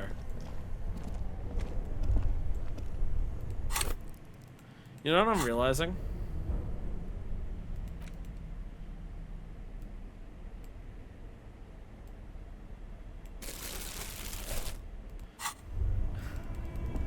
Have there been any bottles here I haven't been able to pick up? Very important, I sell my tar. Very important. I pick up any tire I can find. Very, very important business. See, I have this, right?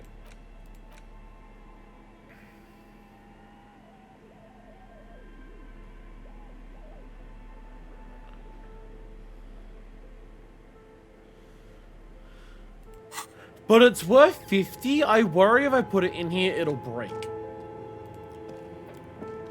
Tiles on the cube are still smoldering, casting the framework in a soft glow. Fluorescent play and print keys shine on the keyboard. I worry if I put this in there, it'll break and I lose the option to sell it for 50 real, which is a lot of real.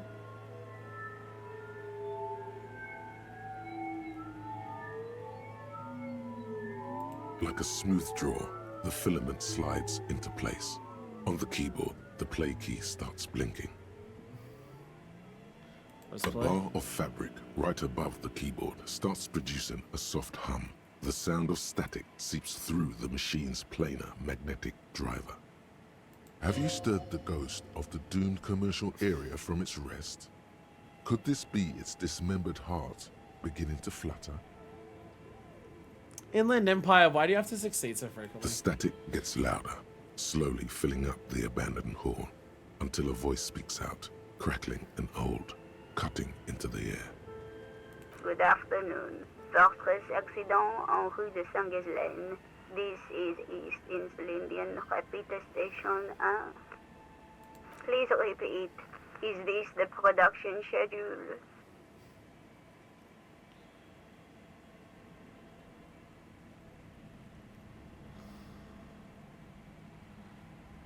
Was Russian. The filament you have inserted into the reader. Thanks for the explanation. That was a question. Have you inserted it into the core? Yes. Good. Please repeat the password. Password? Of course it would have a password. That's why there's a human administrator involved. Really bad at passwords. Can you give me a hint? No. A hint system is not part of the protocol for repeater stations. This is the police. Please open this thing. I am contractually obliged to protect the privacy of the filament holder Fortress accident. Without filing a warrant with Lintel, I cannot give you access to this filament. I'm afraid we are not doing that, unless we want to wait for a month. Now, can you please repeat the password? I don't know the password. Received. I will register this login. Don't worry. Passwords have a way of turning up sooner or later. Fortress accident. Is there anything else I can do for you today? Why'd you call me Fortress Accident? Fortress Accident is the company on whose name the terminal you are currently using has been registered to. Do you have any other information about this company? One moment. You hear a flip through a catalog before she reads out City of Scare. Fortress Accident SCA produces revolutionary interactive call-in radio games. That's what the catalog says.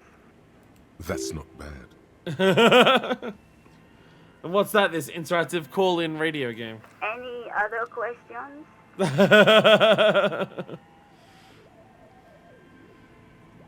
That's all for now. Thank you, and goodbye. Old lady's voice is Tiles aesthetic. of the cube are still smoldering, casting the framework in a soft glow. Fluorescent play and print keys shine on the keyboard. The filament slides out of its glowing nest. We'll take that out. Well, that didn't seem to get us much. If I go back out... That's... How the fuck do I get out of here again? This way, I found it. I found it real good. So I guess we have explored the building. When it's dark, when it was dark as we were first going through here, it seemed a lot bigger than it was. I mean, there's still a lot here, but you know.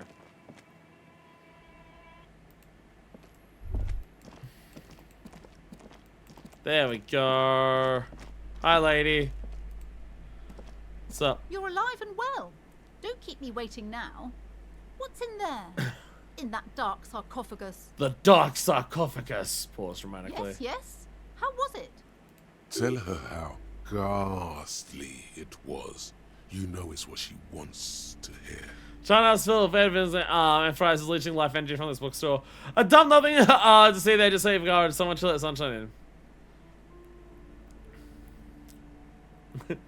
Leeching life energy from the bookstore.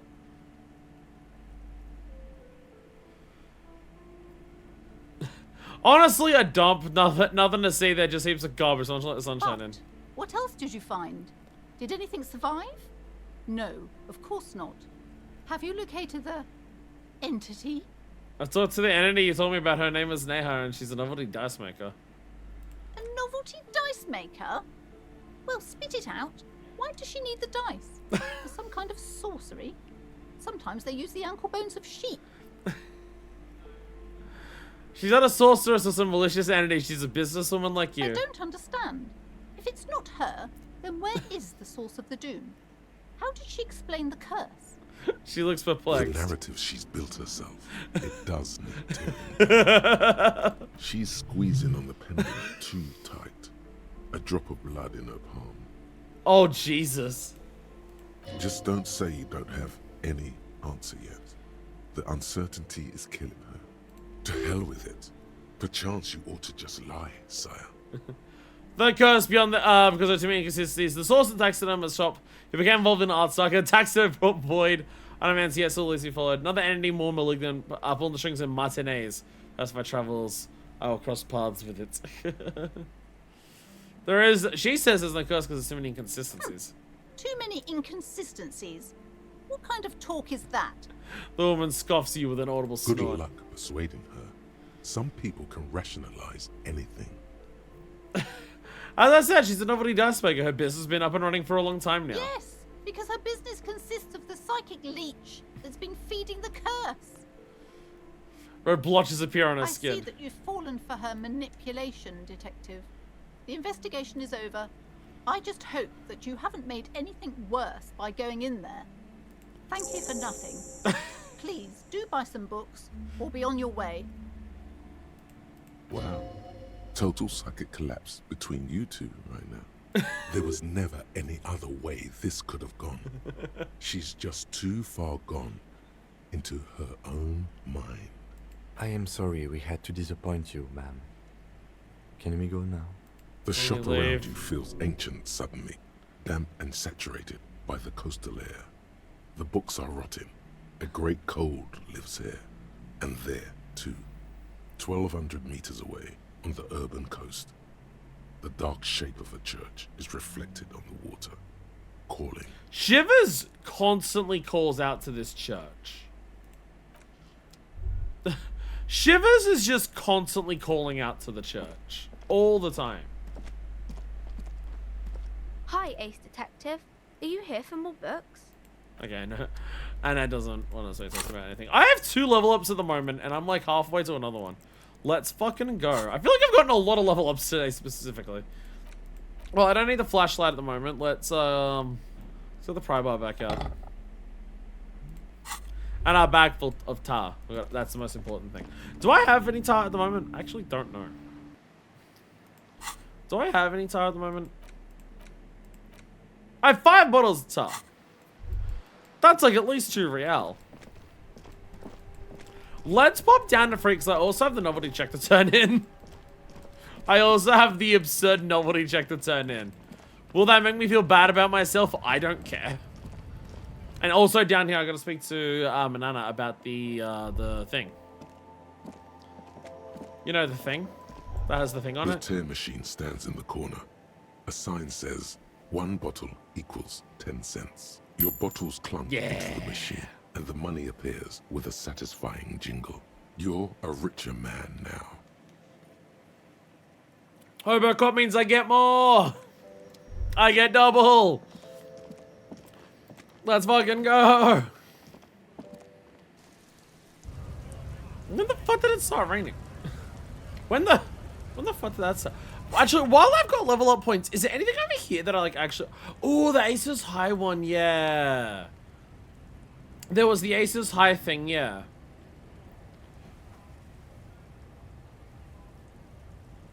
There was this. There was the Aces Heights possibly alone. It was like a revolutionary custom to basically high five, and Kim likes it. Some kind of superstar. Nothing an actual superstar. You bring rock and roll, fantasy, and passion to line of work where it doesn't belong. Yeah. White Morning. This was the gum, I believe. Was this the gum? Or was that no? Oh no, it was White Morning when I passed out from the thing. No, sorry, the gum one's the gum one. Yeah. Again, I don't know if internalizing White Morning and Apricot chewing scented gums are like good things. Advanced race theory, no. Derealization.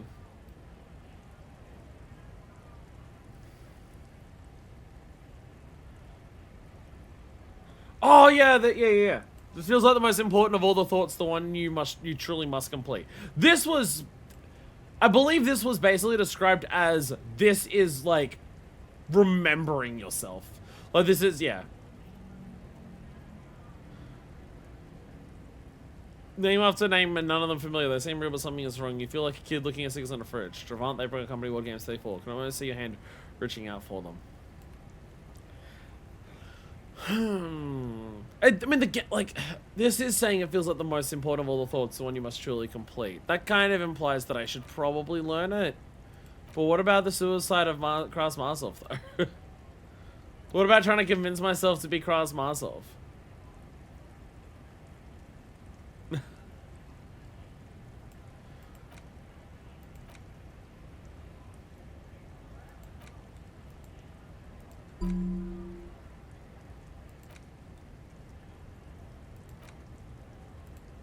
We're gonna try and get that one and see what happens. We're gonna try and get this one and see what happens. We're gonna see what happens with Jamais-Vu. Alright, let's go up here. Double click there so I can run up there. Here we go. Hello! Hola, wandering man. How can I help you? Kuno told me you were supposed to know about the armor. The little boy had it good on his promise. His promise? To get me into trouble. To sick the pigs on me. Choice of words. Not mine. What happened? What happened? I was asked to look into that armor situation. Official Union probe, you know. Track it down, see who took it. Did you? Did you? At first I thought, why not? Maybe the pieces can feed the strike. Buy us a few more days under the sun, you know? So I went to this boy. He said he'll make me his prison bitch. He's got eyes everywhere, the cops in his pocket, and he's the king of Jamrock. Serves me right for doing menial footwork. I dropped that probe right then and there, and it still got me into trouble. One bad move is all it takes. The probe and the armor, what'd you learn? I learned that people don't want to talk to a drunk Union man about some armor. What else? Not much. Technical stuff mostly. That was the interesting part. What sort of technical stuff? I did some research into this armadura. Let's say I have friends at the library. I didn't get into the material science, just how it comes off. How does it come off? If we can get the boot off, that could help, possibly. In parts. 4 in total. The helmet was the first to go. The kid says he tore it off and kicked it into the sea. I believe him. The boots were still on the guy last I saw. Too hard to remove. So, as I count, there are 2 parts missing. The gauntlets and the cuirass. This is where I left off. Too much hassle. More like a job for some militia. Hold up, 4 pieces. Helmet, cuirass, gauntlets, boots. What about leggings? Oh, they're just gone. They don't exist anymore, if they ever did at all. Forget about them. I did. I'm gonna find 1 piece of it. One's enough. Nice and balanced. Some junior officers can take care of the rest. Smart choice. It's only that one spot you need armor too. The one the bullet hits. Good luck if you go for those boots though. You'll have an easier time wresting the spurs off a boyadero than getting them off him. So Kuno used us to what? Scare you? It's a minor nuisance. It's all good. Thank you for the cooperation, sir. No problem. If you see that kid, thank him from Call Me Mañana. Thank him for showing me the way. He is sincerely grateful he is not tracking down pieces of armor right now. Okay. Kuno, who lied, return and confront him. In order to succeed, 1, the body has to be down. 2, I was upstairs finished. Is he absent? He wouldn't approve. Be devilishly tricky, so don't make yourself manage to send the body to the to processing without getting hold of the boots. And find an armor piece. You really just want a piece of the armor. It's enough. Find locate 1 piece, and this one's done.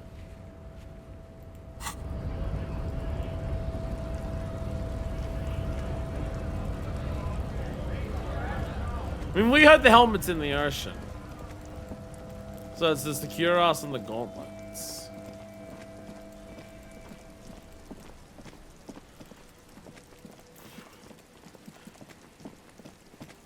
Oh, hey! I think that's the one I wanted to do a fuck on.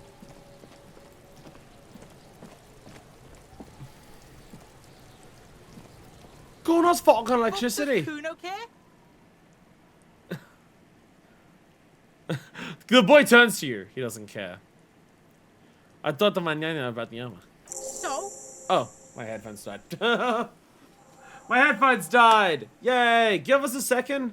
I'm just gonna cut it because I have to change like a little audio shit, so it's just easier to cut. I'll be back when I fix it. Best wolf! That's like for the YouTube video. Because I have to change volume audio and shit like that as well. When I change to the seconds pair. Because the audio will sound different. It's really dumb. Actually, before I do that, let me change the audio now before I do that. That might make life easier. Apologies if it gets, you know what, I think I can almost guarantee it's going to get loud. I'm just going to turn it down really quiet so it doesn't do that to you. Let's go to headphones. So game 80, speak 100, OBS -8. Okay.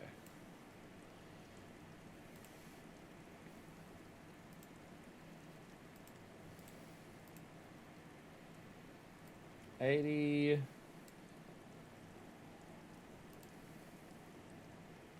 Game 100. Wait. Which I was around? Game at 80, speakers at 100. That's the way. I know! Because I'm cutting this out of the YouTube video. Sorry, game is at 80. You're at 100. And OBS is at -8. Okay. Hopefully, that works. Hopefully that works.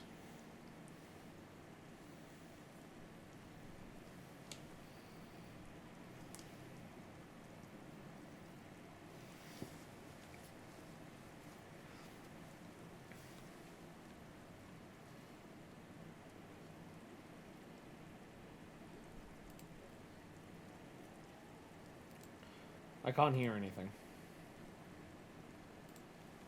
Why can't I hear anything?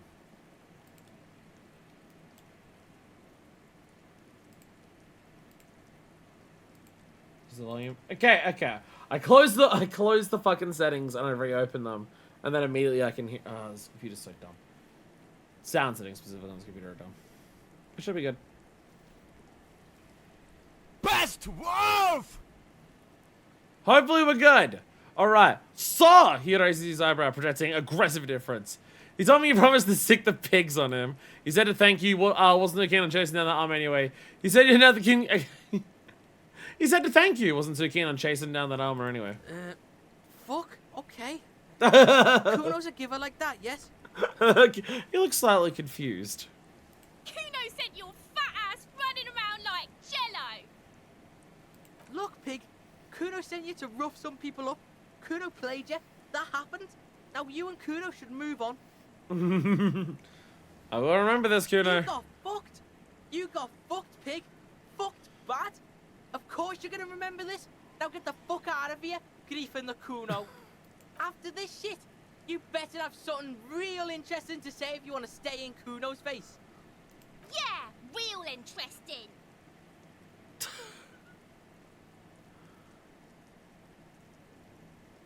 Should we try and work out what's going on with the Kuno? Fuck it, why not? He's on your crime scene. bossing you around. And he's been here for some time too. This is where he hangs out. You have to get more out of him. He could be useful.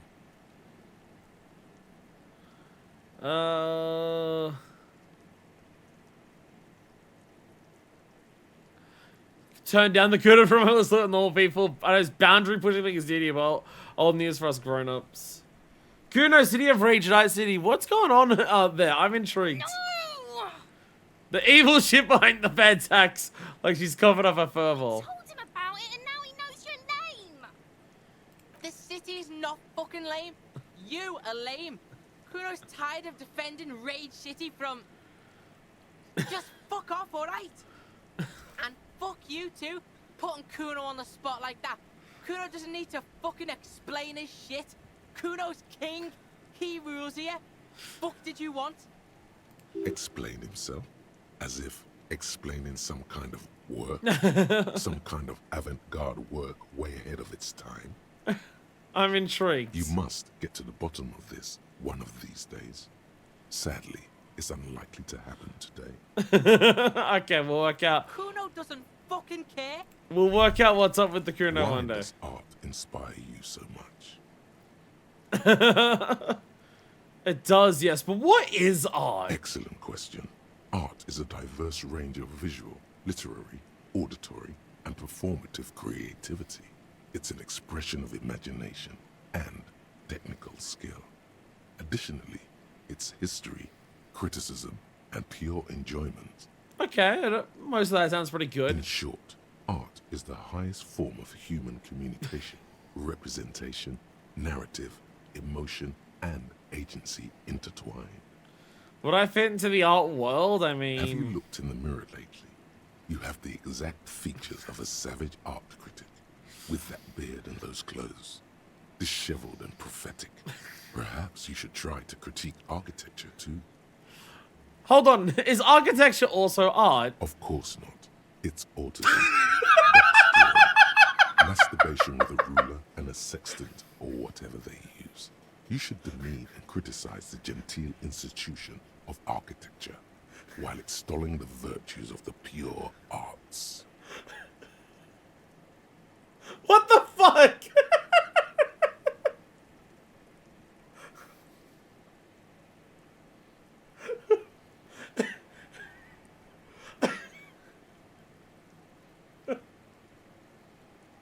What the fuck conceptualization?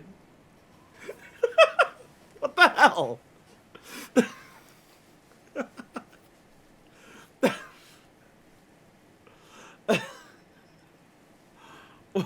Wait, autism, not autism. Wait, what about music? Is it art? Only the most experimental kind. That's stupid. Architecture stupid. Music's stupid. Guess I have been feeling critical lately. Yes, you seek substance.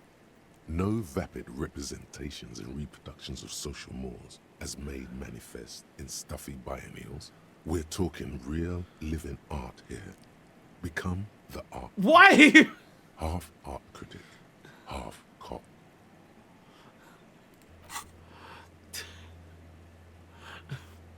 Art cop's not even a thing on here. Art cop isn't even a thing on here. Why is it not doing the superstar cop? Art cop's not even a thing. It's superstar apocalypse, sorry and boring. Where did the art cop come from? When did that happen?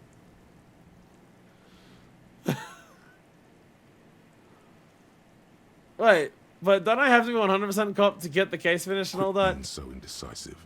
What are you going for here? Some kind of indecisive and camp aesthetic now? Strike a bold shape here. Go art or go home. I cannot risk another combo diversion at this point. Go away! Bravo. Continue. Then, the mediocre and vulgar epigones of the world. So what if everything is incomprehensibly shit and you can see it? Take no responsibility. Fuck you! This was a good call. That guy probably thinks forensics is autism too.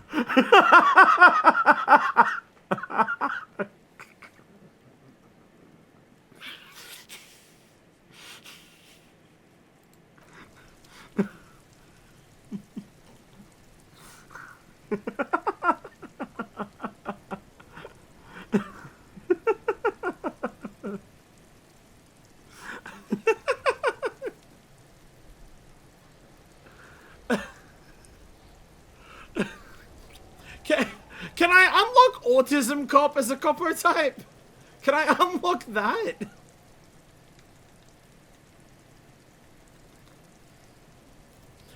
What dialogue options and environmental things do I need to interact with to unlock autism cop as my copper type? How do I accomplish this? I want to know how to do that. I'm also not realizing I do have another check at the internet over here. An inconspicuous pile of the roofing material, Eternite.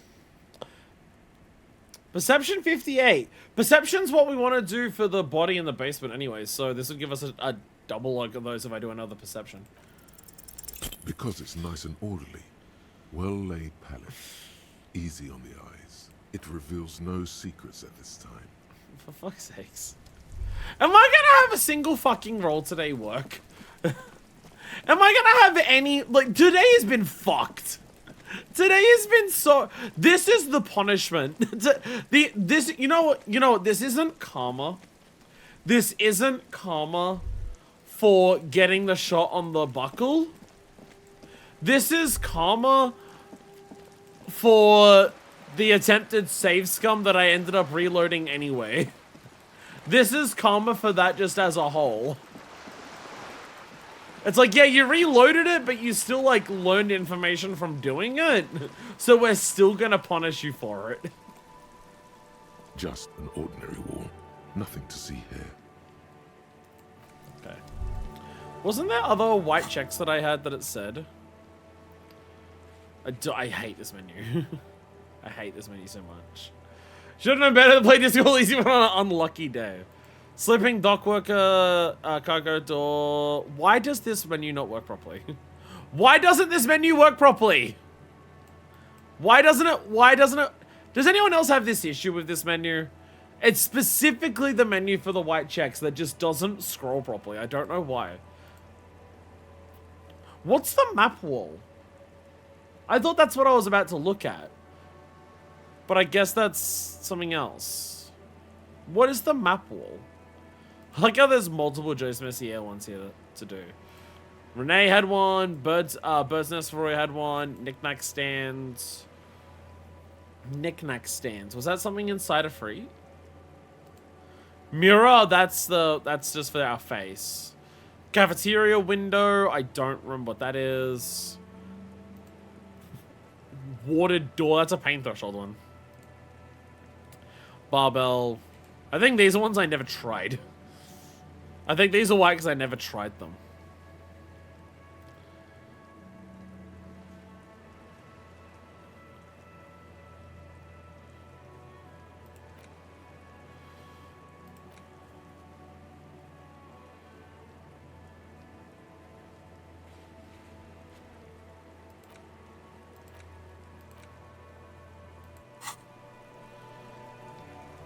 There's too many, I have too many objectives.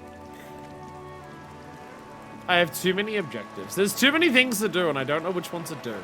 Because I feel like I just kind of fumble around and just like interact with whatever I feel like. I feel like I should be actually focusing way more on my like list of objectives. And I've not been doing that. We're still waiting for a replacement for the bull you sent sinking. Threw the bull into the sea. Anything you can tell me about that? Oh, I found you guys a new bull. Hold out the ball. What is this? Are you mocking us? This isn't for pétanque. Oh. Now, no need to get angry again, René. I'm sure the officer tried his best. It's not like there's a bull kiosk here in Martinez. Exactly, and I really did try. Trying is worth as much as is accomplished. In this case, almost nothing. Renee! Look, alright. Fuck you. Fine. You try to right a wrong. Yay! It's still a gram better than actual nothing.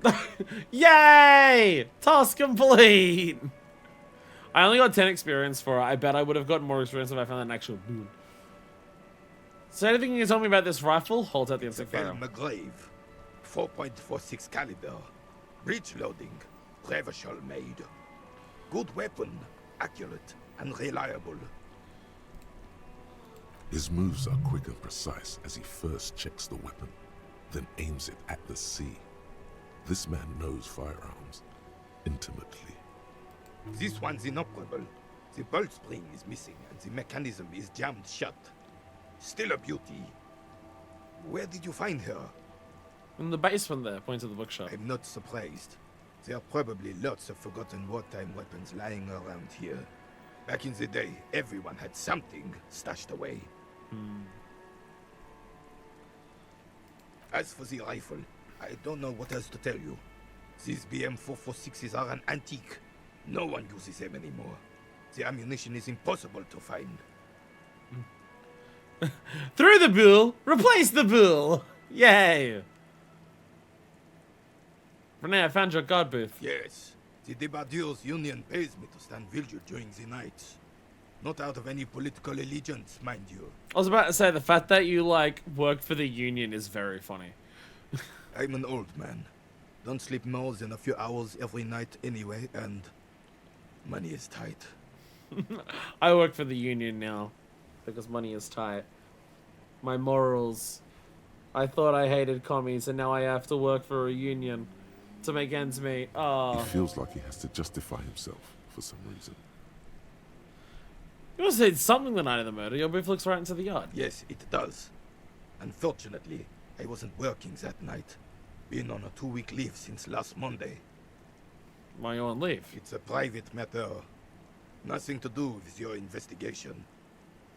You see, officer, René is the kind of man would rather die than admit he needs medical assistance or, God forbid, sick it. A real man's man is just gonna ride it out. The amount that Gaston just fucking, like, rats him out I'm all fine, the time. God damn it. Mind your own business. It's nothing. Just got to cut back on coffee. So who was working a shift that night? No one. The boss has been unmanned since last Monday. There's no other guard. It's just me. No one has been guarding the container yard since last Monday. Yes. It's not actually an issue. I mean... Look, officer. The container yard doesn't actually need a guardsman. Never had one before René. Monsieur Claire had that booth built specially for him. It's mostly decorative. So it doesn't matter if you're there or not. Possibility of someone being in there is enough to discourage any ill-minded individuals. He tries to argue. Evrard created this job for René because he knows the Royal Carabiniers' pension of honor and PTSD isn't something a man can live off. A decorated Kingsman collecting tear reflects bad on the whole neighborhood. His words. Everyone gets it. Big guys looking after the small and everyone working together. I love it. So it depends the only weakens a man further. Do or dies in the middle ground. Renee's but one man. We need a program. Get all that elite back on the job market. Keep folks motivated. Renee should rent out his services, invest the profit, get a few more guys, expand and repeat. Wage work is a dead end. Absolutely nothing wrong with tear collecting. It's my side thing too. Proudly hold out the tear bag.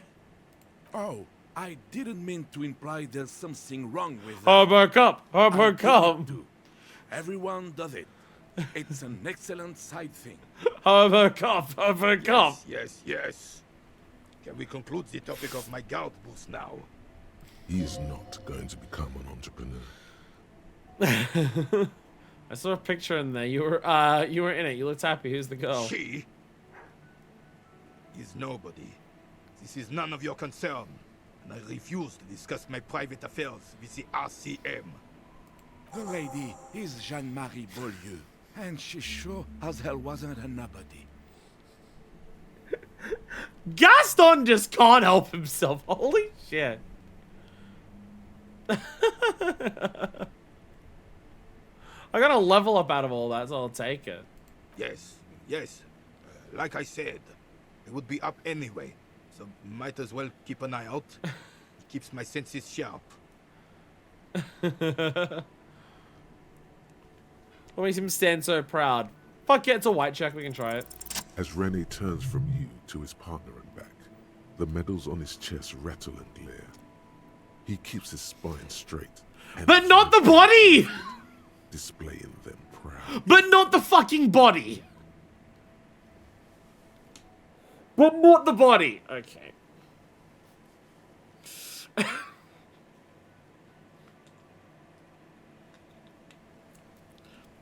Most cursed fucking rolls. When he turns from you to his partner and back. Medals on his chest battle and glare. Keeps his spine straight and his ribcage lifted, displaying them proudly. How many medals are there? 2. The larger one is shaped like a cross, while the smaller medal resembles the sun. Look at the cross. A crowned head in front of 2 crossed rifles. The medal hangs from a blue striped triangle. It's the Croix de Bravoure, Cross of Valor. The cross was the highest battlefield decoration in Suzerain's armed forces, awarded for exceptional bravery in the line of duty, in service of King Frizzle I. A small blue star inside an orange sun. It has the word Valiance written below. The setting sun was a decoration used to distinguish seasoned combat veterans in service of King Frizzle I during the Revolution. I mean, him working for the Suzerain is, you know, not in any capacity surprising. But, like, he got high honors for it. Croix de Bravoure and the Setting Sun. Did you get them for bravery? He interjects. It's a conflicted topic for the old veteran. There must have been a number of controversial episodes in his service days. Not killing babies or raping women. For bravery. For doing my duty in the heat of battle. For looking my mortality in the eye. When men like Gaston here hid in the bushes and shat themselves. He saved some muddy princeling who foolishly strolled into the front line in his gown of velvet and gold. Save the princeling. It was on the first months of the revolution here in Revachol. Unrest was spreading like wildfire. Marauders had taken most of the Couronne and were getting really ambitious. King Frizzle thought he could end it all in one decisive strike. Sent his cousin, Drisson, to put an end to the unrest. Alas, the young Drisson was all piss and no vinegar, wearing a tunic of purple velvet and cockatiel feathers to battle. Even his rifle was gold-plated, shone from 5 clicks away. Can you imagine the asininity? Purple velvet tunic. That isn't exactly... That's just a big fucking shoot me sign. To keep the long and bloody story short, Drisson marched us against the partisans in Couronne.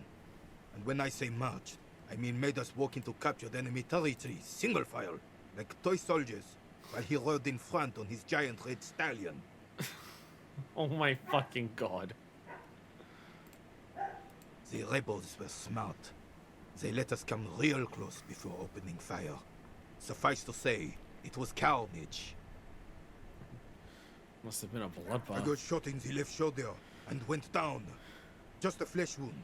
But just as I turned over, the prince fell into the mud next to me. He was missing his lower jaw.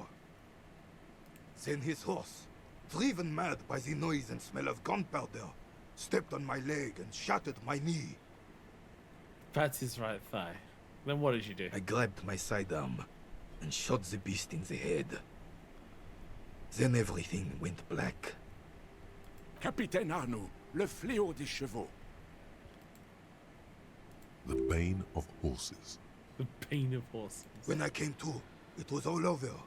It was just me and Jolas Tresson, gurgling in the blood-soaked mud right next to me. The Dink had taken numerous flesh wounds and lost a lot of blood. But despite missing his jaw, he seemed hesitant to die. Tougher than he looked, that one.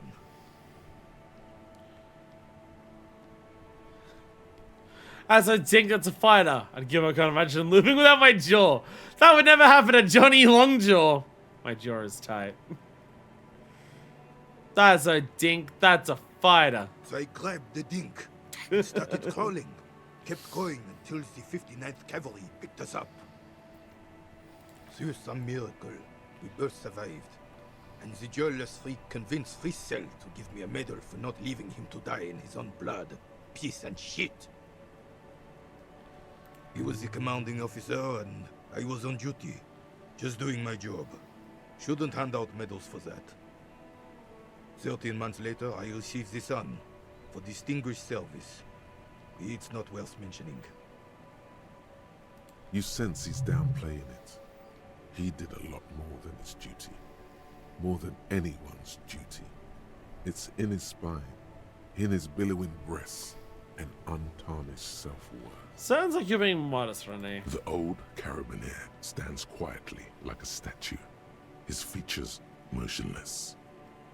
What Monseigneur Modesty is not telling you is that he crawled over 7 kilometers before the cavalrymen found him and Drison. 2 days later that was. And that even while crawling with a mangled half-dead prince on his back, he still managed to murder 3 rebels on his way. Is that pride in his voice? It's deep down, but maybe even unbeknownst to the man himself, it's there. You're just a little bit proud of Rene Sorix, aren't you? It's a bit like Rene made Riverdale great ones. No. Not impressed. Lois Sorix, and where is he now? No, you gotta play to win. Look after you first. Sounds like a good moment to express an opinion. Lean closer. I don't want to risk it.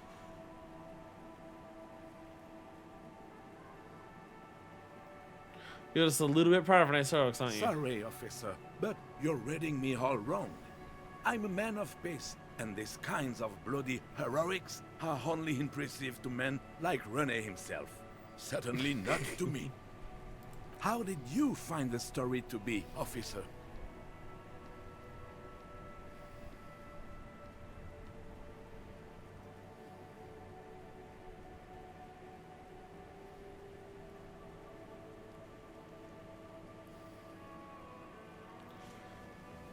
I don't like either of these. I'm gonna go centrist again with these guys. Because the other options are just like praise the fascist or just be individualist. I don't like either of those. Bon Dieu. You and Gaston must be related. His blood runs yellow too. Maybe, but also bear in mind, officer. They don't end this out for anyone with a service record. Oh no, you have to get shot repeatedly. And you need to get your hands bloody too. Really, really bloody. Do not speak of what you know nothing about, Poltroon. Duty is something you will never understand. Thanks for the story, Rene. There were many such stories in those days. Many such men too. True Revacholians. Men with backbone. Oh yes, Rene, yes. Men were bigger, girls were prettier, and everyone wore the fascia. Oh, please, bring those days back, if you can. I'm not getting into this with you again. Officer, was there anything else? You should try to come up with a heroic story of your own. Impress this old soldier. No! I don't want to. I don't care about impressing him. I don't give a shit. What? Why? Why would I care?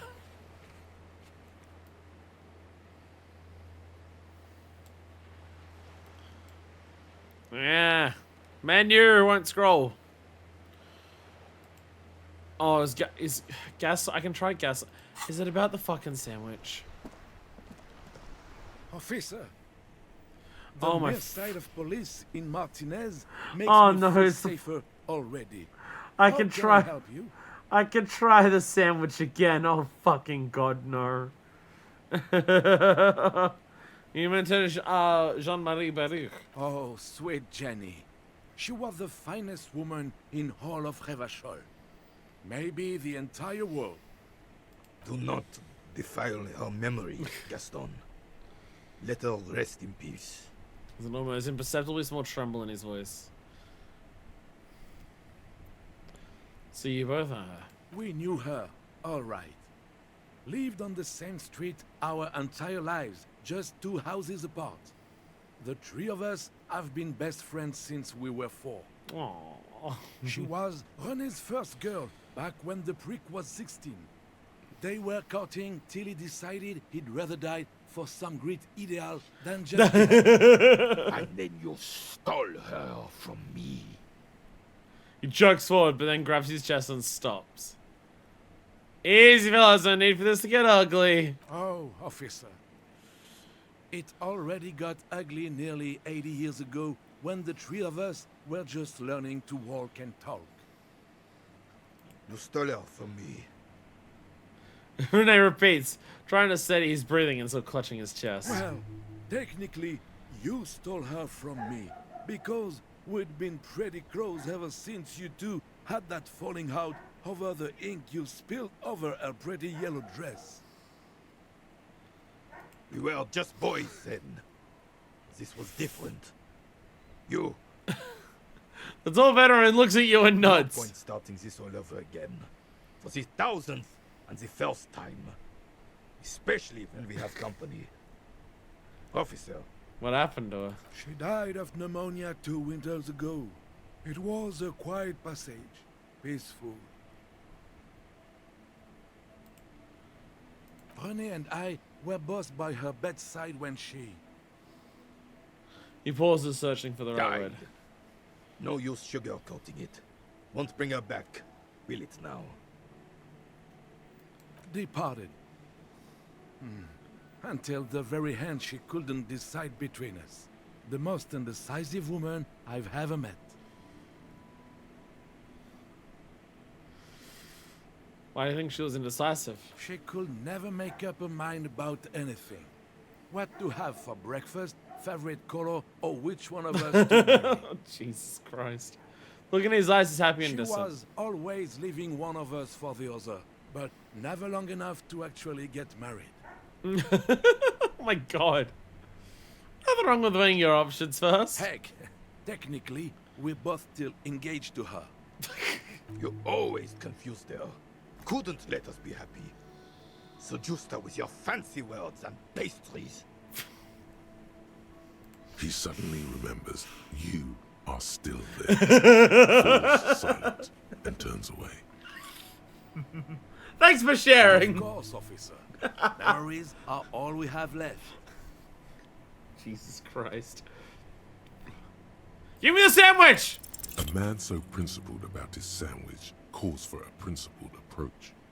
Time to get political. This is what we were. I'm not sure about Too this. late. Daddy's already fighting the bad fight. Make it stick. Fight to police mode. All right. Let's hear them, officer. No, we're good. Wow. So someone's been a little boring. I have the most amount of points in Superstar. Why won't you do the Superstar? That's what I have the most points in. I am a Superstar cop. Why don't you go for that one? What? Yes, my standard liege. Someone's seen all sorts of wild ideas pop off and thought, I'll take the boring one. The regular, please. The brown. What is this? Picking on me for not being crazy enough? That's the least of my concerns. No need to be defensive. The regularity, the brownness, the cut and dry have their appeal. A very standard appeal. Kim, am I boring? You? I wouldn't worry about that. See? You're so regular and vinyl brown. He That's- doesn't even want to talk to you about it. That's not what he meant. I'm just trying to do my job, no need for extravagance. Of course you do. Let's get right to it. My lord's copper. No! I'll let everyone know. That's not what the points say! Wait. This will be my copper type Yes, the type of cop you are, sire. Think of it as a caste, a class even, a nation of regular law officials that you belong to.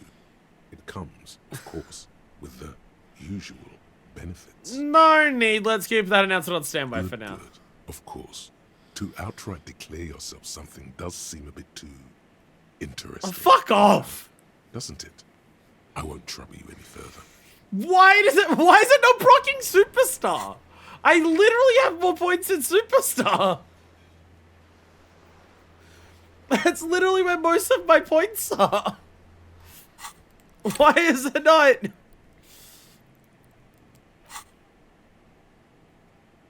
I'm finding some fucking. I haven't checked. I didn't do my novelty check. I'm checking in my novelty check. I'm buying the fucking fancy fucking dice, and I'm getting fucking Superstar copper type. I'm sick of my brain not being able to decide what copper type I am. Because it's going for all of the options that are my lowest scores. Is this about the questions again? Because I don't really know anything. I need a cash novelty check for cash. Wow. I didn't know you worked for the union. So. She rolls on the giant novelty check. It looks like she's seen it before and slips it under the counter. Anything else I can do for you? No, yeah. you don't work for the union. The union works for you by supplying you with cash. I'm still gonna screw over Everett with the signature, so. But I have enough money for tomorrow. And most importantly, I have enough money to buy fucking Superstar dice. Because I am a Superstar cop. Because I'm going to solve the case that no one else could solve. Because it's so fucking bizarre and weird that no one else could work it out.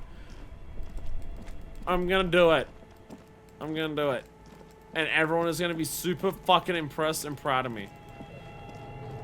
You know what I need to go back to the guy who was selling the glasses.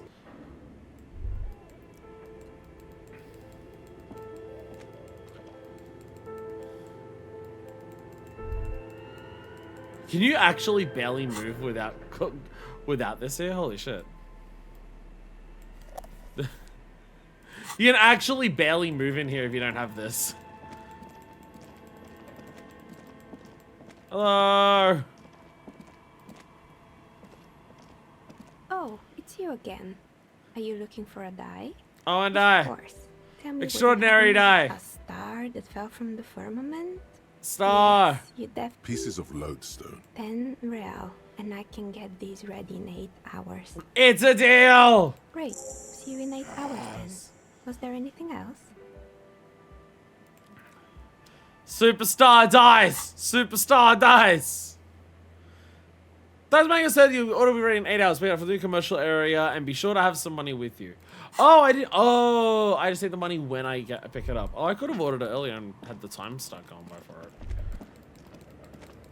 Well, that's fine. That's fine. Yeah, go back this way. I don't want to go past the other woman again. I want to see the possibility of glasses that could improve my perception. To see, because we got to get this body done. I would like to get the body done today.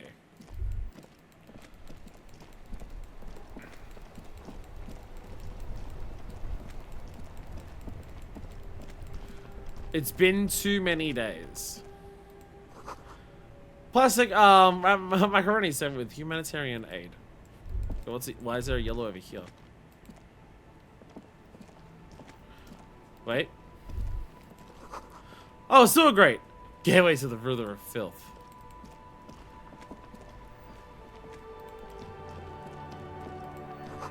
Shoot between the thighs of the page 3 girl. Login de disco.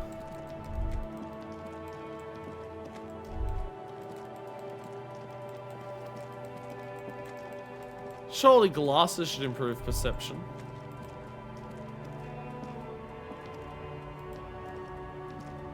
Everything's still cool here, officer.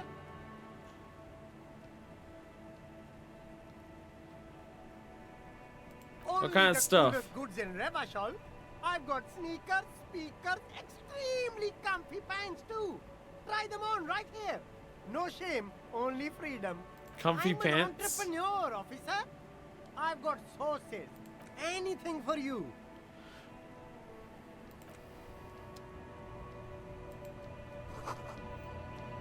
Food gift from the people of Messina. shine on these sunglasses lasts a lifetime, officer. 100% guaranteed. Minus perception, no! God damn it. Humanitarian aid tuna fish, not for resale. You keep coming back. That's good, officer. You find the box smells. Economical, but also trendy. Look firsthand. Speakers from the people of Samara are banged up and worthless. The sneakers triumph over them.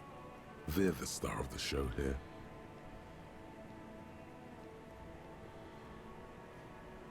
+1 reaction speed, +1 hand-eye coordination. They're very good. Less encyclopedia.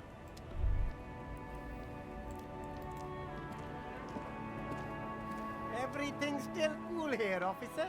Food packages selling of humanitarian aid written on them. How come? You mean these delicious pre-packaged shelf-stable meal kits? Really easy to cook, no hassle, really cheap too. Buy some, try them out. You ignored No the question hassle. entirely. There's a little of a hassle here, it appears. A moral hassle. I think one said not for resale in the packaging. No problem here, officer. I get all this from one of my suppliers, an extremely reputable guy. Wait. Humanex. Humanitarian aid. Does your supplier drive their Humanox lorry over there? Point at the lorry with a big Humanox sign on it. What? Street vendor looks over his left shoulder and says, at the lorry, he's always never seen a lorry in his entire life. Convincing performance. Bravo. Look, officer, I'm just a retailer. You'd have to talk to my supplier if you got questions about the supply chain. That's how the game works. Interesting. Interesting. We'll need more if we're going to pin this one down, he thinks. Good questions, though. Sharp eyes, officer. It's for show, my liege. He knows you need more than this to bust this guy. Later, perhaps. But now that I've got the humanitarian aid macaroni, I can try to get him to give me some money again. Start with a little compliment, then work your way up from there. This is about business, remember. Hey, you seem like a really successful entrepreneur. Would you like to support a member of the local police force? Oh, okay. But why, officer? Think of it as an investment. An investment? What kind of investment? Investment in me, a highly experimental human being. My risk to water ratio is insane. I'm not going to confiscate this humanitarian aid that you're reselling. Oh, a policeman's investment in good relations with the RCM. I hear you, officer. What kind of a sum are we talking about? 10 real. Sounds like a fair deal all around. Corruption. It's just like bus or seagull. A kid watching out of a window describing things going by. He doesn't like it too much, but what do you do? I'll leave it to you for now. Was there other white chalk checks that appeared? See, the thing is, like, people are bribing me with money. I'm ignoring it when it happens, though. Just because someone gives me money doesn't mean I won't take actions against them later if I feel like it. Or the people who are giving me money, it is absolutely not buying loyalties. I'm just scamming them. It's not corruption, it's scamming. It's somehow more honorable.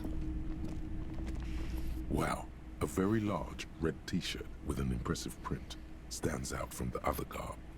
Oh yeah? Oh yeah. The print depicts a muscled man striding toward you, a giant sword in each hand, encircled by burning embers. Okay, it does sound pretty cool. Behind him is a cluster of cabins engulfed in flames.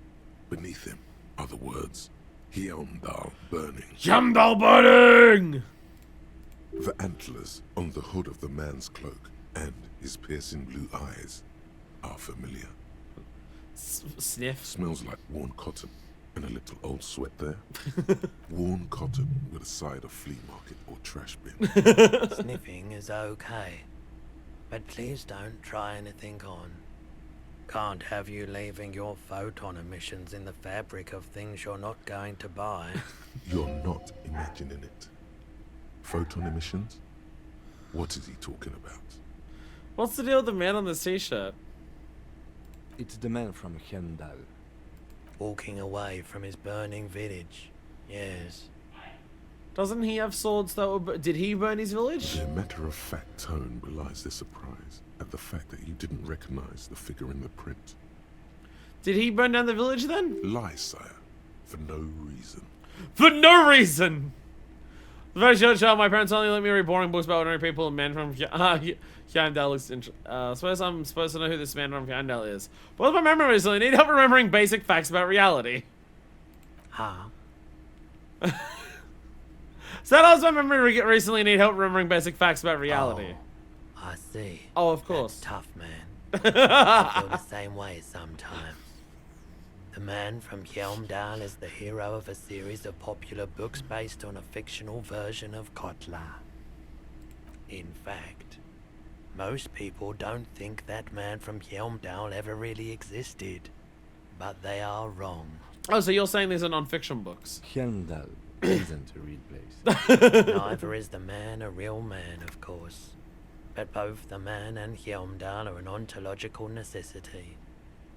But hey, it's not worth getting into an argument about. Okay. Wow. What? Wow, what? I like how Rhetoric's success there was just... What? What do you mean the man from Helmdal was I real? mean, even if the man from Helmdal didn't exist before the adventure novels, the stories have made it so that he has. It's simple, really. What? Okay. He sounds incredulous. Sounds skeptical. It's not that complicated. All that's required is a more robust understanding of cause and effect. Besides, I've been to Kotla, though not quite as far north as the Helmdal, and watched northern lights travel across the sky. Very unique, energetic tides there. His theory isn't exactly incoherent, but its logic does suggest some unusual activity. Interesting. Very, very unique energies indeed. Geomagnetic ley lines, one might even say. Show celebrates a false hero, a guardian of the I masculine doubt order. the real man from Helmdal was as poor a role model as the one in the popular literature. But yes, the books are very sexist, in a not entirely unenjoyable way. The feminism leaving my body when I read The Man from Heimdall. How much do you sell this t-shirt for? 2 real. That's dirt cheap.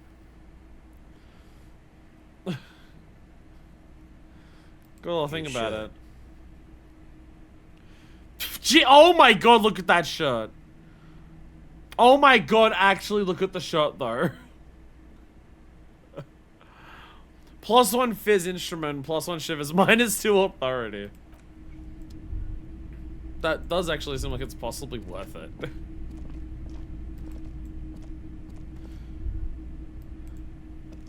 Shivers is a fan of the Man from See Heimdall. rows of toy soldiers guarding the rest of the trinkets displayed on the table. Some on horseback, others in rags, others yet in bright blue uniforms. All are stern and unyielding in their duty. So when I think about the blue uniforms, I think about René. And spent the nights on horseback. Big men on big horses, clad in lamella armor and carrying flintlocks, the kind that would mow down a line of enemy soldiers in the blink of an eye. Friends on on horseback, who are they? Franco-Nigerian knights. I used to be very serious about these guys. A long, long time ago.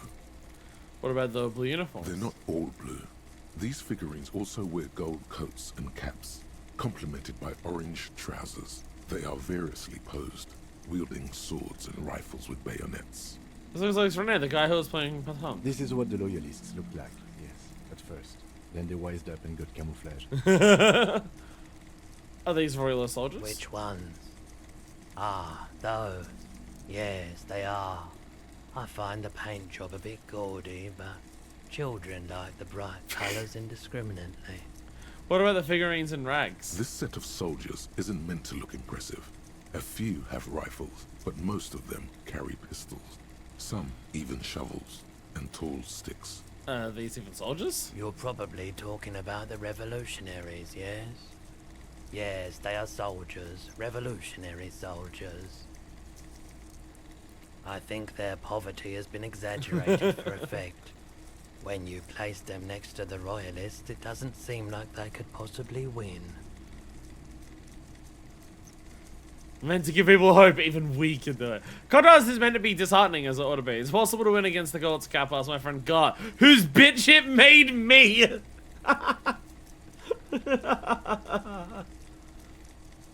Wish it was more nuanced. As it stands, I cannot comment! It's meant to give people hope, even we can do it. Maybe.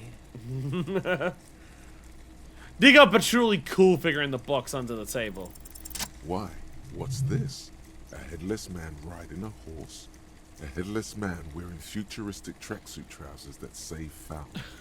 Wait, found on one of the figures? Why? What's this? Oh, that's the Headless Phone Rider. Who? The Headless Phone Rider. It's an urban legend about a man who rides the streets of Revachol sporting a fawn tracksuit. As you see, he's missing his head. He points at the Gaffy figurine. 50 cents. Bargain price. I'll throw in the tiny cap too. I think he's looking for it, or something.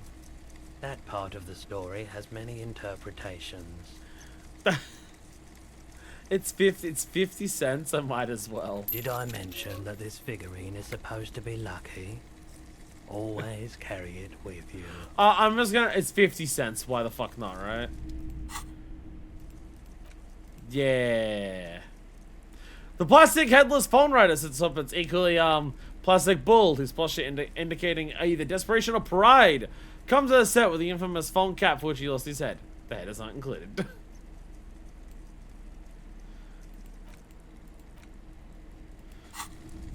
I'm really interested with those things before. Do you have anything to sell, like, if I talk to you? If you don't mind, please put the flashlight away. Oh. Some of us have photonic sensitivities.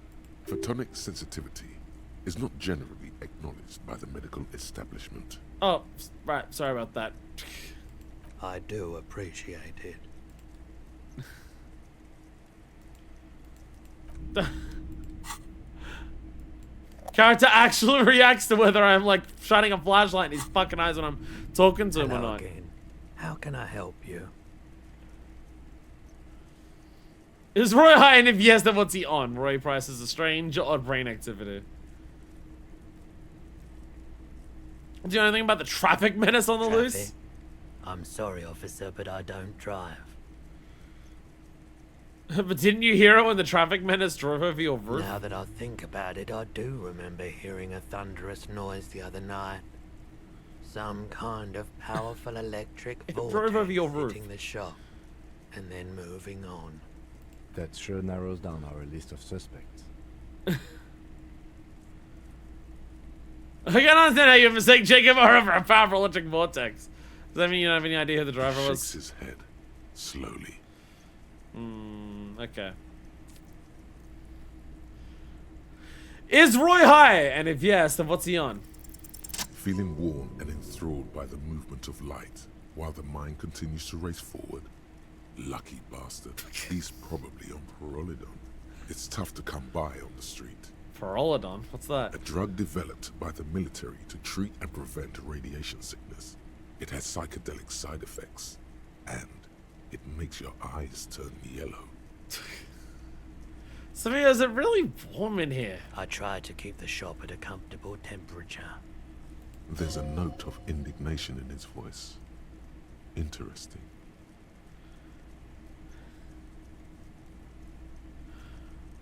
Chill out, I'm just a chill cop who just wants us one. Pretty obviously you're under the influence. So. Perolidon is just something you know, since the People's Pile disaster. People's Pile disaster? I was with the Emergency Relief Brigade. Had to take it for radiation sickness. He's taken it for mental and emotional, not physical pain these days. The People's Pile, what's that? Bad idea. Some poor leftist built a particle decay generator in hopes of bringing affordable electricity to underserved communities. It malfunctioned. Radioactive waste everywhere. Probably some of it in you too. How is this the first we've heard of this? The entire shit, it may not be real. But if so, but if it is real, why? The People's Pile was a Type U particle decay generator that failed immediately after entering service, releasing radioactive waste into River Esperance. What is a particle decay A generator? primitive nuclear reactor, also called a pile. How's it called? The People's Pile. Construction began during the Commune of Revachol. The people continued work on it after the Commune fell. They wanted a cheap source of energy for Revachol West. Needless to say, things didn't work out. Why did it fail? An emergency valve defect resulted in steam pressure blowing the turbine, taking the fuel containment vessel up in the explosion. Both the faulty design and lack of finances contributed to the catastrophe. Don't worry about this emergency relief brigade you're part of. We were an all-volunteer force, self-organized. Tried to help the fire brigades contain the spill. On the patch, gamma radiation lines crossed with a red drop of blood. I lived by the river since I was a small boy. The Esperance. Didn't have the art to let it all go to shit without trying to do something to help out. There wasn't much the volunteer force could do, however. We wasted years in the river mud. Years getting sick. He looks on the spiraling lights and stops. Must have been tough, radioactive cleanup. There's a reason why everyone's tried to forget any of it ever happened. And why no one has tried to repair or replace the pile. So much disappointment. And early deaths. Cancer mostly. And we knew all that was coming even as we were cleaning up as best we could. Whose fault was it the generator failed? No one's. Everyone's. So much bitterness. A bunch of poor people built themselves a primitive nuclear reactor, hoping for the best. What do you think is going to happen? How'd you end up running a pawn shop? The cleanup happened 15 years ago. I was young then. Later, my second aunt died. Left me this shack and all the assorted junk in it. So I came to Martinez. People told me don't go there. It's a shithole. I said, people, we just had a nuclear pile meltdown. I'm gonna get as far away from Forburg as I can. Still in the same city, but... Thank you for telling me. I like the theory more than the story. Outward movement, not vortices. Yeah, you gotta get in on those vortices, my man. Shut up.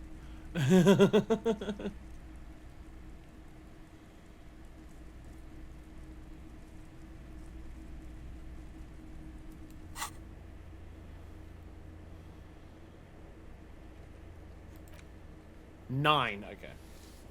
Keeping an eye, I was just like, because I saw that it was 8, and I'm just like, is it 8 or 9? It's 9 for this one. 9 is this one, okay.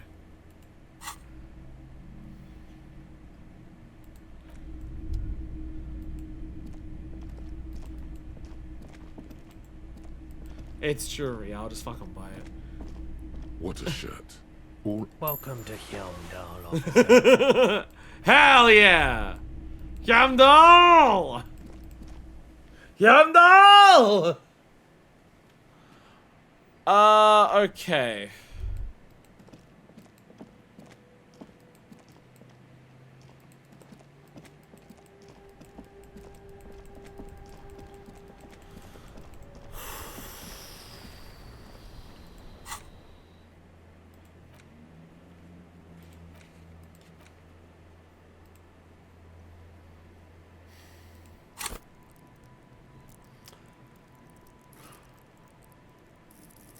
Do I chuck another one in?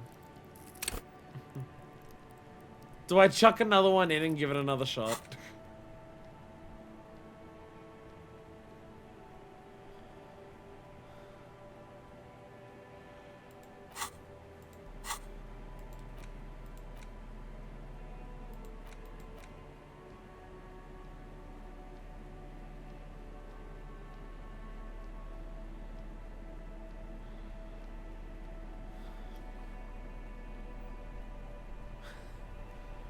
Do I chuck another one in and try it?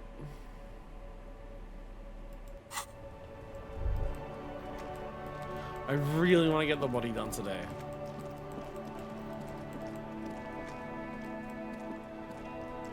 I really want to get the body done today.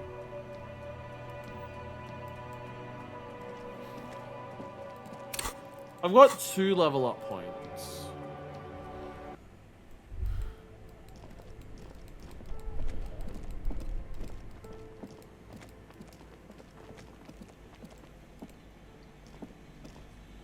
The bear's eyes are still glowing red.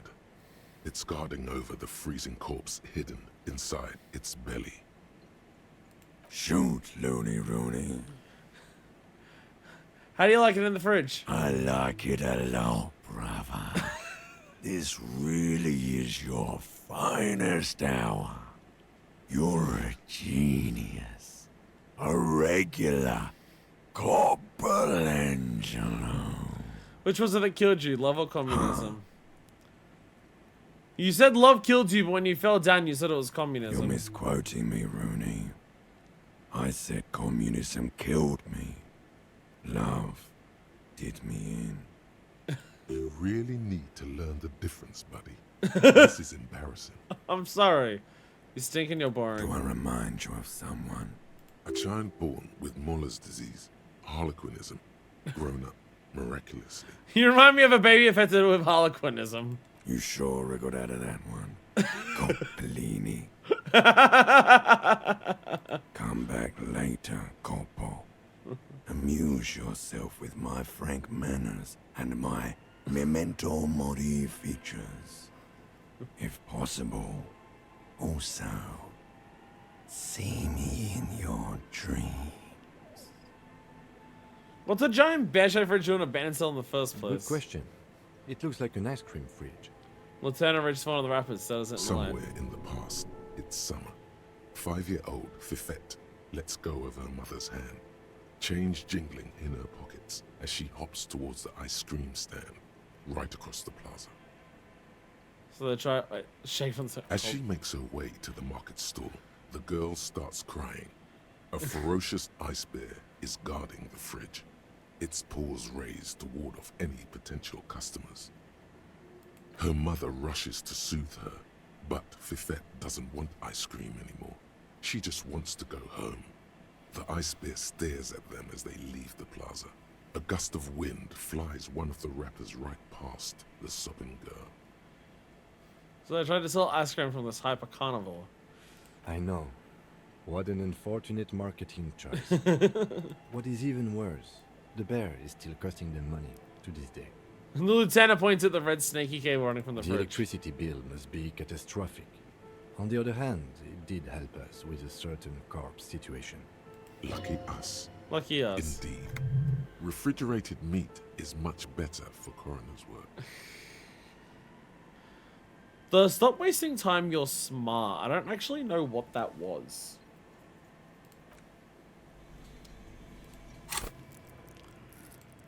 Fuck it. I really want this done. The bear's eyes are still glowing red. It's guarding I over the freezing corpse really hidden want this inside done. its belly. I really want this done. Come on. Be nice. You've had such weird checks today. Work and not work. Be nice. Please. Your arm Thank reaches fucking out God. And your eyes close, as if by their own volition. It's dark all around. You feel cold, dead flesh through the latex glove. It's right under the palm of your hand. What is this?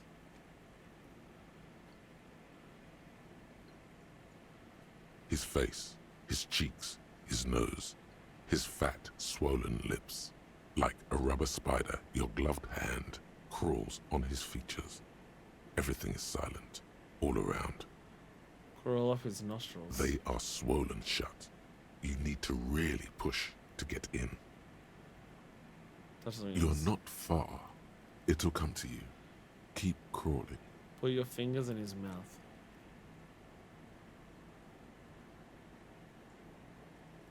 The oral cavity is cold and moist. A ball-like tongue attaches itself to the base of the mouth, lolling around like a scallop. You're on the right track. Play with it. This feels right. The tongue moves freely in the cavity. The mucus of the mouth is slippery, fragile, even through the latex. From the soft meat, teeth are budding. Hard pearls of bone in the gums and in the back of the mouth.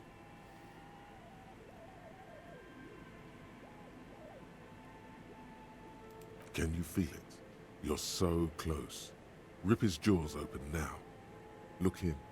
Open your eyes and look. A vision of black and dark red death, pried open by your hands and studded with teeth. Looks like he's laughing. Death fumes rising from his throat. And there, in the back of his mouth, above the bell of the uvula, right in the soft palate, you see a hole, barely visible to the human eye. It is swollen shut, almost vanished. No larger than 0.4 centimeters in radius, the edges appear darkened. A hole? An abrasion collar. This is what we're after. Abrasion collar. Abrasion collar. There's a pen in his hand. He looks open at the copy paper. Touch it with your fingers gently. A black trickle of liquid runs into his throat from the wound. Put your finger in. Your index fits right in there. A tight tunnel of flesh opens up. Tissue damage. Wide enough for 2 fingers. As you push both in, you reach through his mouth, right into his brainstem. Brainstem? Yes, that's what this part is called. Feel around. The basal first. ganglia feels clumpy. What entered here has torn apart his reptilian complex. This man will never sleep again. Never wake. Push deeper. Your yellow fingers slide into the remains of the limbic system. There is no resistance. It's gelatinous. The slug-like structures are damaged too. The tearing extends deep into both hemispheres. There's a cavity cut right between the hemispheres. The lieutenant answers with the sound of his pen on paper. Push deeper. Your fingers are all the way in now, reaching toward the inside of his skull. The cavity goes further, but the entry wound isn't wide enough for the rest of your hand to follow. Wriggle in. Your fingers reach toward his skull. His cerebral cortex feels like jelly. Cold jelly. Strange fluid streams down your wrist as you push deeper, until you feel it on the tip of your finger. Ice cold serrated metal.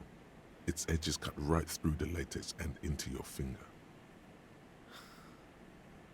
I feel a solid object right under the skull. Can you get to it?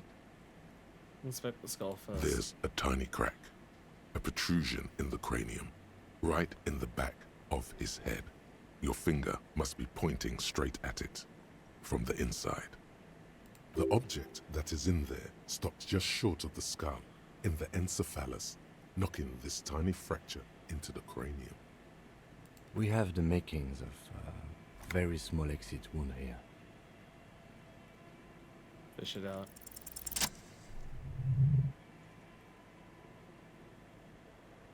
And here it fucking is. You pick the object between your index and middle finger. It feels sharp, like metal. With your face twisting from pain and concentration, all you need to do is just... Got it. Good. Slowly pull your fingers out. The inside of the head feels cold and smooth, like a glove. Sweat dripping down your brow. careful not to lose the prize between your fingers. With a plop, your hand emerges from the mouth. The garden glove is covered in blood right up to the wrist. Between your fingers, a small flower, a blossom made of lead. So, are Harry's instincts on point? Despite everything about his memory completely gone from it? Is his detective skills that on point that he was able to look at this and know that this is not what it looks like? This dude wasn't hung, he was fucking shot?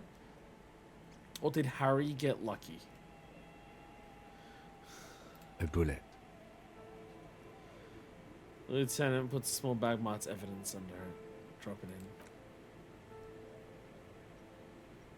The bullet falls in the bag, leaving a smattering of blood on the plastic.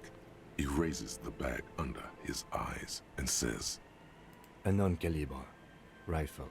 Some kind of brittle alloy. Fractured on impact. Keep it, Lieutenant. As a gift. No, you deserve it. We can log it later.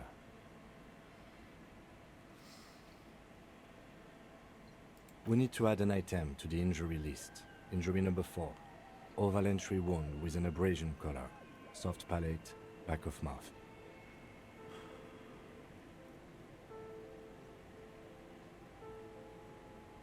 So does this imply suicide? Like, that's a bullet hole in the back of the mouth. The exit point's like the back of the skull.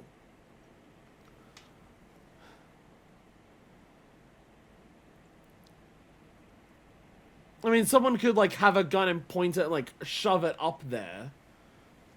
But again, like why we suspected there wasn't hanging. No signs of struggle. High velocity. Temporary cavity in brain tissue. Small exit wound on the occiput. How does that sound? Sounds about right. Opinion, fatal injury. I'm still not sure. Agreed. And one last thing. We can now fill in injury number 3. Ligament mark. Opinion, non-fatal. Post-mortem. Treatment. Treatment. Tampered with. He's proposing the bullet was the real cause of death. Yeah. And the hanging an attempt to conceal this fact. The ligament mark, the fractured hyoid bone, it was all treatment. Yes, and the belt around his neck. The hanging. Even dragging him to the yard. All of it was done after this man was already dead. Agreed. I have had my doubts since you showed me the tracks. Why did they carry him over? Why not march him, I thought. There was no satisfying explanation. Yeah. That's I mean, again, outside of like how much the Hardy Boys are acting like they're trying to cover it up. The tracks are such a huge thing of just like the way that they carry him, it really sounds like it was a dude who's already dead. And they wanted to embarrass him. They wanted to... Well, this was their enemy. This was a merc from fucking Wild Pines. And they wanted to embarrass the dude. They wanted to ritual lynch him. To be like, that's what you fucking get, you dead fucking cunt. Ah. There have been other signs too. Small things. We were right not to assign hanging as cause of death. As the perpetrators expected we would. No such luck for them. Secret task complete. Finds the bullet before you get fooled. Whoa. Whoa. Whoa.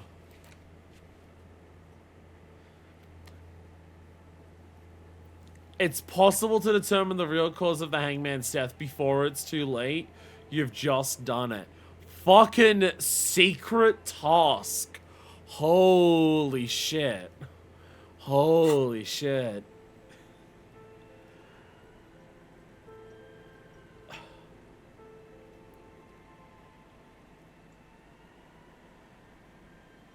It's like it sucks because it and I'm sure this is deliberate. This falls into like propaganda ideas of like, you know, the detective's intuition, the vibes that they get that something's not quite right, the deeper searching to show like the miracle of how smart detectives are to be able to, like, it leans into that. This feels like it's deliberately leaning into like how propaganda portrays detectives as being like ultra smart people who are able to see all of the stuff and see through all of the secrets and everything like that. Portraying cops as being, you know, not just competent, but hyper competent. When, again, you look at reality and that's just like not how this shit happens. But like, there is an element of just like, I feel awesome finding this. Like, I feel good trusting those instincts. I feel good trusting that gut feeling of just, but this doesn't make sense. Like, this just, it feels too easy. It feels too easy for just a hanged body that has a bunch of people that took the hanged body there who are all confessing that the body was hanged. Like, that gut feeling, that detective intuition of just not trusting it because it can't be this easy. This case has to be more complicated. There needs to be, we need to be able to be, like, find the secret clue and everything like that. And the thing is, like, the game has rewarded me for that. And I feel awesome. Like, I've gone through a lot of this game feeling like that I'm on the back foot of just like, I didn't get the body down on the first day. I'm like struggling with conversation with some people. I'm like failing a number of checks. It was like really hard to get the body down even when we did and everything like that. And even the process of just like, we're doing the autopsy, there's these checks and we just can't complete them. And it's just like, no, adamant. We're sticking to it. We're gonna find a way to freeze the body, which is a whole pile of bullshit to do as well. And it paid off. It fucking worked. We found the real cause of death. And I feel awesome for doing that. But again, is that actually because of, like, good detective work? Or is this Harry getting lucky? Is this Harry wanting to prove himself, to prove to himself that he's not a total fuck-up? Look, he can solve the most amazing cases. He's able to find the shit. Or is he getting lucky? Or is this actually something within him? Like, I feel awesome. I feel so awesome that I found this.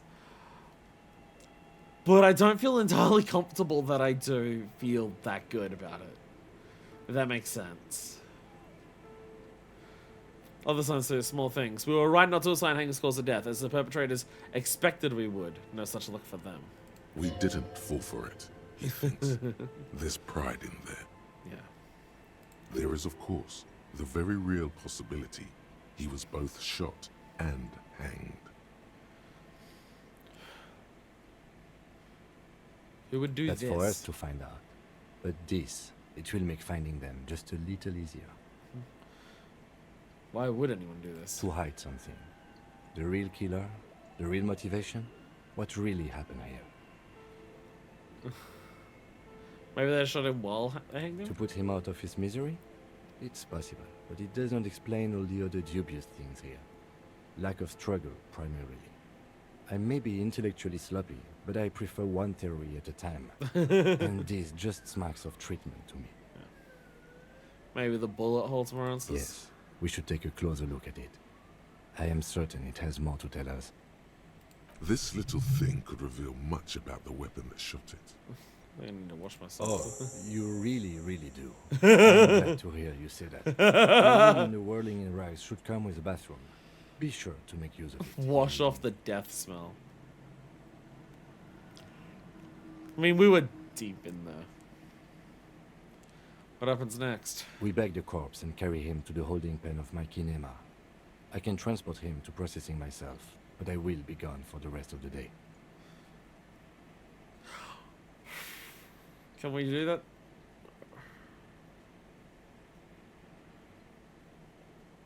It's just that in like half an hour we have an appointment. You'll be gone? What should I do in the Work on meanwhile? the case. Tend to personal matters. Try not to do anything too dangerous. An officer needs backup in a neighborhood like this. I'll leave that choice to you. And one more thing. Great work, detective. After you bag the corpse, Lieutenant Kitsuragi will leave the party until tomorrow morning. You can do side tasks and even the main case, but it might be more difficult. Plan his exit accordingly.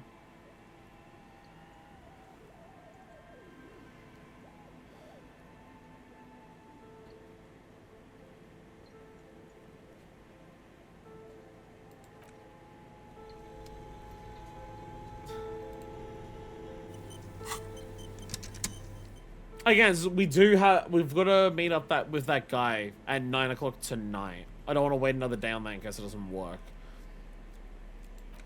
And I want Kim with me as much as possible. Evidence, fractured bullet. Bullet mushroomed out on impact. Now it looks more like a fanciful jacket button than something that could pierce skin, flesh, and bone. The bullet is safely sealed away in a plastic bag bearing the RCM stamp. Kim has filled out the label on the bag with the item number, case number, and date and location the bullet was found. Beside his orderly handwriting, the bullet looks especially sad, like a tiny, shriveled head of cauliflower. What do I do with you, bullet? What? I said, what do I do with you, bullet? Well, if I was the bullet, which I'm not, I would say find the weapon that shot me.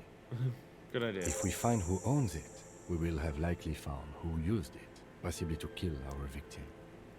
In conclusion, the more we know about this bullet of yours, the better.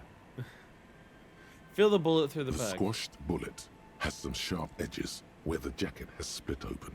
It feels cold, even through the bag. You wouldn't ordinarily have cause to handle jacketed bullets. The citizens' militia uses cast bullets only. Little pebbles of metal loaded from the muzzle, usually in a cartridge. So it wasn't me. Phew. Wasn't my gun. Thank God. Let's put the bullet closer. The jacket of the bullet is made of a yellowish metal. It has blossomed out to reveal a dark grey core. The base of the bullet is close to 5 millimeters in diameter. Look at the jacket. You can just about make out a few striations near the base of the bullet. Little hairlines, linear. It feels standard. And the core. It's quite destroyed. Some of the fragments are still lodged in the wound. What can you say about the bullet so far? Oh, I actually know this. It's a jacketed bullet, close to 5 millimeter in A diameter. jacketed bullet. Okay. It would have been shot from a military-grade breech-loading rifle, not from a muzzleloader, like those typically found on the streets of Martinez. Isn't that literally... Isn't a military-grade breech-loading rifle literally the thing that we found tucked away in the basement here?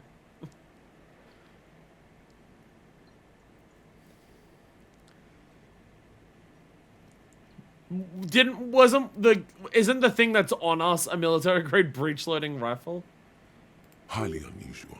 The people of Revachol haven't carried breech-loading weapons like this for nearly half a century. They said that the weapon that we picked up there, they said that was like revolution shit. Even the RCM uses ordinary unjacketed conical bullets. This is strange. Very strange. I like this, officer. Strange means unique. Unique means incriminating. We need to find the gun that shot it. Something tells you that won't be anytime soon. This'll have to be one of those epic tasks that's open for a while. Hand-eye coordination. It's legendary, but look at all the have a similar rifle on hand. Yeah, absolutely. Holy shit. Yeah. Have a similar rifle on hand, which we found. I even spoke to Renee about it, aware of the name of the antique rifle you found for the name. So like Peter said, this came from a breach. Holy shit.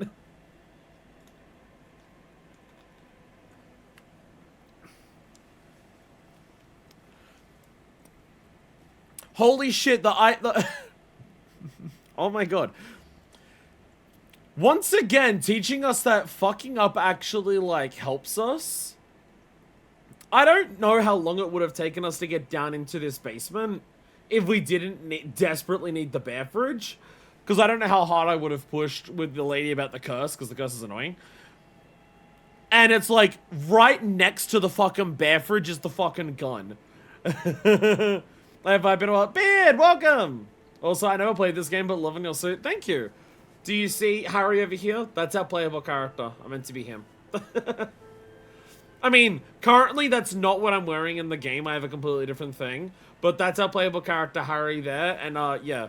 I've decided for this entire LP, I'm just gonna cosplay him. Because why not? Welcome! Welcome, Beard. This game, rules. This game rules, I will say. Probably the most wordy game I've ever done on the channel. But, the words are very good.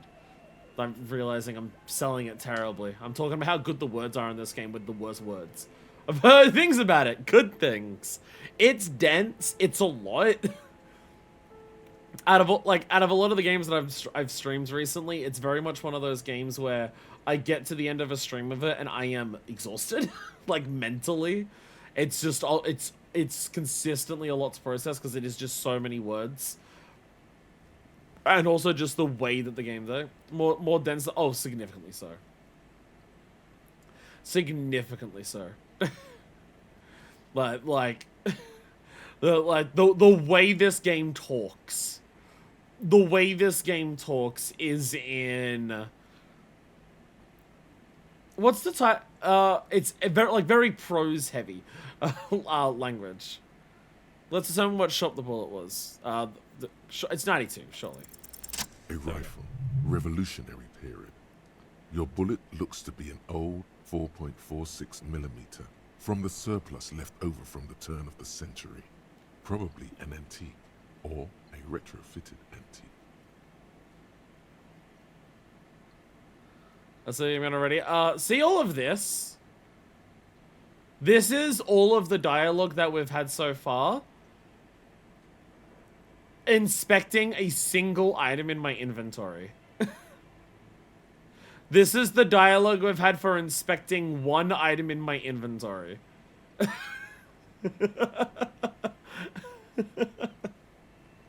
It's awesome. It's so good. It is so well written. It's so well written. But like, ooh. Like there was a thing last stream. We have this skill called Shivers. Basically, as your body gets the cold shiver of the winds, you get like imaginings of like the city and everything like that. There was a moment last stream where I think it was about 10 minutes straight.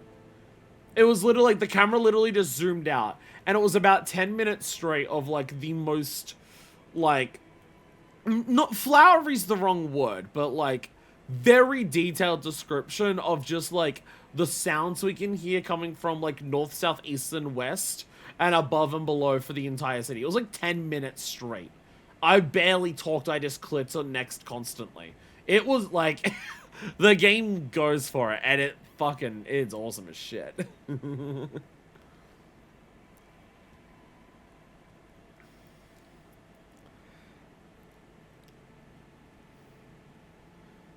Old 4.46mm surplus left over from the 7th century. Antique or retrofitted antique. Again, it's very similar to the rifle that we have. The 4.46 caliber was widely used with the Belmargrave rifle, a Revacholian manufacturer. The BM dominated the battlefields of the Insulindian theatre of the anti-centennial revolution 50 years ago.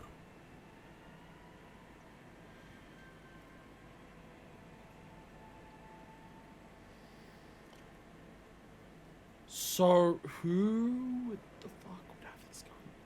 Who the fuck, like... what Kim said is very accurate in terms of just like, this is not just any normal gun that we'd find in Martinez. This is a very distinct, unique gun. But who the fuck is using this gun? Who the fuck is using this gun? Incidentally, you have just such a rifle with you. The dusty old thing you found hidden in the basement below the commercial area. It's unusable, sadly. If it were, the bullet would probably fit the chamber. Is anyone still making these rifles? No, But Zeliger, a major firearm manufacturer, ended up with a surplus after the war. So there are still a lot of these old military rifles floating around, usually broken. The quality was appalling. I mean, all the ones that we found stashed away here. Like, we found the best one in there, and it's because it wasn't, like, completely falling apart. It was just, like, jammed and springs broken. Who uses Belmograve rifles these days? Antiques enthusiasts, guerrilla fighters in distant countries, a few lucky jamrock bangers. You're looking for the same thing you found in that hidden weapons cache, only in working order. What are you thinking? Bullet?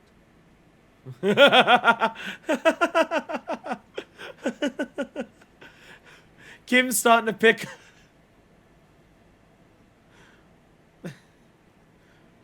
Kim's starting to pick up on like how we operate and how we work. I think I know where this came from. Dangle the bag thoughtfully. Okay. And? Sure, probably came from a Belmograve rifle. An antique. That makes sense. There can't be many breech-loading rifles floating around in Martinez, or anywhere in Ravachol, really. No, not. Sure, there's some arms trafficking, but the laws prohibiting the use of breech loaders we inherited from the monarchy have been effective, from what I've seen. Oh, okay, so there's also laws against it. I assume laws that when the commune was around probably weren't in place, but once the moral intern took over, probably, yeah. Some new RCM recruits get impatient with their muzzle loaders once they've trained with military-grade weapons, but they realize it's worth it in the end.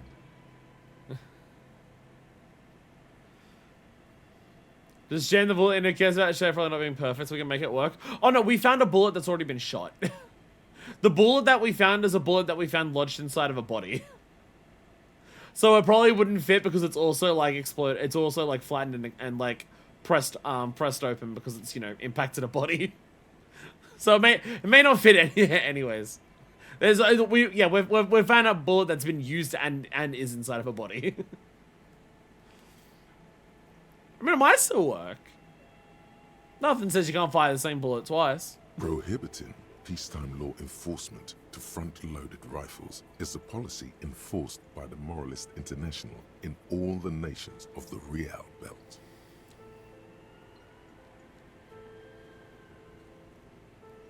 That throws a bullet in the body. I mean, a wrench in the bullet. Maybe someone killed the body with a wrench. You bring up a good point.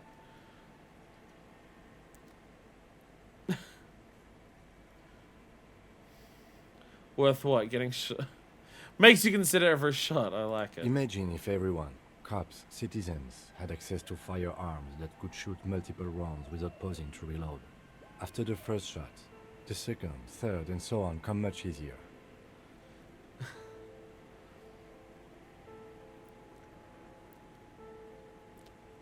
This is like the one thing for the moral intern so far where it's just like, oh my god, the moral intern is actually like limiting cop power. The moral intern actually say maybe cops shouldn't have access to high-powered weaponry. But back to the investigation. An antiques enthusiast, victim being mixed up with some foreign guerrilla fighters. Have well-armed jammer bangers started crossing over on an antiques enthusiast. Doesn't seem that likely, but we'll check out all possible leads. Next step, finding the gun itself. Bullet has nothing more to say. Put it away. Oh my goodness. We got another level up out of that. I still have 2 level ups. I still have 2 level ups that I can spend on stuff, which is pretty nice. The way you use level ups in this game is weird. This UI goes hard. It's, oh my god, it's so fucking good. These are our skills. Quick rundown of like how like the general gist of the game works. All of these are our skills. They're different thoughts that go on in our brain. While we're in dialogue, there's like passive checks just happening in the background where different voices will just chip in with different things as we're talking. Like as we were talking then, Encyclopedia, one of our skills, chipped in telling us, oh, this bullet's from a breech-loading rifle and everything like that. So just while you're in dialogue, there's passive checks going on for like the voices to pop up. And then there's hard-ass actual dice rolls.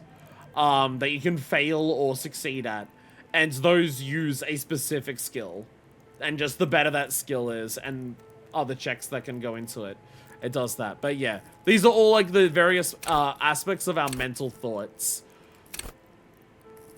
Schizophrenia, my old friend. Well, the premise of the game is that we're on day 2. Day 1 begins with us having complete and utter amnesia. So yeah, we're like literally reforming our character because they've literally erased their entire memory of their existence through alcohol blackout. So they're trying to, so we're literally rebuilding the character and like how their brain works. Oh, also, if you want an idea of how wordy this game is, there's a description of every single skill that's this long. Every single skill has a description about how it works, and it's all of them are this long. Yeah.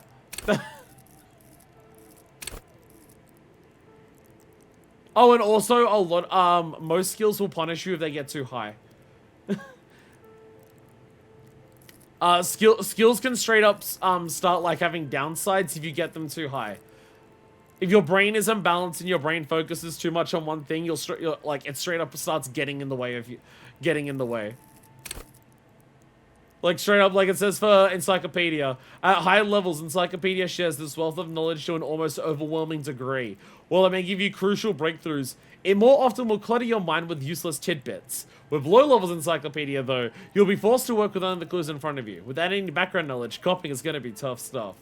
And like I've literally already run into that, where we'll be in the middle of a conversation, a dialogue, and something important will happen, and Encyclopedia just chimes in with complete and utter bullshit. Just stuff that literally has no bearing on the conversation that we're having, except Encyclopedia picked up one word and started just talking about it. Knowing how big a mountain is was very... Yeah, what were we even talking about? We were having a conversation, we're investigating a murder. And Encyclopedia just shipped in saying, did you know that the tallest mountain on the planet is like 18 kilometers tall? It had nothing to do with anything. Just Encyclopedia's just chiming in. Just being like, oh, by the way, did you know? Autism, the skill. The game literally earlier today called Architecture Autism. My brain, I think it was conceptualization, started talking to me about how I should get really artsy and how I should like demean all of the people who are into architecture because architecture is not art, it's autism. And then I told conceptualization to fuck off. And then visual calculus said, good thinking. Conceptualization probably also thinks that forensics is autism. So like, actually completely on point. Oh, Jesus Christ. Basically, this game rules. This game fucking rules. So at this point, I'm saving all of my level ups because I'm just waiting for checks that I can't clear. And then I'm dumping the points into what I need to clear. I don't know if... I feel like that's how a lot of people are playing that. We're a totally stable individual. The amount of unhinged shit we've already done. I was yelling at an old man about his sandwich. Straight up telling him that it's just like... Your blood sandwich is like oppressing the proletariat. It has like... and it's oppressing the working class. Because I wanted a bite. And he told me no. So I started talking about how his blood sandwich is oppressing the proletariat. We're very stable. We're a very stable individual. Half of the first day of this game is literally just trying to work out what your fucking name is. Trying to pay off the damages for the hotel room that you completely utterly smashed. And calling out the police station to let them know that you lost your badge and your gun. That's like the beginning of the game. Even the game didn't, you probably would have went on that rant. I can literally show you. We literally have points. We literally have points saying how many times we've said communist, fascist, ultra-liberal, or moralist in this world, moralism is centrism. We literally have points about how many times we've said all of these things. I've been a centrist once, an ultra-liberal twice, a fascist 0 times, and a communist 20 times. So... so, yeah.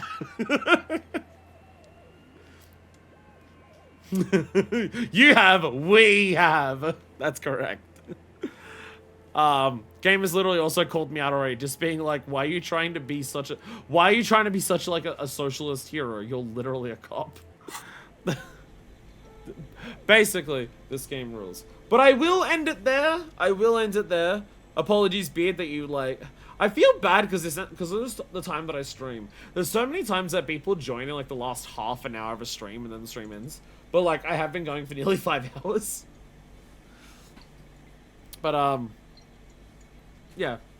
If you have the chance, Beard, check out this game. It is definitely something you should take your time with because there's a lot of words. There's a lot of words. But the words are very, again, as is opposite of how I talk, this game's words are very good. Time zones, yeah. But it's nice to see you again. It is nice to see people come back. I think I'm done with Yakuza on 4 currently. Oh, I love Yakuza 4 so much. Yakuza 4 rules. Yakuza, oh, I fucking love Yakuza 4. Yakuza 4 is so fucking fun. But yes, I'm out of here. When we come back, next time, we have that meeting with the dude at 9 o'clock, which is very soon. So we'll just have to, like, dick around to get some stuff done and talk to that guy. Then I'll probably send Kim for the body.